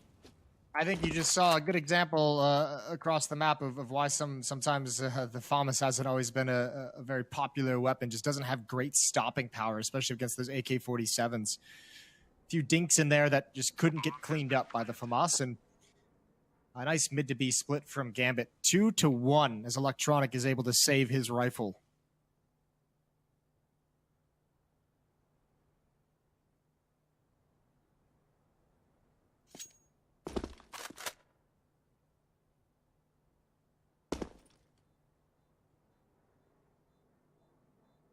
So Electronic at the pit will do exactly as you say and hold on to the weapon. Gambit will immediately respond to make it 2-1. And forget being relegated onto Deagles in this next round. They'll easily be able to make that buy one better and have 5 guns to play with. Nathani, though, did end up with 2 kills, by the way, despite, as you say, being the one on that Deagle from dropping out the gun. So pretty spectacular from him as he was able, by the way, was able to sneak through mid. He was the one that got by Simple. Yeah. He was the first player that made it through there, so they weren't ready for him to be at the window. No, they didn't expect it at all. I mean, when you have a player boosted up like that, you're kind of imagining in your head as a B player that you have all the information you need, or that it will be passed along to you, and obviously just didn't come through. Simple also lost the ensuing fight due to that FAMAS. When he dropped down, ooh, scout, but it's Simple who's tagged. He went for it, had an opportunity. And a 3-1-1 for Navi. Simple. B in middle. Electronic on Cat and Boomich at long.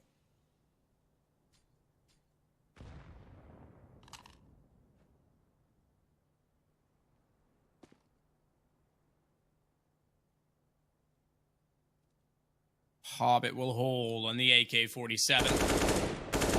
And he's going to try his desperate best to take out Electronic. He does very well indeed. Molotov goes toward the Goose position, and a smoke as well to cover off his close proximity at Catwalk and allow him the wider peak gap. Is in it. He won't go for the drop down. He just wants to hold the A players, but not spotting anyone else. They need to make that call and give the information to his teammates, and now they're going to work up Catwalk. A is totally clear because they've just won long as well, and you guys saw it at home. I don't need to read you every kill. There was one in the meantime that's given them the firm lead in this round. Oh yeah, firm lead and firm win. No one goes down. Good job from Gambit. 2-2, excuse me. And that's just, I mean, again, an opening on Catwalk. Electronic gets caught off guard. Good duel from Hobbit. Just swinging up Catwalk and taking that fight. And able to exploit rotations. And again, just certain fights are just such a disadvantage for the Navi players. Boomich pushing out the long cave. He's playing with an MP7. Not able to complete the kill.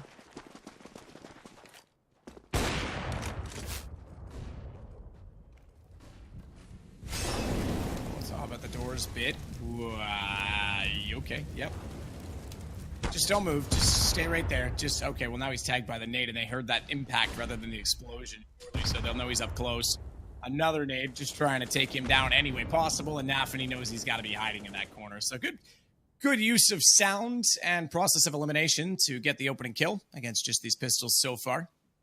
Yeah. I always feel weird saying process of elimination. Effectively, you're eliminating everyone, aren't you, Jason? Yeah. Yeah, you are, but that shouldn't shy you away from it. Ooh, good USP kills. Oh, Boomich. So close, yet no cigar. Shiro survives, and we're looking for a 1D, gonna miss narrowly before being eliminated. So, Gambit quickly respond with 3 of their own. And Navi gonna get the rifles back on the board, the stronger ones as well, the M4s for most players, but it's the utility behind it that's gonna be lacking. 1 kid on Perfecto as well.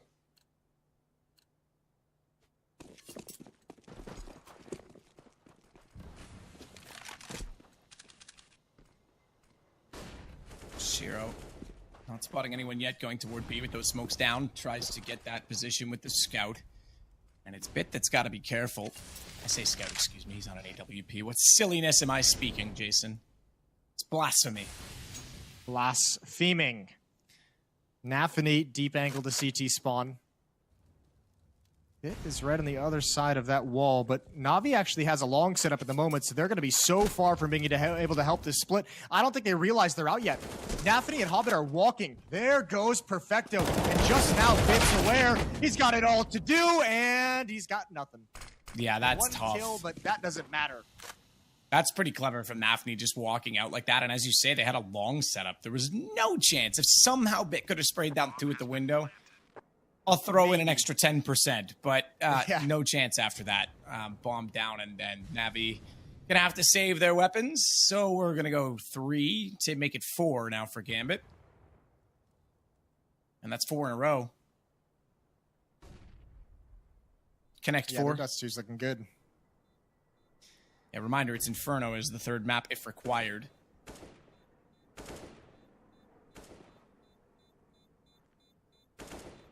And what do you change? Because Dust 2 for me is like a hard one. Because as soon as you change one thing, it's like you're damned if you do, you're damned if you don't. The catwalk seems so important in CSGO. I mean, it's always been important in most iterations of the map, but for the rotations, especially the CTs, you know, you get locked off that position. You pretty much have to come from CT ramp, which I think is the most awkward position. I would much rather try and retake B, to be completely honest. I know that makes me completely insane, but... I mean, we knew that already. We already had you pegged as the insane Oh yeah, one. no, oh yeah, 100%. Like scale of batshit crazy. The casters, the scale's like Maui Snake maybe on like the sane side, or Maniac, and then there's me and Anders at the far end of it. Okay. That's a weird scale.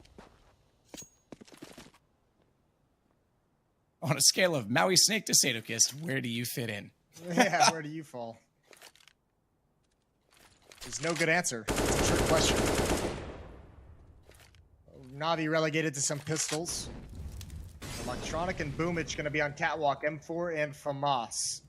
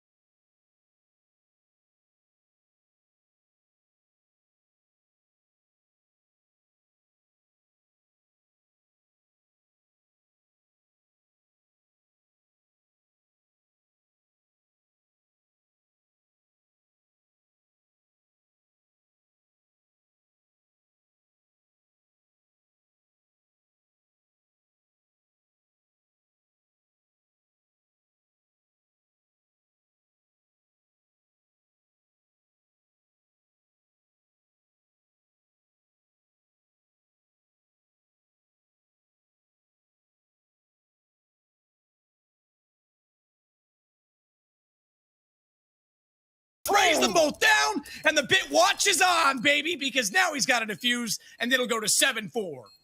That's brilliant. You're right. It didn't seem like you had any knowledge both of them were there. What a tough clutch to win.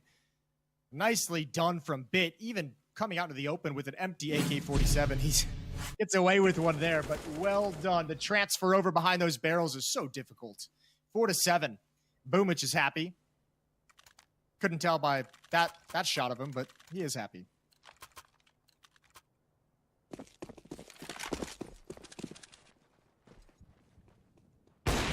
Shiro spots one crossing. Jumping player going to be would not have been quite as aware of the push down middle. I take it back. Maybe they did see it when they jumped over because they certainly have electronic poised and ready for an attack at that door position. And on top of Xbox, they bypass the smoke, and it's going to be a 3-2 split favoring B for the CT. So simple shot, extremely important as he'll get Navi, the man who opened up the last round. Navi's got the opening kill these past 3 rounds.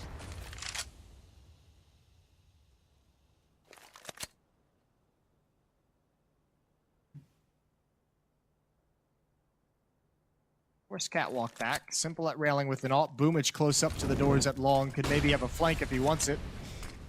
Hobbit's coming out mid for a mid to be split, but there's 3 defenders here. Navi's had a lot of trouble with these tactics, but with 3 players, surely this round they'll be able to handle it.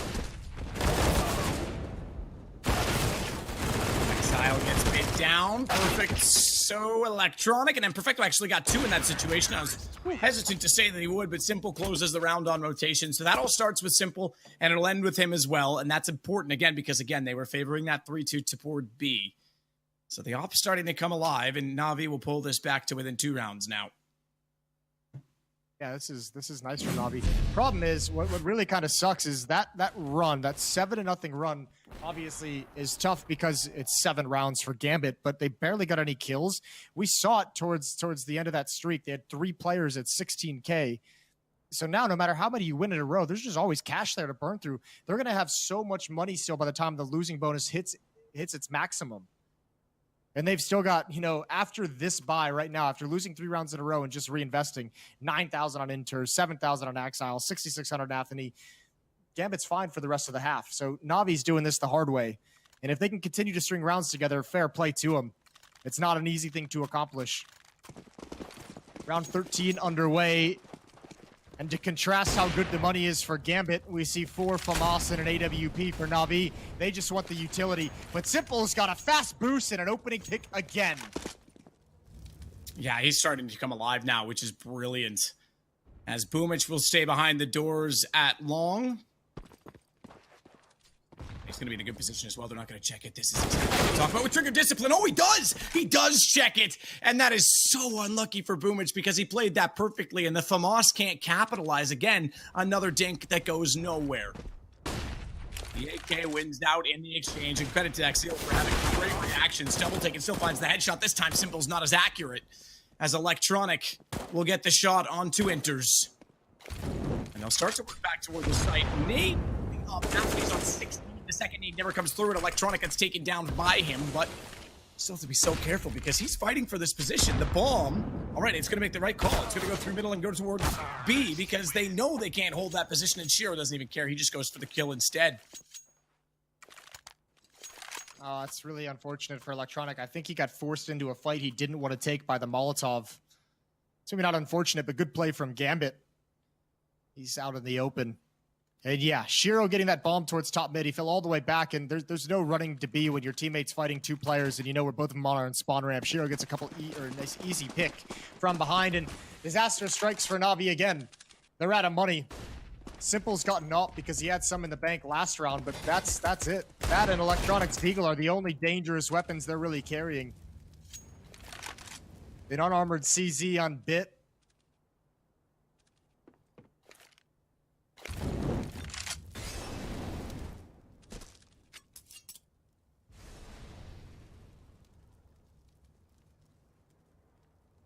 Electronic this time to sneak up.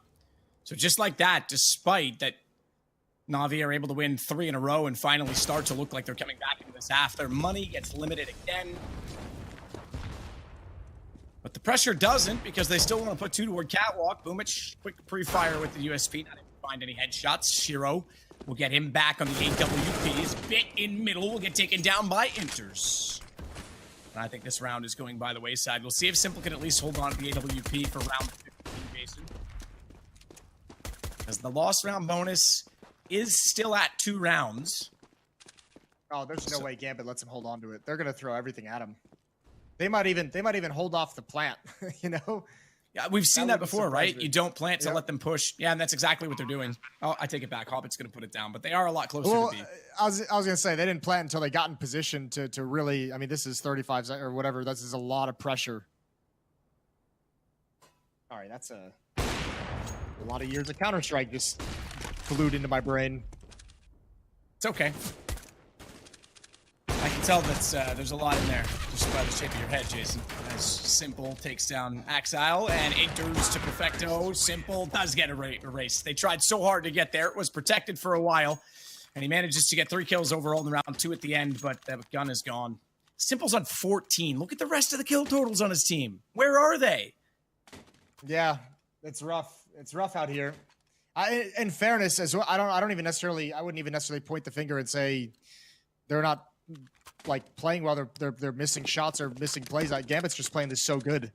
Gambit is just so good at the moment here on Dust 2. Auto snipers are out. Perfecto goes down. And they're gonna rush B with that. Exile's already in. They're loving the pickoff. They know there's likely only gonna be 1, maybe 2 more people. And Boomich is running in to his death. Good shot. M4 is all he needs, apparently, as he sneaks out there in lower tunnels, but that gives up B. Flank for Electronic. He knew that there was going to be an auto sniper. Why is he not? Why does he not try and pick that up? It's 10-5 now for Gambit in this game number 2, map number 2. And, of course, they're trailing by 1, so this is looking good perhaps for Inferno. Yeah, well, we'll see what Navi's T side is going to look like. But certainly Gambit is in the driving position here on Dust 2. You're right. There's just not a supporting cast around Simple right now, which there was on Mirage when they took that first map. Yeah, absolutely. I mean, and Fair played a bit, had one of the best clutches so far in this series, but that's all he had. Those 3 kills in that round, and he has 6 total, I think, at the end of the half. I'll just confirm that really quickly. Yeah, I mean, these victories from Gambit have been just so comprehensive, so strong, and right out of the gates, Inters has already got 1 headshot. Any more added onto it? No. Electronic fights his way in. And Navi is pretty committed here. 2 flashbangs on Perfecto, waiting for that smoke to land, waiting for these peaks as well. And Simple tries to go a little bit early. That smoke had 1 bounce left in it. So a doable retake now in a 3-on-3. Doable. That's one way to look at it, as Perfecto will catch out Shiro. Good shot back the other way.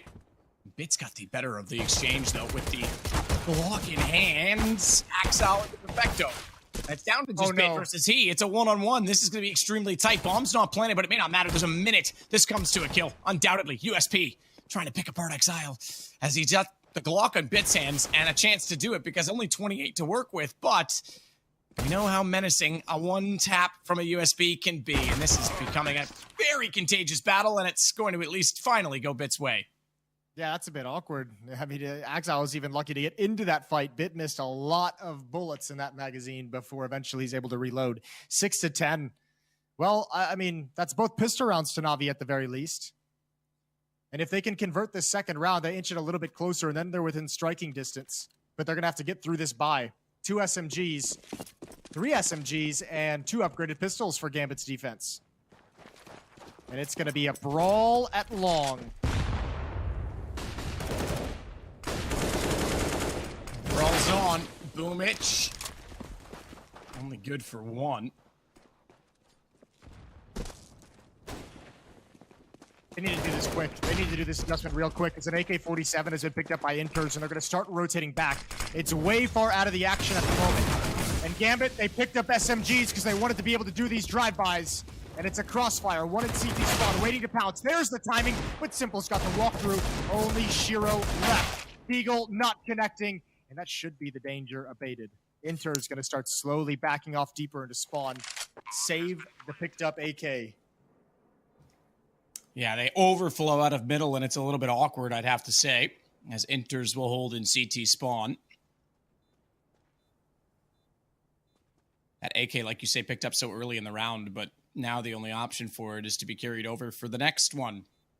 The best gun in play right now, as there's 3 Galils, but Navi is going to make this 2 rounds in a row. So once again, Navi is going to win both pistol rounds and convert them, because we've seen a lot of ecos actually winning out this week. Like, a lot. I think too many. What was it, the first day of 8 pistols that we saw? 6 of them were eco wins after.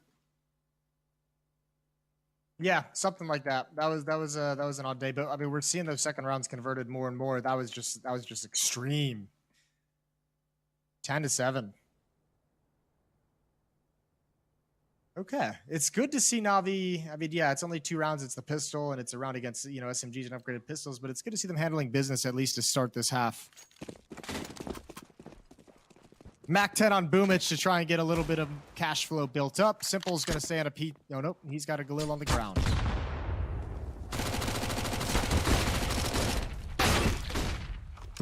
Oh my. Boomich. You love to see that. Starting it off in style. Taking down Cash 2 kills, and Simple's just going to spray. Transfer 3 with a Galil. I know it's against not much, but it's a lot of bodies laying on the ground at long. Yeah, good control with the Galil. Could have got a little bit spicy, but now he's got a spawn and he's got the AWP. And actually, Shiro's got the long spawn as well, so we might see a little bit of off-on-off action. I mean, this has been a good battle. Simple's on form right now, so seeing him on the AWP is great. We know Shiro's been sharp as ever lately.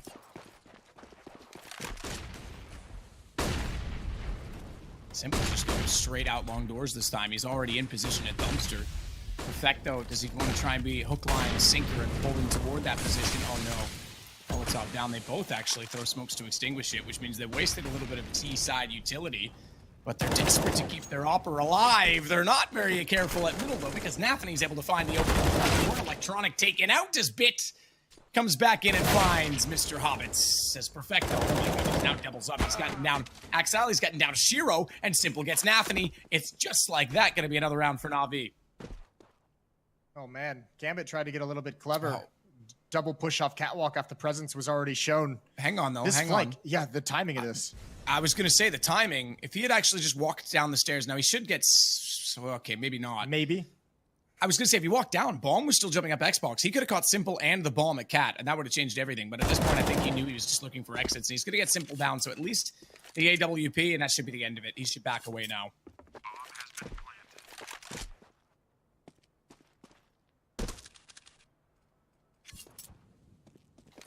Yeah, Gambit trying to get a little sneaky, pushing 2 on catwalk after one player had already gone down there. And I think it might have worked if it wasn't for the fact that the entire Navi team was in middle. If there was just 1 or 2 people with standard control, maybe they get away with it. Perfecto's the beneficiary with the double kill. And a 9th round for Navi. So as dominant as the first half felt, it was still just the 10-5 lead at halftime, and that's dwindled to 1.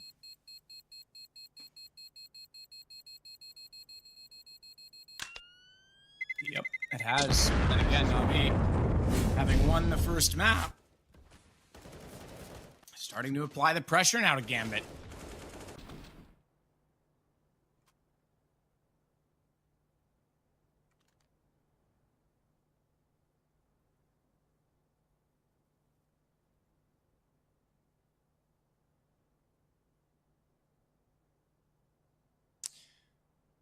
Timeout called by Gambit. AWP in Shiro's hands and trying to figure out what they want to buy around it. Small buy with the Deagle and 5-7 picked up. Stressful.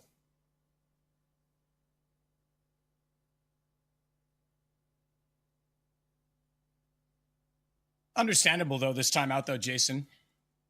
Yeah, because absolutely is. They're getting rolled a bit. It's 4-0 for Navi.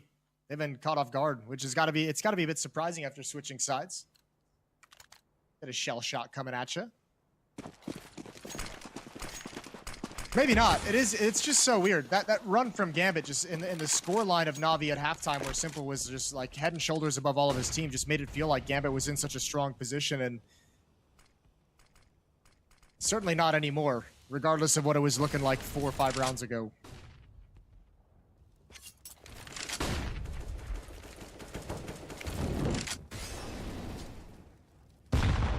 Hold on, because Boomich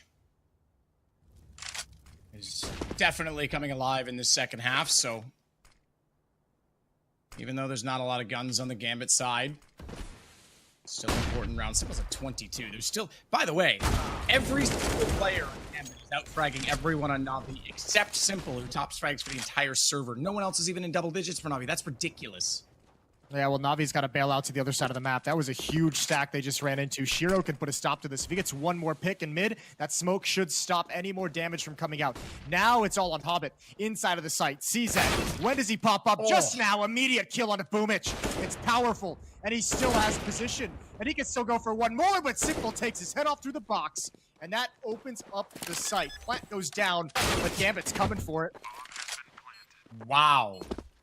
The speed of these headshots. Simple jumps up. He can beat the rotation. He can't. Axile's got 2, and Gambit's got their first of the half to keep the lead, importantly. And they're going to pick up a ton of guns in the process of this, so that's a huge round. That is a filthy stack that Gambit just had at the B bomb site, and Navi knew it as soon as they took that death from Electronic. They had to have known it was going to be an issue.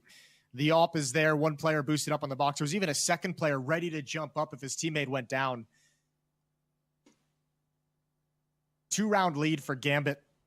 Navi gets stopped in their tracks, but another buy comes out. AK's the AWP on Simple as well.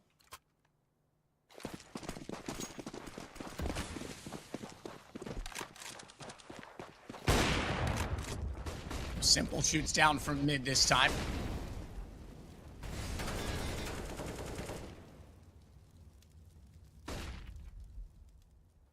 Smoke still waiting to be deployed as they'll hold on Catwalk as well as me. Pressure, as always, as by default. They're gonna, okay, now they're actually just boosting for, okay, it is gonna be a run boost. Interesting. All right, so they're gonna put him across, see if they can get information from Boomich. I thought they were looking to put some sort of interesting bounce smoke or flash out at first, but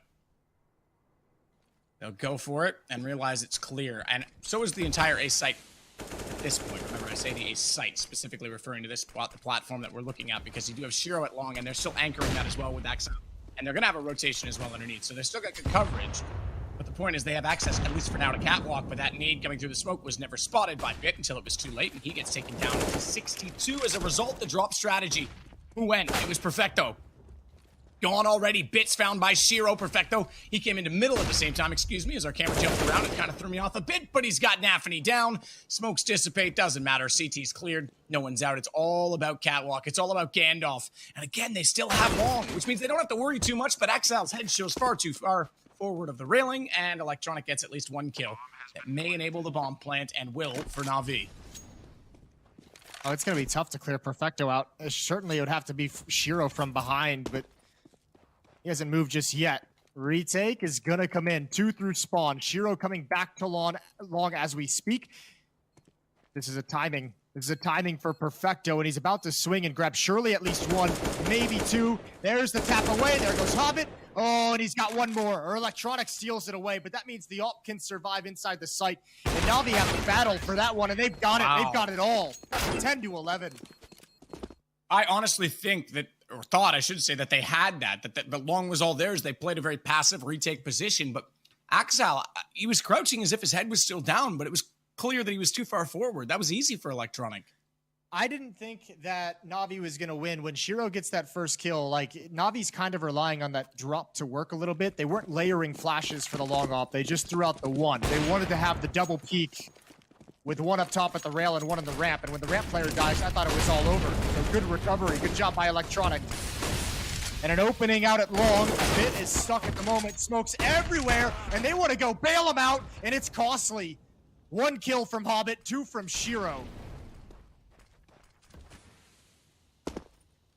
Boomich, audible noise as he drops down in middle, but still has the safety of a smoke down by those doors. Nafany's up close getting a read on this, and he'll be calling that he's heard at least 1. There's only 2 left, so that's good enough information. Dink on Boomich. They know they're out middle now as Shiro gets smoked off. Still a chance. They can isolate if they go fast enough. Enters, but he's going to flash himself back out. Spot to one left. He knows they're going to be pushing toward the window, and they're both on red. But you could still gamble on black with Simple alive. as he's going to put the bomb down, swap the gun. He's on the AWP, and you can bet your bottom dollar he's going to be pushing out and peeking middle. He's already done that, in fact. I didn't see anyone at CT as he'll work his way into the closet. That is a tough position. So is back plat. Molotov. Luckily for them, there's no nades, but there is a Molotov. That's right. And look how low they are. Boomich is going to swing it. Hobbit's there. Molotov's going to go. That HP. Boomich has to move. He's on 14. He hits the shot. That's all he had to do because Simple's got doors covered off. And that is a good hold on low HP from Navi. Unreal that Boomich hits that in that simple 25 kills, 14 deaths. What a recovery from Navi. I can't believe they went and tried to save Bit out at long. They lost a lot for it, but these two just played a masterful, masterful clutch. 11-11.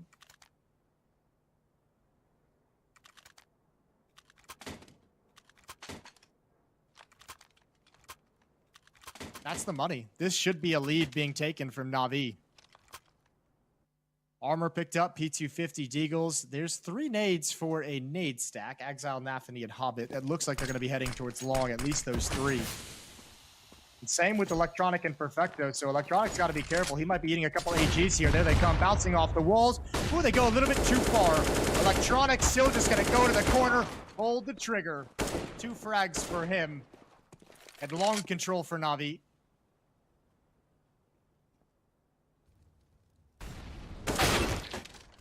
Nice shot by Inters, though, to get Bit down.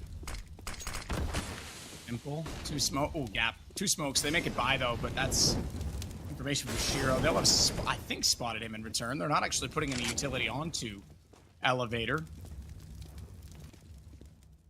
3-on-3. And an AK for Inters to try and get back to the site. Has that information that they've crossed. Knows that there's 2 at least. So you expect he's going to check box. Oh, he's got a spot. As was the check boxes as well as Goose. Instead, he tries to bait them out while they go for the stack on the ramp. But the flash made it impossible, and they made it. This time, Shiro's... Now, where's Inters? Shiro's taking the aggro. I was going to say Inters has... He does now. He's got the first kill. Perfecto's tag. 1 back, Simple. 1 HP. Gets the shot, and Perfecto's able to swing out and catch Shiro. That got close. I thought Nathany might have had that. I thought actually Boomich was going to go down way earlier. That's a really nice attempt at the retake from Gambit. And yeah, they're not throwing utility at Elevator because they're worried about the AK-47 salvaged on Catwalk. That was the main danger. And Gambit almost able to steal one away. But Navi take a lead. This second half, 7-1 in the favor of Navi. And this is one of those games where Simple's taken over. It's happened. 26-14. The rest of his teammates are just filling in the gaps, doing what they can to help him out.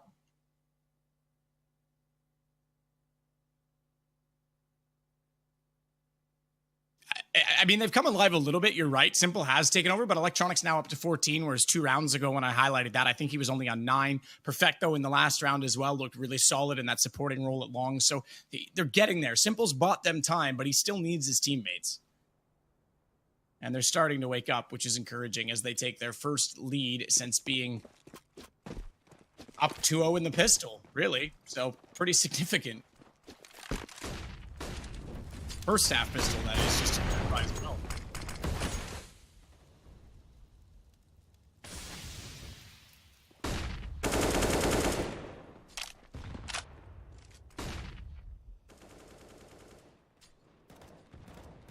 Navi seem to have called pretty early. They want to emphasize the B bomb site. Simple's already rotated back to upper dark. Bit and Boomich and Electronic working together for mid control. They'll have to make some presence on Catwalk if they want this to turn into a mid to B split. They'll at least have to let Exile and Shiro get the sound cues, and Hobbit as well. If they flash back anyone at the corner.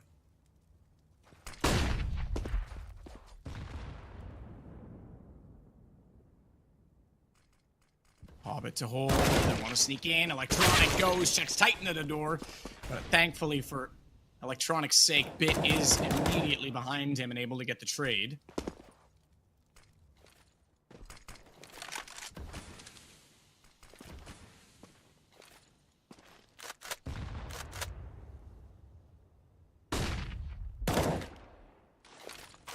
So Flash goes high, enters, peeks on the back of it, but doesn't catch Bit. He actually made it past the APC and stared at the wall, so he didn't get fully deterred by that. This is all a ruse, though. Doing a fantastic job. Oh, I was going to say holding them over on that side, but the collateral kill from Shiro is perfecto. And Simple go down. Exile's got the other on Boomich. And now Bit's little Gambits will get taken down by exactly that team. Yeah, that's it's not bad. Navi trying to pull a fast one over Gambit. They didn't budge. Those B players, the flash over the peak as well. They had all the information. They knew it was just one player outside B, so nobody moves. And Shiro, yeah, poised. Unfortunate lineup for Navi. Didn't even really look like a lineup, but we'll take it. 12-12. Now it's Navi who's running low on funds.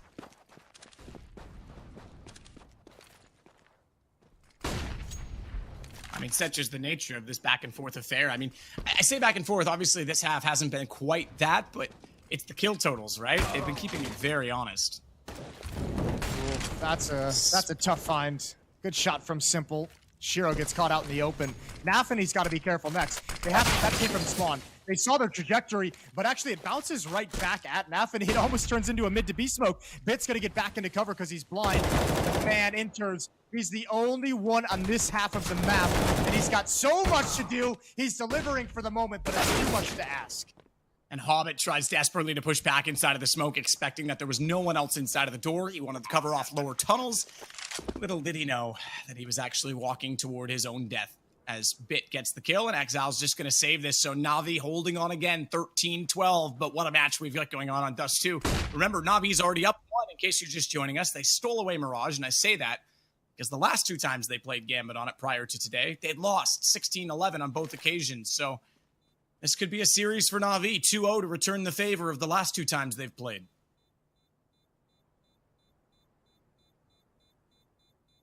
It's nice that our number one and number two are from a single region, though, because it creates this rivalry, right? There's a real blood match between these two teams.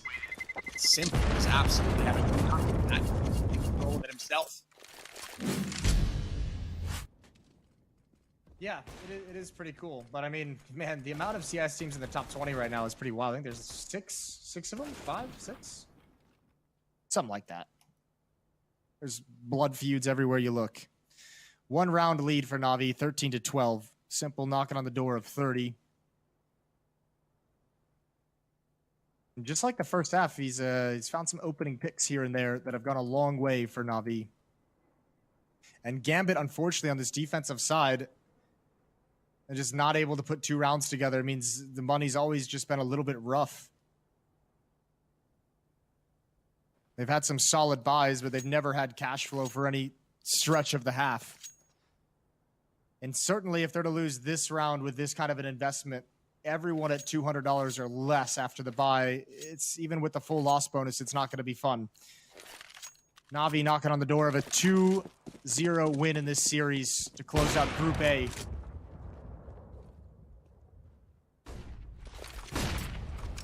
Knocking on the door, not open. Because anything can happen when you play Gambit, including flashes at middle and a double peek cat. Exile again with a double kill. Seems to be good at finding multi-kills. He's either good for 2 or none. As Exile comes through this time to give them a substantial lead. 1:29 still on the clock in the round. That's a really nice switch up. That is a really nice tactic to call that catches Navi completely off guard. Aggression in mid with the flashbangs over. Boomich gets caught trying to book it to catwalk. Lower gets caught as well. Gives themselves a lead that they can then just sit back and relax. And it's pretty important they got both those kills. Look at the utility. Smoke, a Molotov, and an HE grenade left for Gambit. If that wasn't successful, that's a lot of resources that wouldn't have accomplished much for you. Simple gonna work his way through the under past the lower tunnels with the AWP.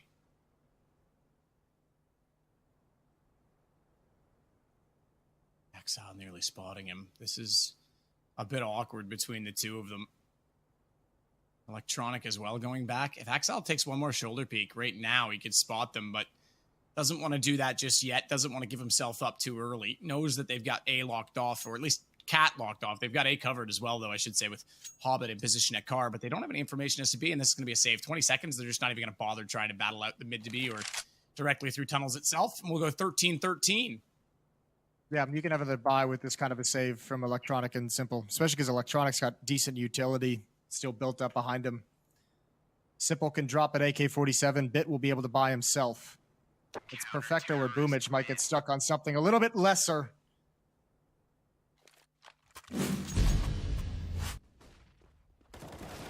This was the start of it. That flash out so brilliantly placed, and Axal able to get the 2 kills that pretty much shaped the entire round right then and there.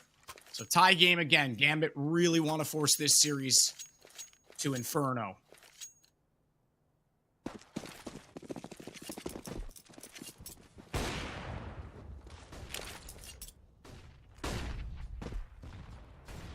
Doesn't quite go deep enough. Gonna hold and wait.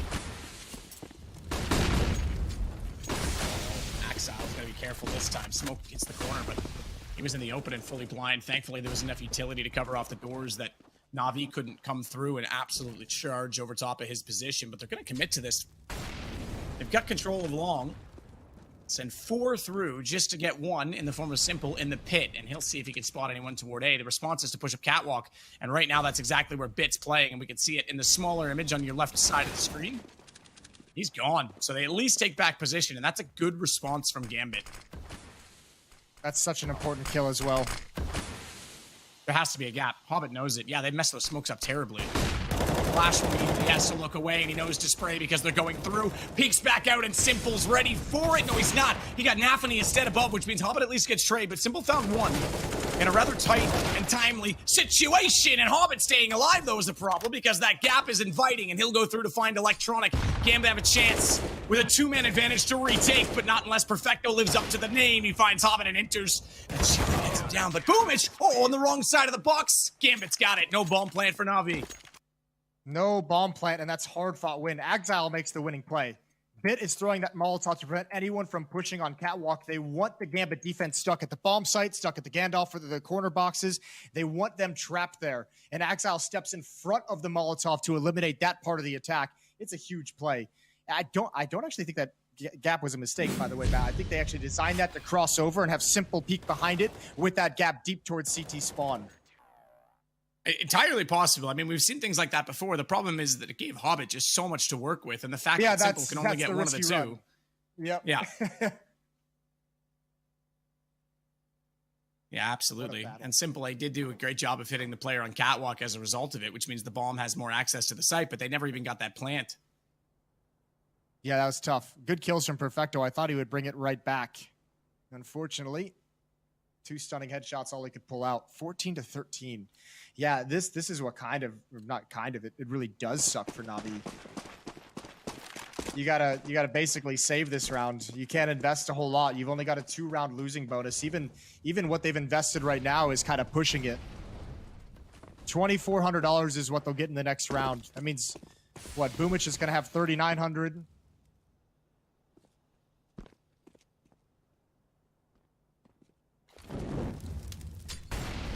Simple with it right about there as well. It's not going to be good looking.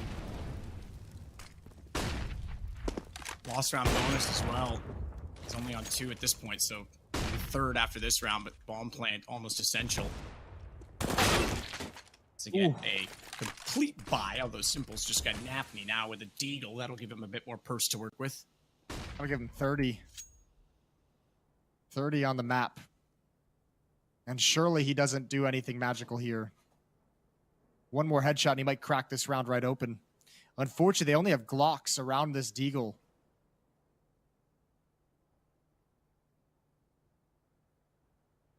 Simple still trying to find anyone else that dare stick their head out and put it into his crosshair. The deadliest pixels in this match so far, the ones between those white lines on Simple screen. He finds 1, he finds 2, this time he finds 3. He is the multi-kill master as Boomich will walk back through smoke down CT. He has bomb, but it's not be a big split. They have no one who got tunnels, and that gap smoke and firebox moves worked out perfectly. Axel nearly getting an ace. It's going to be Inters to steal away the last kill. At this point, I don't think they care about that. They just want a third map, and they are one round away from getting it. Yeah, good awareness from Axel, rotating over to make sure they couldn't pick up that gun off the ground. Everyone from Navi showing up just to try and secure the one weapon, and Axel's able to destroy them all. Navi with 2 chances to force overtime.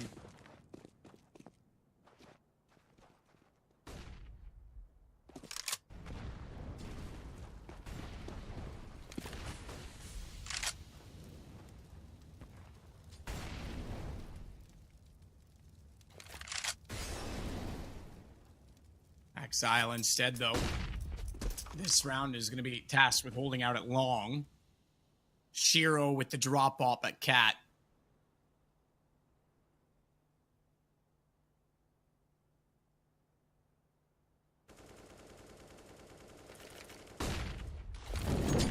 Run. Shiro can't get a shot as a result of it. Puts out Incendiary, which will deny them from getting up the stairs. Go ahead, sorry. Boomich now on catwalk with Bit behind him. This is very quiet, very slow from Navi. Perfecto's even lurking out mid, having some presence, but he's got no utility. Has no smoke to drop and spawn to make them a wee bit nervous about a mid to B split. Another run boost to get out catwalk quick. Flash for the corner. It's just one player, Hobbit, who's blinded. Now he's unblinded, he wins that. It's the Galil that can't handle it, and Shiro's coming back to help.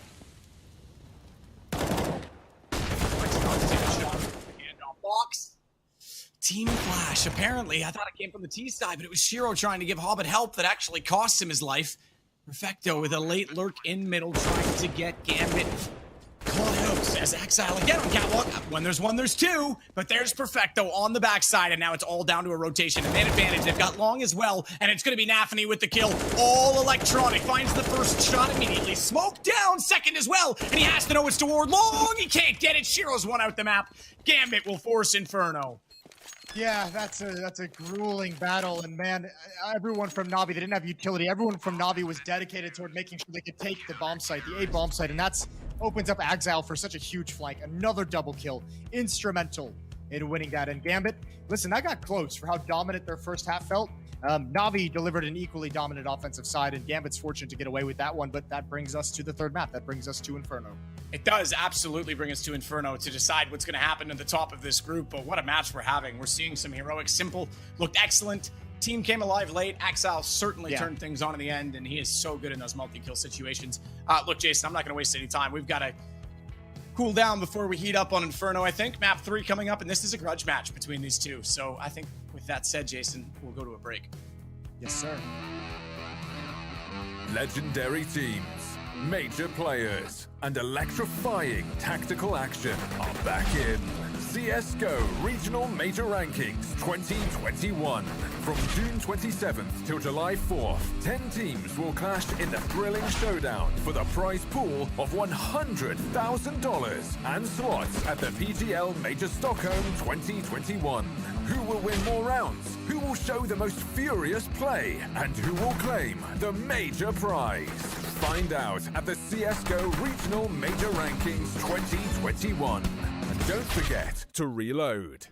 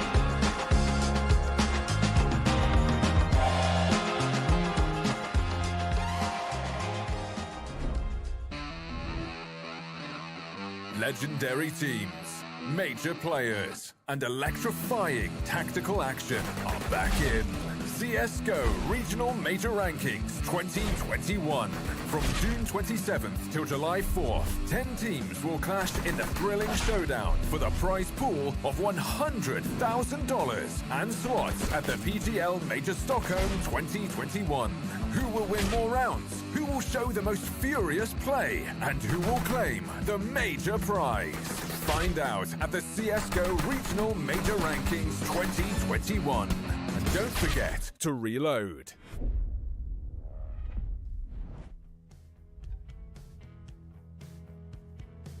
All right, Jason, Welcome I've back. got the green Oh, screen you're glasses on because things are going to be hard to predict and see in this game as we get on to Inferno, and it will be the map decider, the series decider, I should say, and therefore the group deciding map.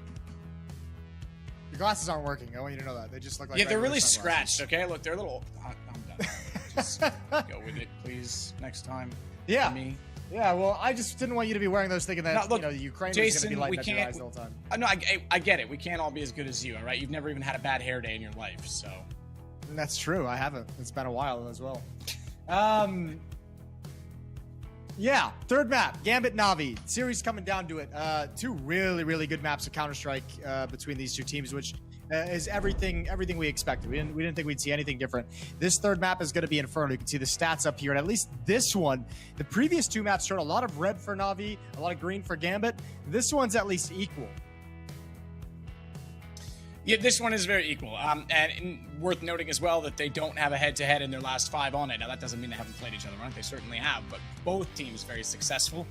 Both teams good pistol round stats, but obviously more sample size for Gambit as of late with 11 maps played accumulated in this. So what we're seeing on the Navi side is everything they have to offer. And Furia going to overtime, that was a close game as well. So, yeah, I mean, look, I think this is, we always say it, in good series, Inferno seems to be like the perfect deciding map. How many best of threes have we seen in the history of Counter-Strike, specifically CSGO, decided on this map that are just epic?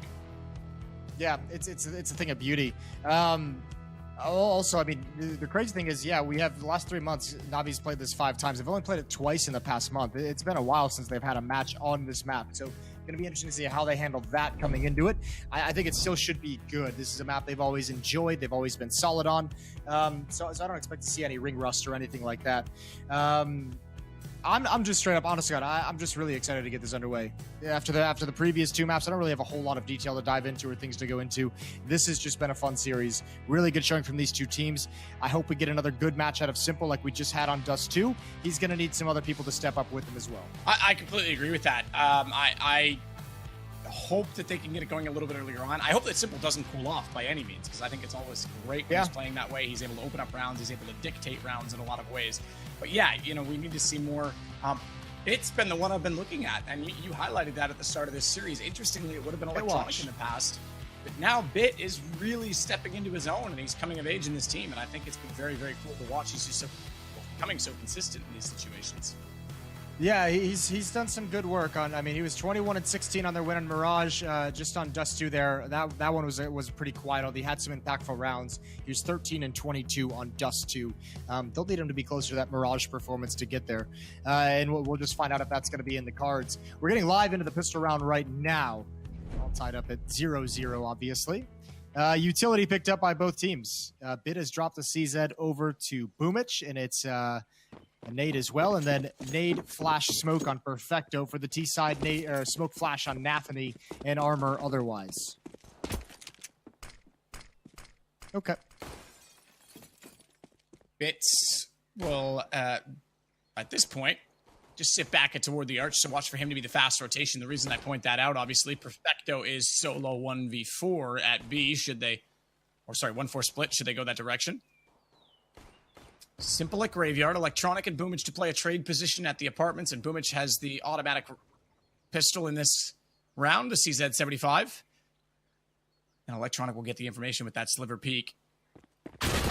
One smoke, no utility. Otherwise, Electronic managed to get 1 kill as Boomich pre-fires and sprays back into the site. That made it's a great position. Good setup from Navi, and now Boomich is in the pit, can play the half wall, and a brilliant shot by him to down awkwardly to just Inters, although this is an awkward battle indeed as Bit gets caught out, and he's actually managed to jump inside of the site without taking any damage. Despite being shot at for 2 players at the same time. Yeah, that's a good point. And the bomb's up on the balcony, I would imagine. So this is awkward. Perfecto, I feel like, can't actually stray that far away from Boomic. Yeah, he's in so much trouble. He's actually kind of screwed. Playing Ring Around the Rosie. Legitimately, he does get one left swipe. But now it's on Perfecto, who had to basically abandon him. And this is tough. Glock long range, got the cushion. That doesn't feel good. Perfecto's going to go down. Good win from Inters. And a 1-0 lead for Gambit. That's twice in 2 days we've seen Boomic run out of ammo with that CZ. Yesterday, we saw it on Ancient in the middle. Thankfully, in that situation, it was a 3-on-1. This time, he runs out, and there's nothing he can do to save himself. And you got to wonder why. Why is that worth it? I mean, yeah, rapid fire, sure, we've seen the CZ do incredible things, but as soon as you get in that situation, my God, that's awkward. And twice in 2 days is too much for me. You got 2 kills with it, but still, yeah, it is awkward. It's also, you expect if you get a couple kills and you get into some action, you're going to be able to swap that out for a different pistol on the ground. And for whatever reason, he hasn't found him for 2 days in a row. Upgraded weaponry with armor for Navi.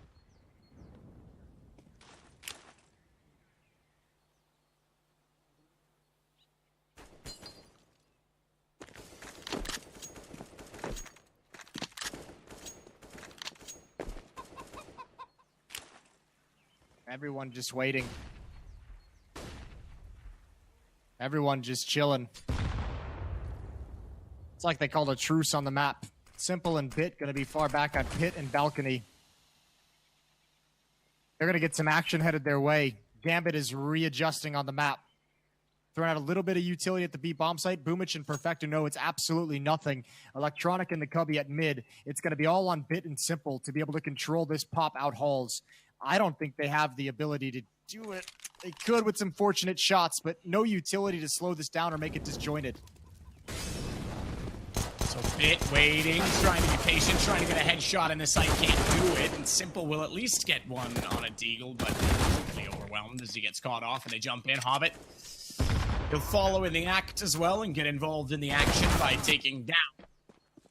Well, I was going to say 2, but it's actually Navi that gets to Boomic, and it's all on to Perfecto in a 1-on-4.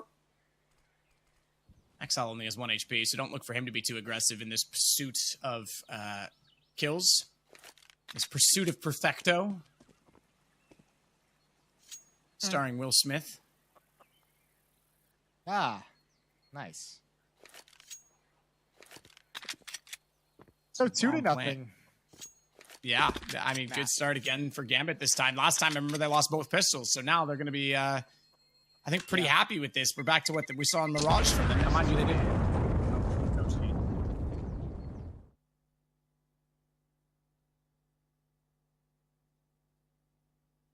Tough hit to handle for Bit and Simple. They were expecting the main thrust of that attack to come out of the holes. I was expecting it as well, and Gambit comes up lane and turns right into the bomb site.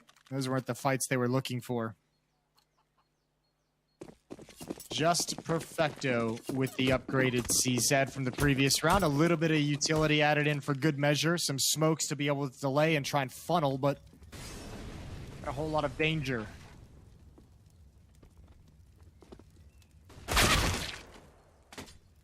Shot from Hobbit will take out Simple. That'll put us down on 1 man already on Navi's side as they wait one more round to get the guns brought back into play.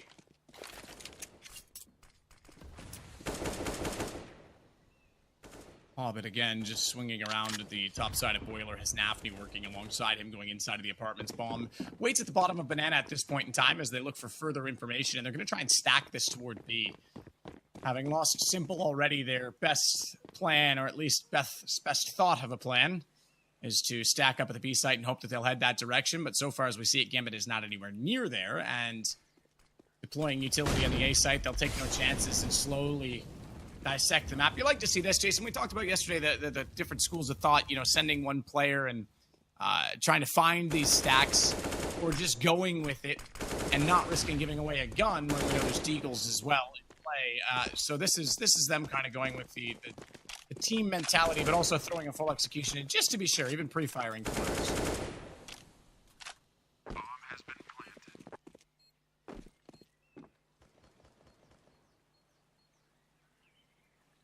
and they get a free bomb site and a free win.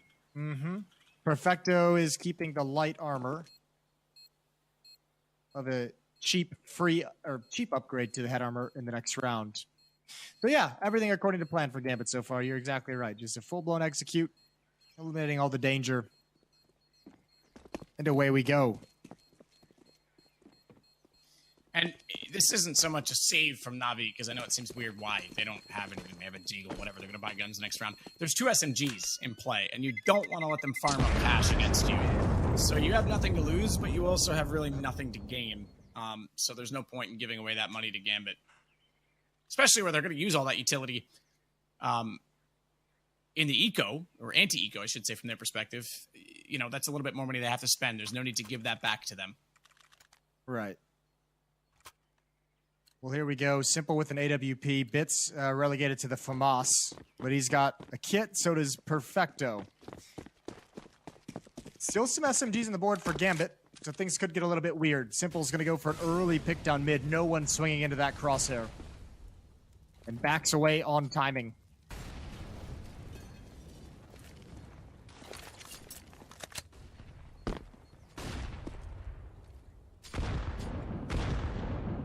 Quick nades from Gambit to the top of mid.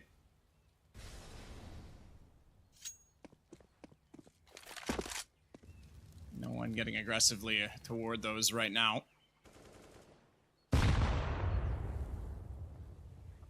Another quick one on the wall just to make sure that no one's up close, but Perfecto's ready. Don't imagine it'll be a long throw. Watch for the underhand. In fact, okay, long throw off the wall. Fair enough. It still lands to deny them entry points. And Boomich is boosted new. Classic spot, this. Never existed in previous versions. Inferno's gone through quite a few changes despite keeping its integrity. And they're going to work together. This is almost a lineup with the crosshair together. They've got to be careful not to get in each other's way. Is Perfecto.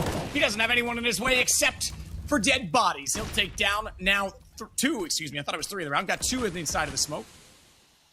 But either way, it's a good counter to the entry positions. And already the rotation has come in from Simple. Smoke down, but watch for him to come through that. There's a chance at all. If he can sniff a kill, he'll go for it. We know he likes to be aggressive. Nafany's going to use the smoke to their advantage, but that is going to just leave Simple with a perfect time and a perfect opportunity because that smoke has faded. Nafany, he knew the timing well. Fair enough. He gets around orange as 1. Still Boomich. That can peek on this. Perfecto. New box this time for him. Spots them at water. In comes Simple. Can't get the up close AWP. Shiro shuts him down instead as Electronic will close the round and Navi get on the board in the first gun round.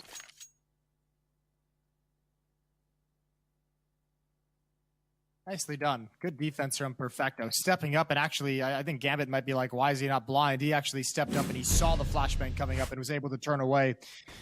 There it is. You can see it on the screen. And perfect double kill for him.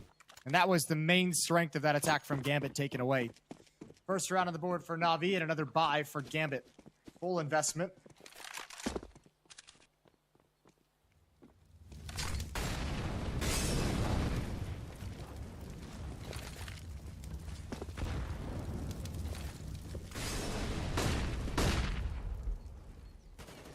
Pop flash off wall to allow Boomich to get behind barrels.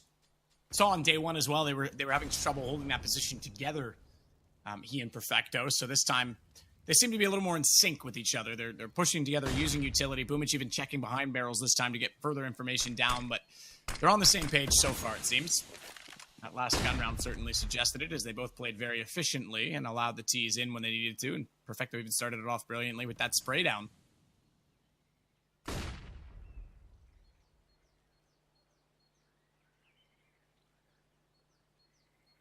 It's in an interesting spot. Challenging up lane. Gets to Haykard, tosses a nade, and backs off. Nothing unusual there. Looks like they want to attempt to pull off a split through CT spawn. Simple's going to get aggressive, though. Ooh, and he finds him. Gets away behind the corner, comes back for more. It's Hobbit down next. Good shooting from Simple. And the B defenders still have 1 smoke to utilize if they'd like to. 30 seconds on the clock, and it's Gambit who have to make the decision.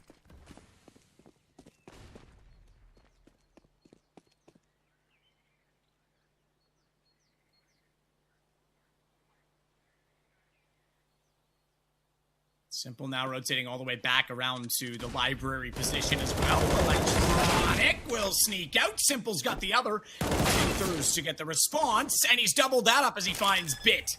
Simple with 3 already in the round, wants to try and close it out with time. Oh, he did get the plant. Simple was trying to bait the sound coming through. And Inter's held his nerve, so he'll be looking for an ace to win this round out against Navi, but it's a flank behind him. 2 players already working up on the quad side. Simple's got the shot instead, so it doesn't even matter. They won't get that far. They'll get the defuse instead. Back-to-back rounds for Navi. And money in the bin. Well, I say that. They'll have a second round loss bonus plus plant, so I've seen forces on worse, but it's not going to be perfect for Gambit. Yeah, it's not going to be great. Not going to be the best thing in the world, but they'll manage. What a nice round from Simple, picking up right where he left off on Dust 2. 4 kills with the AWP. First, this handling half of the attempted split, forcing the 3 B players to come all the way back to A and execute with like 18 seconds left, and then he handles it all perfectly. Knows he's going to be the target of that last player and just backs away to a new angle. 3-2.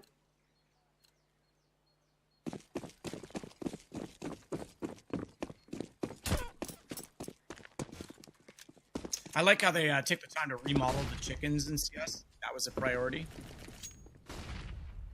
I'd say it's a pretty important priority. The chickens have got a lot of mileage out of Counter-Strike for content. That is true, they have. Simple's got a lot of mileage out of this AWP because he's had it now for 3 rounds. That one was dropped back over to him, so he's got multiple kills on that particular weapon.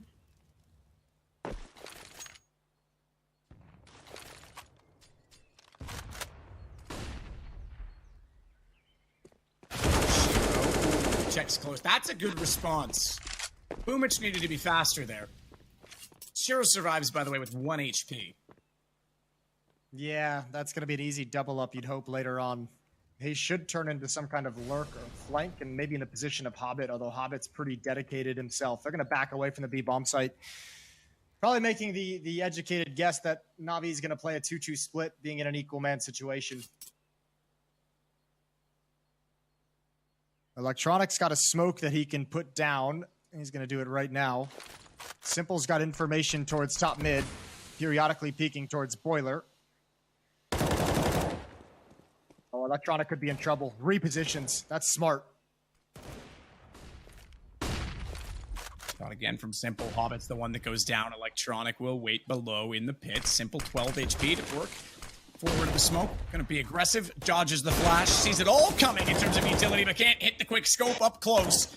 As Shiro responds into him, but Electronic still has control in the pit, and he's called that Shiro's gone to the site. Electronic getting the final kill, and Perfecto using his information. So, 3-3, Navi straight back into the game. The money's still grim and tight on the Gambit side. Great round from Electronic. The smoke misses the opportunity at the first kill, which is unfortunate, but repositions to pit to grab a double. Simple as well, being able to bail him out, coming back from Rap side and picking Hobbit off in halls. Navi, once they got the guns out, handling this Gambit attack very, very well. So far, so good.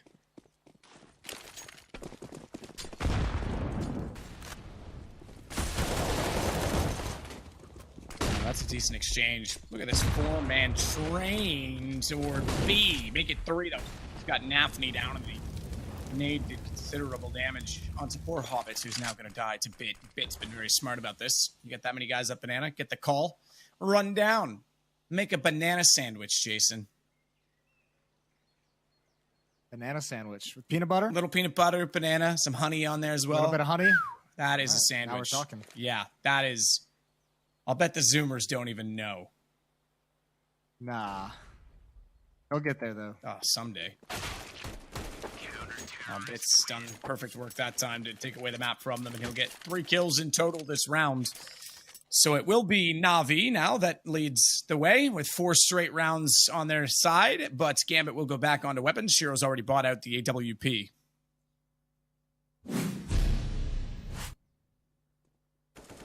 Yeah, they're going to talk over the best way to approach this. Getting a little bit beat up in these last 4 rounds. It's been pretty clean, pretty efficient from Navi.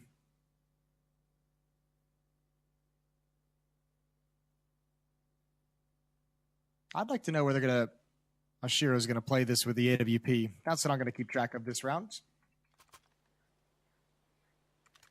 And here we go. Freeze time comes to a conclusion. Exile on 1 kill, Navi on 1 kill.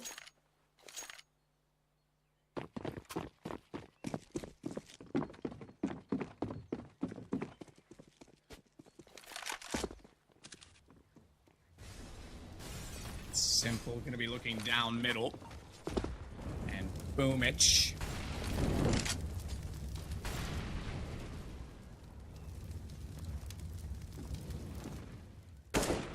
He's already looking at Banana, but they're going to rotate this over with a deep smoke on Banana. But Perfecto's still being very passive in the site. They're going to rotate to a 4-1 split very early in the round, Jason.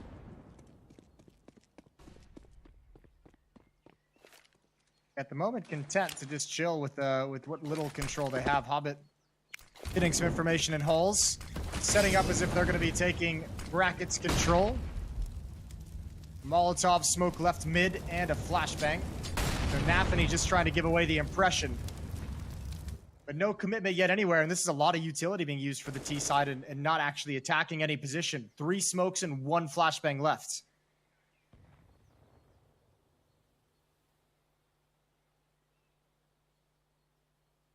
I think the fact that there's not a whole lot of Molotovs and smokes being used at B scares them, gives over the game that Simple is there with the AWP, that Navi want them to peek into the Banana bomb site.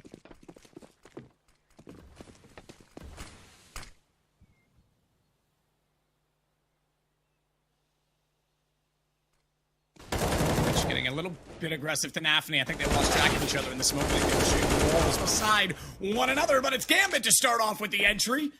As they get inside of the site, Nafi and Hobbit finding kills. It's Simple and Perfecto left alive, and they're on the B side of the map, so we're going to go 4-4. 10 seconds was all that was left on the clock, and Gambit will tie the game back up, taking their first gun round. Yeah, that was well read. They had Banana control, just completely fell back to the A bomb site. They didn't want to mess with that whatsoever. Navi was letting that choke point stay open.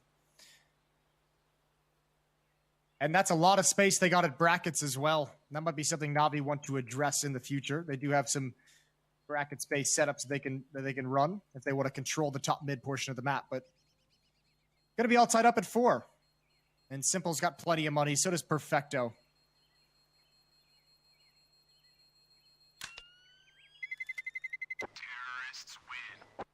So they'll save both weapons on the Navi side.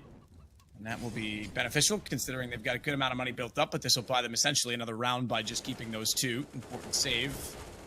Great entry, though, at quad side. And the fact that they lost the player on balcony so quickly just made things very awkward for that pit engagement.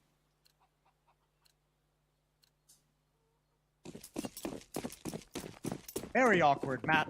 Extremely awkward. Weirdly awkward, you could say. Socially awkward? Yeah, probably even socially awkward. Sexually awkward? No? Okay. I mean, perhaps. I wouldn't know. Boost for Simple in Banana as he tries to get some sort of detection as to what's going on at the bottom side of Banana.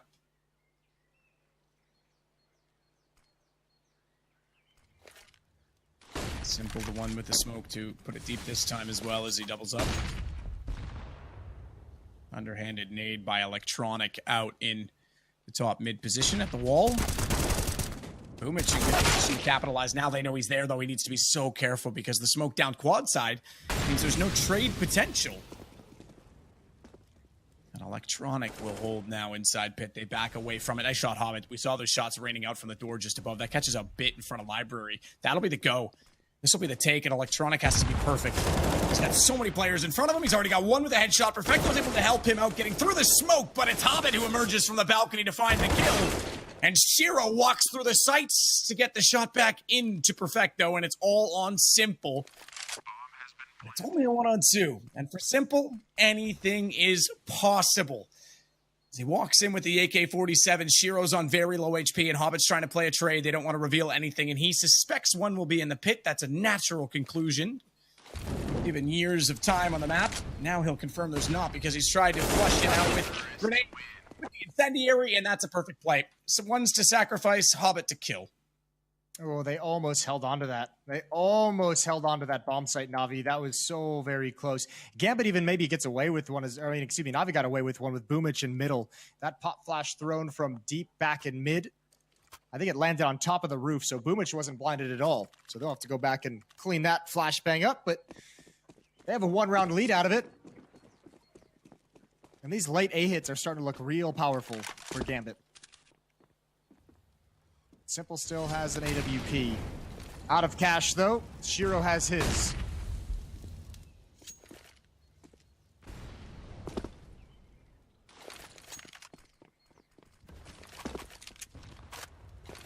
Well, they'll try and go for an early set with a 3-2 split, having already put some utility at Banana. We're seeing a lot of utility at Banana, but not a lot of deep play yet from Navi. Would have thought perhaps, Jason, they might have gone to try and get themselves further down towards the wood stack.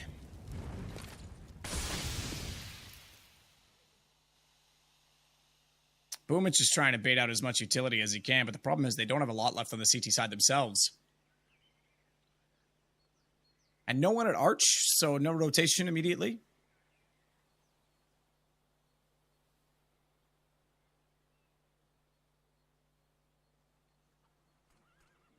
Timing on Perfecto's smoke is going to be everything. Spots the shoulder, they're going to beat it. They're not going to respect that at all. Boomich, only a FAMAS, but he's got a blind opponent. Spam down and Perfecto is turned upon. And now Gambit is establishing success at both bomb sites on the map, and that can spell disaster if Navi's not careful. This is a real problem now.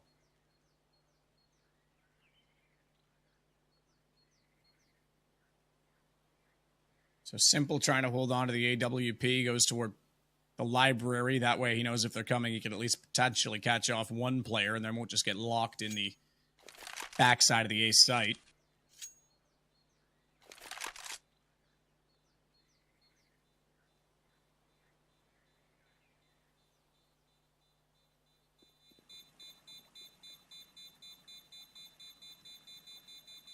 Bomb will explode, and the rounds to Gambit as they now take a 2-round lead in the map.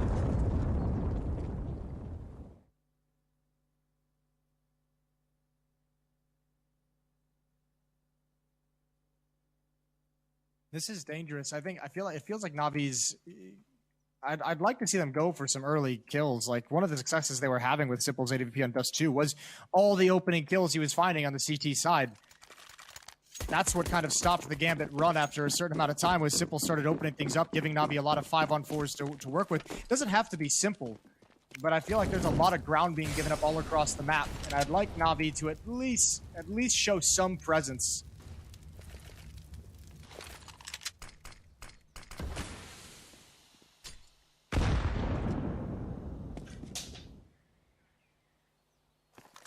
So it's Bit and Simple together. Play the crossfire at top side of middle as Perfecto. Way back in B this time with Boomich.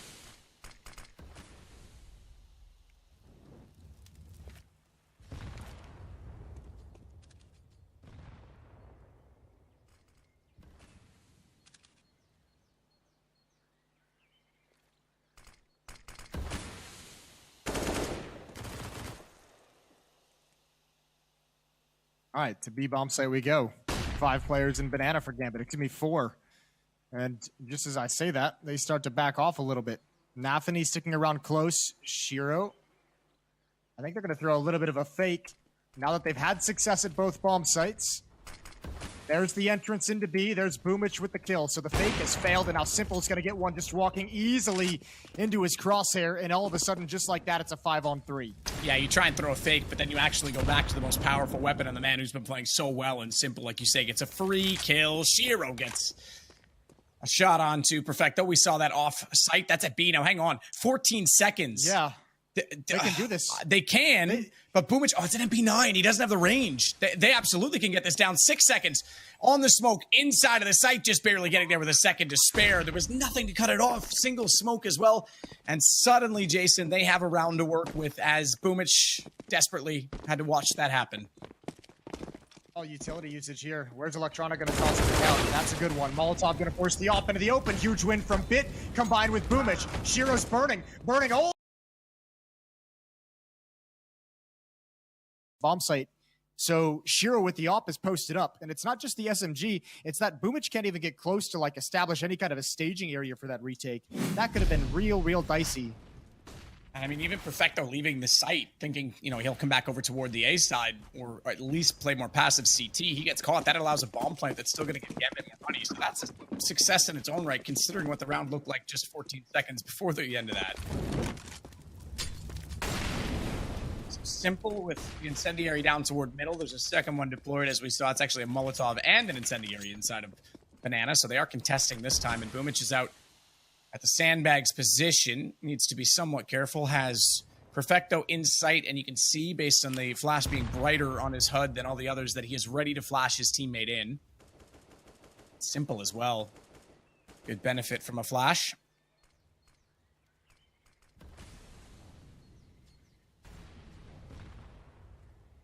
I'm not sure they're going to get much for this, though, because Bomb's going back up middle A again. And it's Bit that has to cover this off on the archway side. Excel's already got Boomich. Simple does get one back. Flash came over. That was well timed. At least they used the utility to find a response, but it's all over toward A, and Simple knows it. He's going to try and get on the horse and rotate back across the map to try desperately to hold off whatever Gambit can throw their way. Simple gets caught out. Shiro read him perfectly that he was going to rotate down deep in Banana instead of going back through CT. And they're going to take back over toward B. So Gambit's just playing the map. Yeah, look at his nades, though. Look at Perfecto's nades. He's got Molotov and a smoke and an HE grenade. He can stop them cold. They won't respect the smoke, but he can make it very difficult to get in. And that's risky. He knows they're there. He heard the nade hit them, but he's stuck in water. It's an off angle for him as well, though. So if they run and expect him to be in the site, he knows they're going to be up high, but Hobbit instead is going to find Perfecto, and Hobbit and Water get along so well, but not when Bit's in town. Shiro to pull this back 9 seconds. He has to grab the bomb and plant it right now. It'll be a committed plant, and there's a chance that Electronic could have just swung on that. Instead, Shiro's got the information, but Electronic wins out the round, and Navi get away with it to find 6-6. Yeah, that's huge, but man, Gambit is making these rounds so awkward.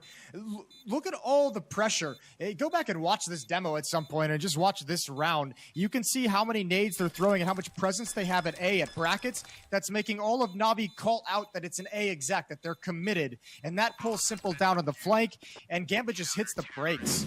They're not afraid to just run the entire length of the map. This is so brutal because Simple's being told that they're committed, that they're finishing at A, that they're coming into the bomb site, and then he's just straight picked off. Good job from Perfecto, even if he doesn't get any kills. The Molotov, the smoke, making it awkward, making it delayed. They needed that. He won an important battle in CT spawn just prior before rotating as well. 6-6.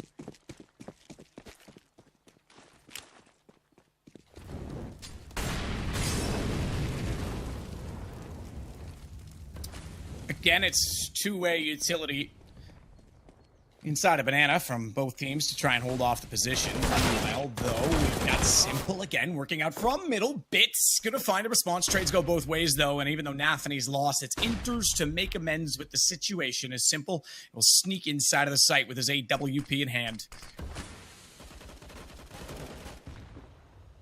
Tough angle to play. Makes no mistake on it, though, but not expecting Axile to already be on balcony. He gets the shot in return. And just like that, Boomich has to back away. Shiro and Axile left in a 2-on-2, bomb planted. And it's the 2B players, naturally, who have to get back over to the A site. And Boomich will be the first to make contact. Looks high. He thought he could get to the balcony first, but Exile's perfectly positioned and times it well on the peak to get the shot. It'll be the exact same thing over again, and Exile finds both. Oh, this is just so tough. Good round from Gambit marching up into that A bomb site. They've gotten so many plants in this half. And that might just be it. The trade game coming up mid is just phenomenal for Gambit at the moment. Navi's going to have I guess, a full investment. Electronics just bought out the FAMAS. The money's all over the place, and none of it's good. So they figure might as well just buy here. Not like the buy in the 15th round would have been great either.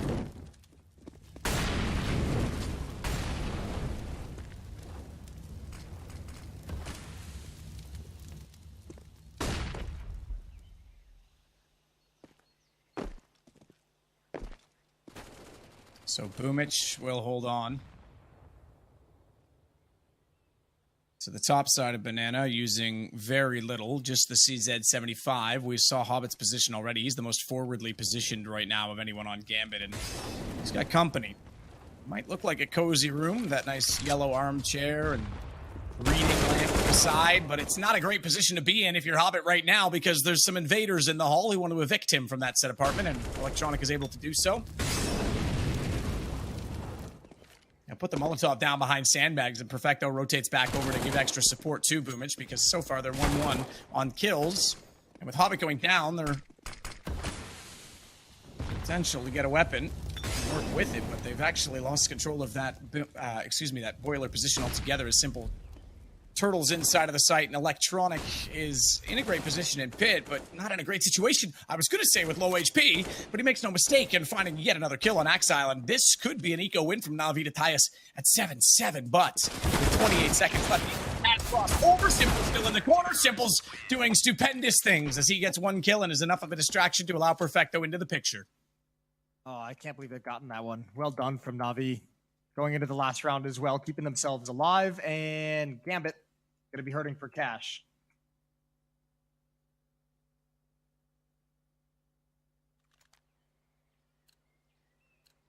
It's quite the win. I mean, again, it starts with that double press, that full court press, if we want to put it in basketball terms, but that double press up to a boiler. I like that. Basketball terms. Yeah, it's about like all I know, like free throw, bad, full court press, technical. I don't know a lot about basketball. That's all right. I probably actually know more terminology than I think. I just don't understand it. Yeah, that's fair. All right. 3 players in holes for Gambit. Oh, this will be a timing hit. Electronic, he's got it all to do. They're just going to turn the corner. First goes down. Again, good trade. Good trade, and Bits in the open. He never had a chance. They were out before he could even respond, and this was a timing that Navi was not ready for. They're going to go for the retake. They've got to. It's the last round. It's going to be a tough ask. Good nade. Goodness me. Perfecto gets dunked on. There's some more basketball references for you.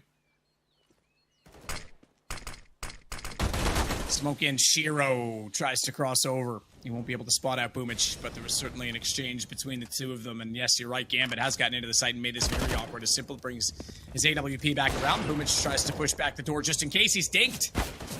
Axile got him on 12. We saw there was a player in Boiler. So Axile does all the work, and I thought Shiro was going to pop out. He doesn't even have to, Jason.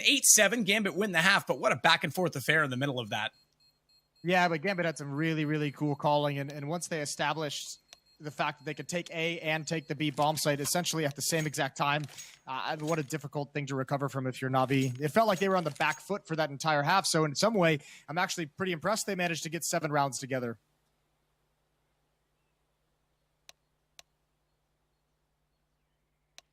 $15 kills for Electronic and Simple each. Hobbit leads the way for Gambit on 15 himself. Although, again, it feels like Axile, whenever he finds doubles, has a massive impact.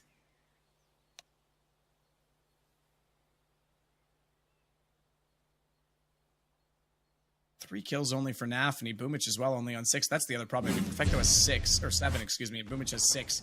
That's your B players, and we did see a lot of B attacks as we look back at some of the highlights from the half. Yeah, well, we saw a lot of rotations over as well, but certainly there were a few rounds where that initial defense of the B bomb site kind of struggled. This wasn't one of them. That was a good play from Perfecto. I really like that. They had some good moments as well.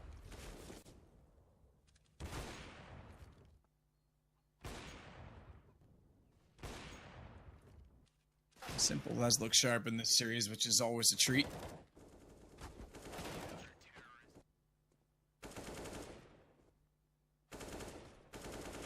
There was a tech pause at the end of the first half. Yeah, I was just yeah. So I'm seeing a bit of English and then Russian as well mixed in, but without the Cyrillics, obviously. So I was trying to make sense of it, but I couldn't. But yes, we do have a tech pause. You were trying to like improvise reading Russian?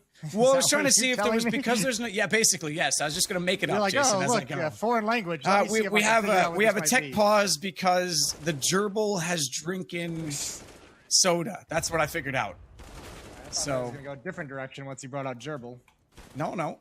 It's apparently the gerbils drank some soda, so that's why we have a tech. I told you, I speak fluid Russian. Yeah. No, we are going to get underway. I did like how they asked the admin, hey, can we speak during this timeout? Come on, we know the rules. No. Nope. Not at all. Here we go. Live into the pistol. P250 pass over to Simple, as we all know.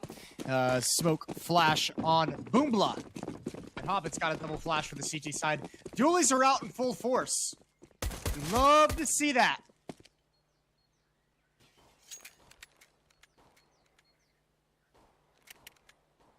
You do love a dually, don't you? They've been out a lot more lately. I think I've seen them more this week than Makes probably me so the last happy. like 3 years. Yeah, yeah.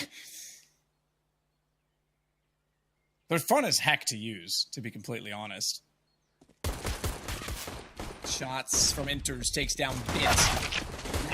And the dualies didn't do a damn thing.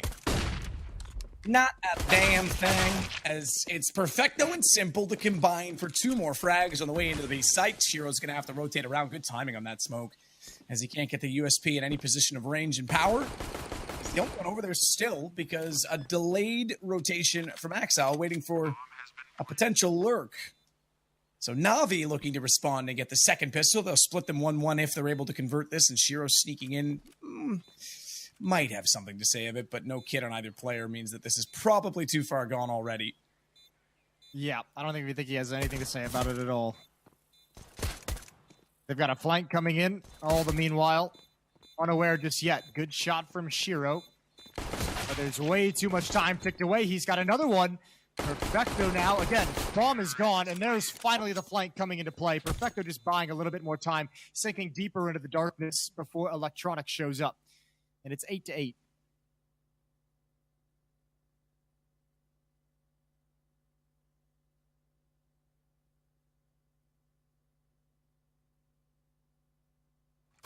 So we've got a game. We did say it. Inferno's normally a phenomenal deciding map in series such as these. And yeah, I want these 2 teams on land. I want a crowd for this. I want Katowice a full. And these 2 teams in the final, Jason. That's what I want. Ooh, okay. Couldn't argue with that one. Full investment from Gambit in the round and a stack at the B bomb site. It's Bit and alt mid. 4 players for Navi are here. Ooh, this could be dangerous. How many are they going to commit through the smoke? Boomich spraying into the smoke. Burns. 1v from Inters. He's traded off, but Nafany pounces. And there's still 2 more players here. Perfecto needs to be careful. He's committed. Jumping over. Finds one. Leading his way into the bomb site. Electronic adding in. And finally, it seems like they found a way to this B bomb site. But what a battle the whole way. That was a big time battle. That was a brawl. Nafany nearly snuck out and surprised them being in that back corner the whole time and not being checked, but Electronic does clean it out and get the kill. And as a result, Shiro is now left walking away in a somber state of affair, because it'll go Navi back into the lead at 9-8. He's actually going to rotate all the way around and look for exit kills, which is rather clever. And unlike Boomich, he still has some ammo to shoot, but he's not even going to bother shooting it. You know what? Never mind. I would rather him not have ammo, as Bit completely deletes him.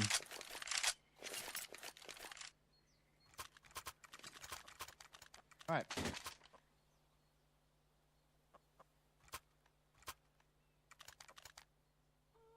All right, then. Well, 9-8. Can't really invest a whole lot if you're Gambit. We'll see what Perfecto can do with his MAC-10. How much money he can build up with some of the bonus cash. A stack again, this time at the A-bomb site. All 5 players for Gambit on both sides of mid.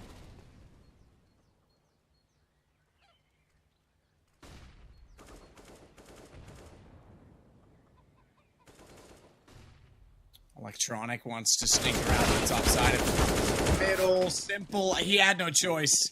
That's the problem with that crossfires. You really got to commit one way or the other. And Simple wanted to shoot the guys behind. You know, Henry said it for years.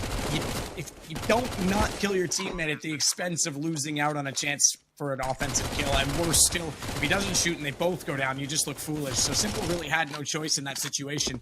They were able to trade because Electronic got 2 before Simple deleted him. But it's their advantage as a result. So you can see the benefit of doing that. I know it looks weird, and it's an intentional team kill in some ways, but really nothing else you can do, Jason. This is a great route. Yeah, you're exactly right. Just kill the teammate. Yeah, and he even waited a half second. Electronic didn't move, so it's like, well, sorry, dude. Yep, sorry, bro. Either way, if they get to keep these 2 AK-47s, this is an unbelievably good round and good victory of sorts for Gambit. They invested, I think, just $300 into this. I think there was 1 upgraded P250, and you get 2 AK-47s out of it, which is going to save you, $6,200 on the investment. So, well done from Gambit to be able to get away with those 2 guns. Yep. You can see it from his reaction. I mean, he had no choice. And I'm sure Electronic knows it in that situation. I mean, if you team killed me to kill a guy behind me after, especially where Electronic already got 2 kills and won that exchange, you're still favoring yourself in the trade, and it's worth it. Like, if he doesn't shoot and they both die, then the 2 kills Electronic get are effectively canceled out. So, yeah, it's smart. It's fine.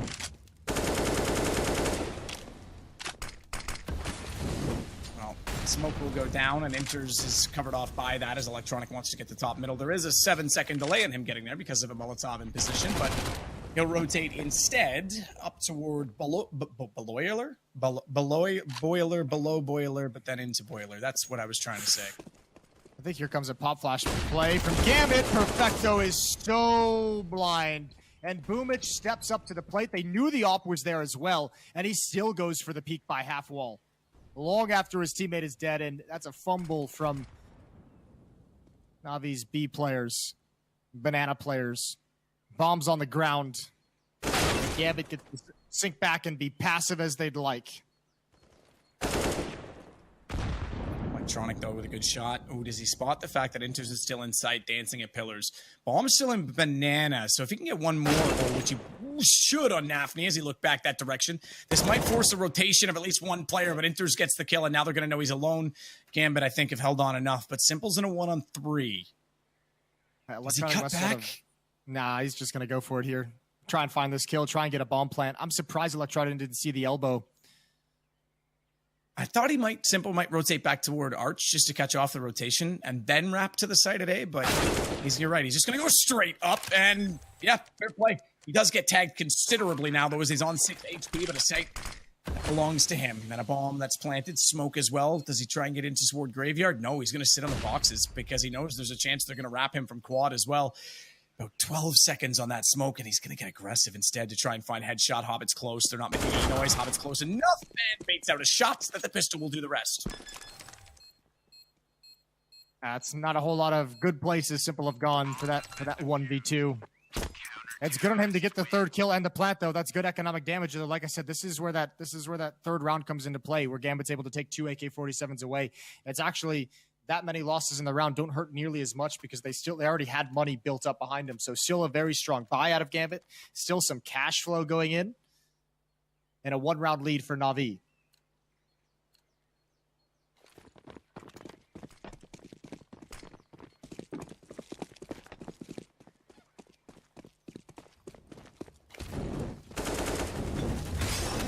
Shots up on the top of Nafni. This is what we did not see from Boomich in the first half. He's going to get aggressive, but look at the amount of heat on him. Good play. Jumps over, identifies the Molotov was put down to slow them, and knows, therefore, that by design and the fact that it's thrown by his teammate, there's a gap behind it at the tree. So Shiro has the aggressive angle. Oh my goodness, he nailed it. That timing. Absolutely. That's just pre-programmed, right? You're flashed off, you shoot and fall, and Simple walks right into it. Yeah, now actually they can leave after they pushed up. Electronic coming through the smoke, tries to sneak in. That's an important trade from Boomich. Only 2 defenders here, but Navi not committed. Electronic and Simple out for the rest of the round. And Bit's going to have to deal with some aggression from lane. It's Axile again. Able to get one more.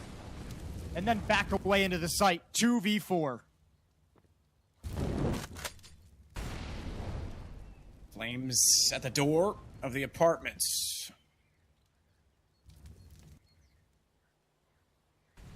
Perfecto caught.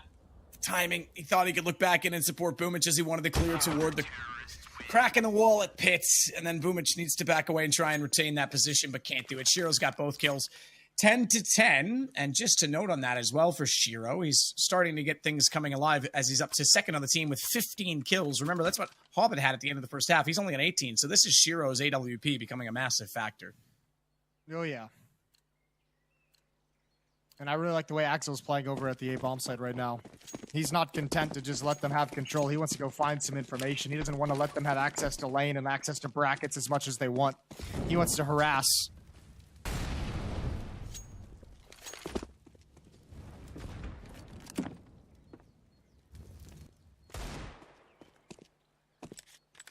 Boomich.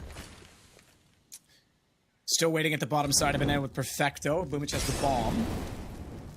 Simple's in there as well, and we'll see if these pistols can come up with anything at all. Boomich, Simple, the two on Deagles to note.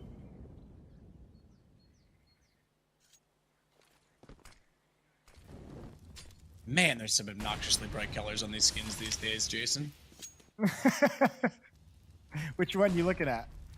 The Glock with the two eyes on it, the M4 that looks like it's from the 70s. I don't know. 70s was a great decade, man.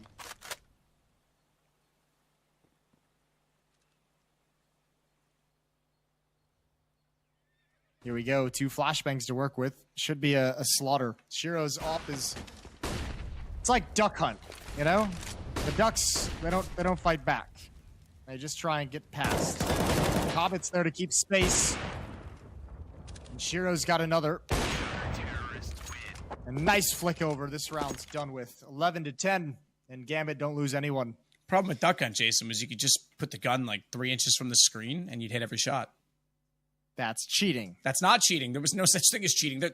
Where did it say that's like an aimbot? Nowhere did they say there was a minimum distance. Surely the family established some ground rules for playing Duck Hunt. Well, they didn't, and I found a way around it. I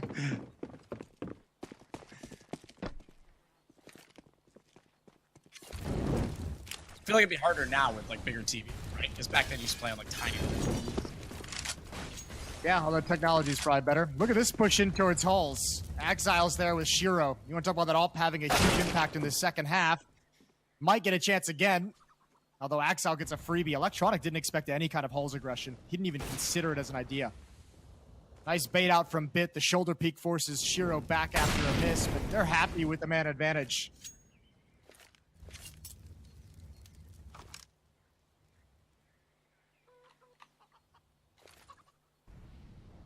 Happy with the man advantage and the 1-round lead as well. Bomb plants are going to start to become very important if you're Navi. Lost round bonus will maximize at the end of this round if they aren't able to pick up the victory. But yeah, definitely going to need to get them planted more frequently. They last had a bomb plant 3 rounds ago. Shiro flashed off, will jump back inside of the A site.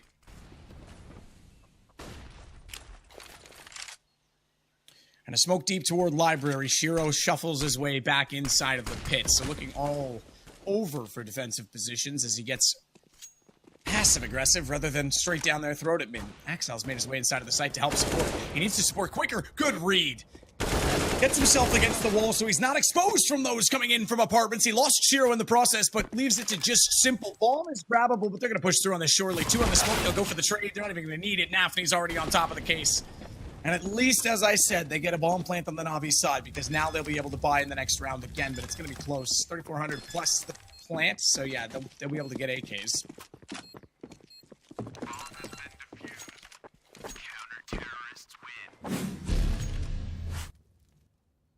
This is not looking good. Gambit has everything. They're looking great. Exile's on point right now. He might have had a bit of a quiet Dust 2. He's coming alive in this second half. Here on Inferno. 19 kills on Shiro and Hobbit, 15 on Exile.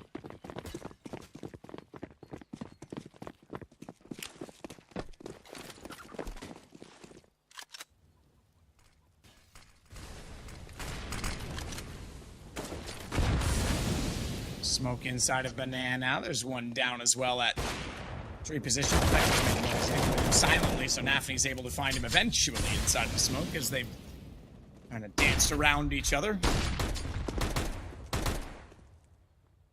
Navi's having such a tough time with these openings. 2 rounds now they've lost that first player. And Gambit's just getting aggressive, finding their kill and falling back, and taking a lot of resources away from Navi that they'd like for the rest of the round. Smoke Molotov is what they've got to work with to try and get into this bomb site.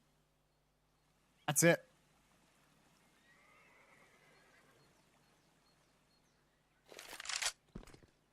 Hobbit back behind Newbox, not showing himself just yet, and they're trying to run down and rush in his position, so...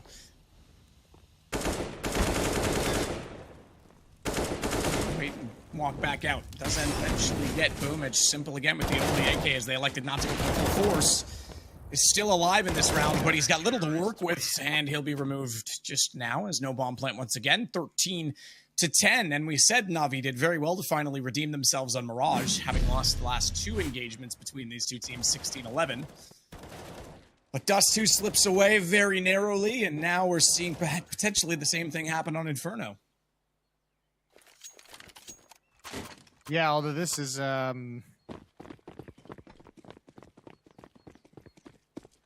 I mean, Gambit's just like ripping this out of their hands. I want to see how they're going to open this round. Look at Exile again. Look at the aggression. This is one thing we never saw Navi doing in that first half. There's the deep flashbang. Perfecto's blind. He knows Boomage is there, and you can't get away from Exile. He gets 3 somehow right at the end. Electronic finally puts him down, but it doesn't matter.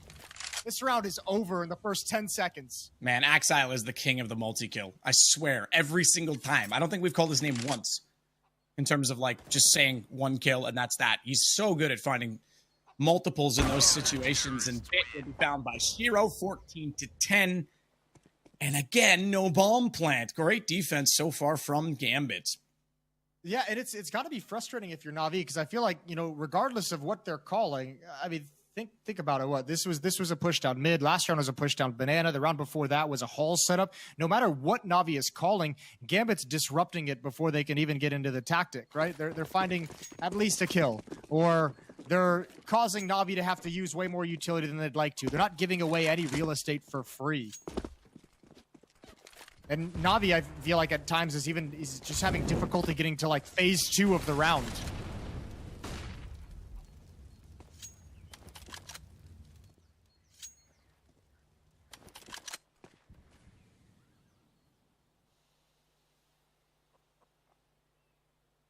Electronic slides back down middle, Tech 9 in hand.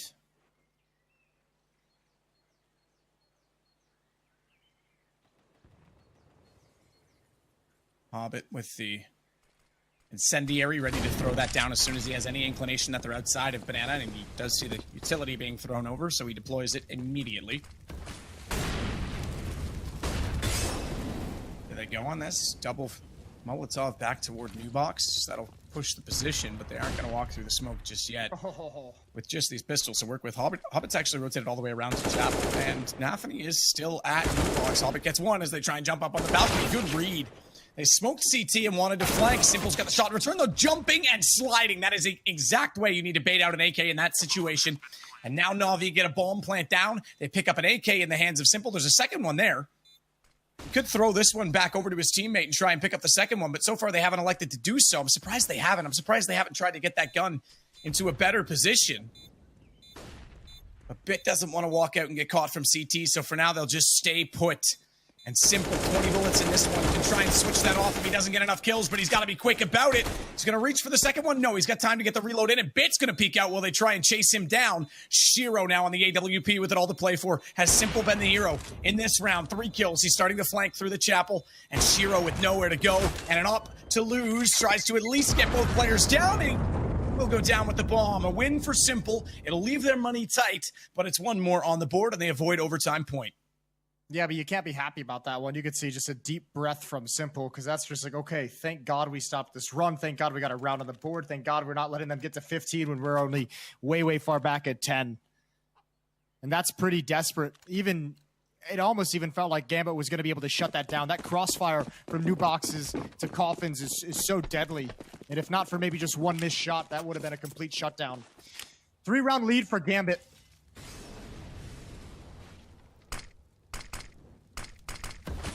And Exile's going to be aggressive again in halls, although he's backing away pretty quickly. Ooh, Shiro needs to get into the smoke and disappear. Almost found the timing. Time to be invisible to get away from that one. And the issue as well is Gambit still has so much money built up. Nafi in good position. Simple. Ooh, he tried to go through the wall and it gave Nafi a chance to get the retake because he heard the early dink.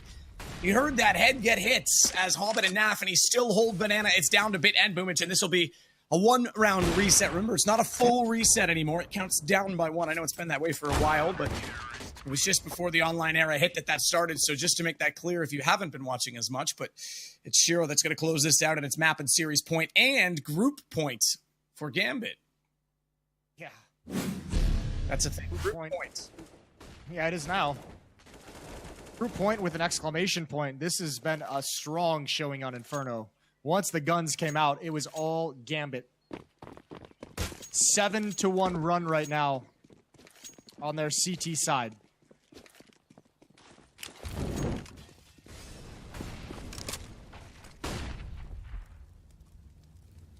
So Bit again will push up and get toward the boiler position with Electronic beside him. They actually let him stand on the barrel so that he can see through the window before he just jumps toward the balcony. Bit of a change to how that's normally done. I like it. A variation. Desperate for Navi and losing HP already as Boomich is down to 42. Say that was mostly done by grenades, Jason, as things get a little bit slow for a moment. Yeah, well, Navi have to figure out where they're going to end. They're going to want to figure that out before they lose too much utility. Left mid smoke. Electronic and Boomich have control of brackets. Oh, and that's just spam right through. That's unfortunate. Oh, almost out of bullets. He saves just enough to tap away. And you're right. There it is again. Another multi-kill for Exile. Inters is in pit. Ready and waiting.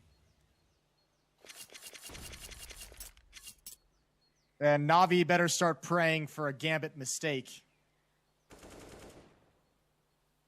Or something of legend from Simple, but he's spotted through the edge of the smoke, and Inters has him down already. Perfecto and Bit to try and close it out. One shot at least. Exile's gone. We saw how close he came before, but Bomb still waits at quad. Perfecto sneaking in will leave that on the ground. Nobody's picked it up on the way by. Either way, he's looking for kills. That's the focus, and it's going to bait Bit out. Turns around. Can't quite get Shiro. Round is over. So is the game as Hobbit gets the final kill, and we have our final group stage game completed. We know now that it's Gambit that will lead. Yeah, that's what a great series. I actually love that series from those two teams. That's really cool. Gambit, man, that's so good that they just took over Inferno in that fashion. I love the aggression. I love Shiro with the op. I loved Exile pushing up and being aggressive. They did everything I wanted Navi to do in that first half. When it looked like Navi was playing so passive and giving up space, Gambit was pushing forward and taking away ideas away from Navi, and that was fun to watch. So yeah, 2-1. If you didn't watch the rest of this group stage here at StarLadder RMR, like Matt said, this was for the top of the group. No one's eliminated. We're going to see both these teams in the playoffs, so we'll see them over the weekend. We're also going to bring in the analyst desk as well. So a lot of cool new things coming over the weekend, and it's Gambit who tops Group A. Yeah, they absolutely do. And as we said, this is becoming a grudge match between them. It now means the last 3 best of 3s have gone the way of Gambit. Now, this one wasn't 2-0. Mirage did go the way of Navi, and it could have gone... I think either of those maps could have gone either way at the end as well. So Navi definitely got to pull up their socks a little bit. Economic control was a problem in the second half as well. But yeah, I have to say, I think there's a number of factors, but I think Exile, the way that guy gets multi-kills is so massive. Like in the early round, prediction of the round, like control of the round, getting that advantage sustainably in terms of trades and everything. And Gambit plays very well for trades as well. So there's our group results. They'll hit 12 points. Just as Team Spirit was capable of in Group A and B, respectively, as Navi will finish in second. So too will K23 and Entropic on the other side. Virtus Pro last in the group at the bottom of the table, which is pretty incredible. And Akuma, the only team not to win a series in this entire event. Namiga, I want to give them a shout out. I feel a little bad. They played very well. They played Gambit and Navi very well, taking a map off of each of them and nearly winning against Gambit altogether in that series. But Fours ultimately occupied the 3rd spot and will move on as well. Yeah, which is cool to see. I like that we're going to see Entropic again moving forward. They were pretty impressive. Man, rough week for Virtus Pro, and I think the hardest part about it is now that they got to sit there and wait and figure out how many RMR points they're going to get, because those are the standards that are going to be crazy to look at. So, are they going to drop? How much are they going to drop? And who's going to overtake them? This was the schedule for today. If you missed anything, 2-0 Entropic beat Virtus Pro. 2-1. We just saw Gambit mop up Navi on Inferno and take the top of their group. And yeah, last group stage game that we had. Yeah, which also means we have some other excitement for tomorrow, Jason, because we'll be joined by our lovely analysts and our desk hosts. We've got quite a few people coming in. We've got James Banks going to be leading the desk. We've got Blade joining us, I think, on Saturday. Obviously, we'll have Vendetta and Vince back as well a little bit. And, of course, none other than the lovely Thorin will be on the desk. That's going to be fun. I think that'll be Hope his Beakface makes an appearance. Beakface Thorin, best Thorin. Is it the best Thorin now? Beakface is the best Thorin. All right, well, I'm looking forward to seeing that. I think I'm looking forward to seeing this rematch as well. I wouldn't mind if this somehow was the finals again, because that was fun. That was, I think, the best game we've seen in this tournament. Not surprising with number 1 and number 2, but it's just the way they're able to make the mid-round adaptations that were so good that I think some of the other teams lack, right? They either get a good start in the round and that's that, or you get some silly clutch and a mistake made. These guys can actually claw back territory, and it's fun to watch. I think Navi played a really good series as well. I mean, even with the loss, especially on Dust 2, I felt like there was some things that they could have done. I mean, just small, not even mistakes, just small unfortunate events and turn of events that kept them from winning Dust 2. Obviously, didn't help that Simple was in hard carry mode for Dust 2, and that was basically the only time in this week that we saw Simple not really have the full supporting cast that we've come to know and love. So that was a bit rough, but yeah, I agree with you. I think this is a matchup that we should all predict that we're going to be seeing in the grand finals of this event. I hope that's the case. With that said, I think we'll shut her down for the group stages. We'll see you tomorrow. Again, We'll be joining you with the desk. We'll be joining you with Thorin. You don't want to miss that. And, of course, Moses and I will be back for a little bit of Counter-Strike action as well. Have a good night, everyone. We'll see you tomorrow. Legendary teams, major players, and electrifying tactical action are back in CSGO Regional Major Rankings 2021. From June 27th till July 4th, 10 teams will clash in the thrilling showdown for the prize pool of $100,000 and slots at the PGL Major Stockholm 2021. Who will win more rounds? Who will show the most furious play? And who will claim the major prize? Find out at the CSGO Regional Major Rankings 2021. And don't forget to reload.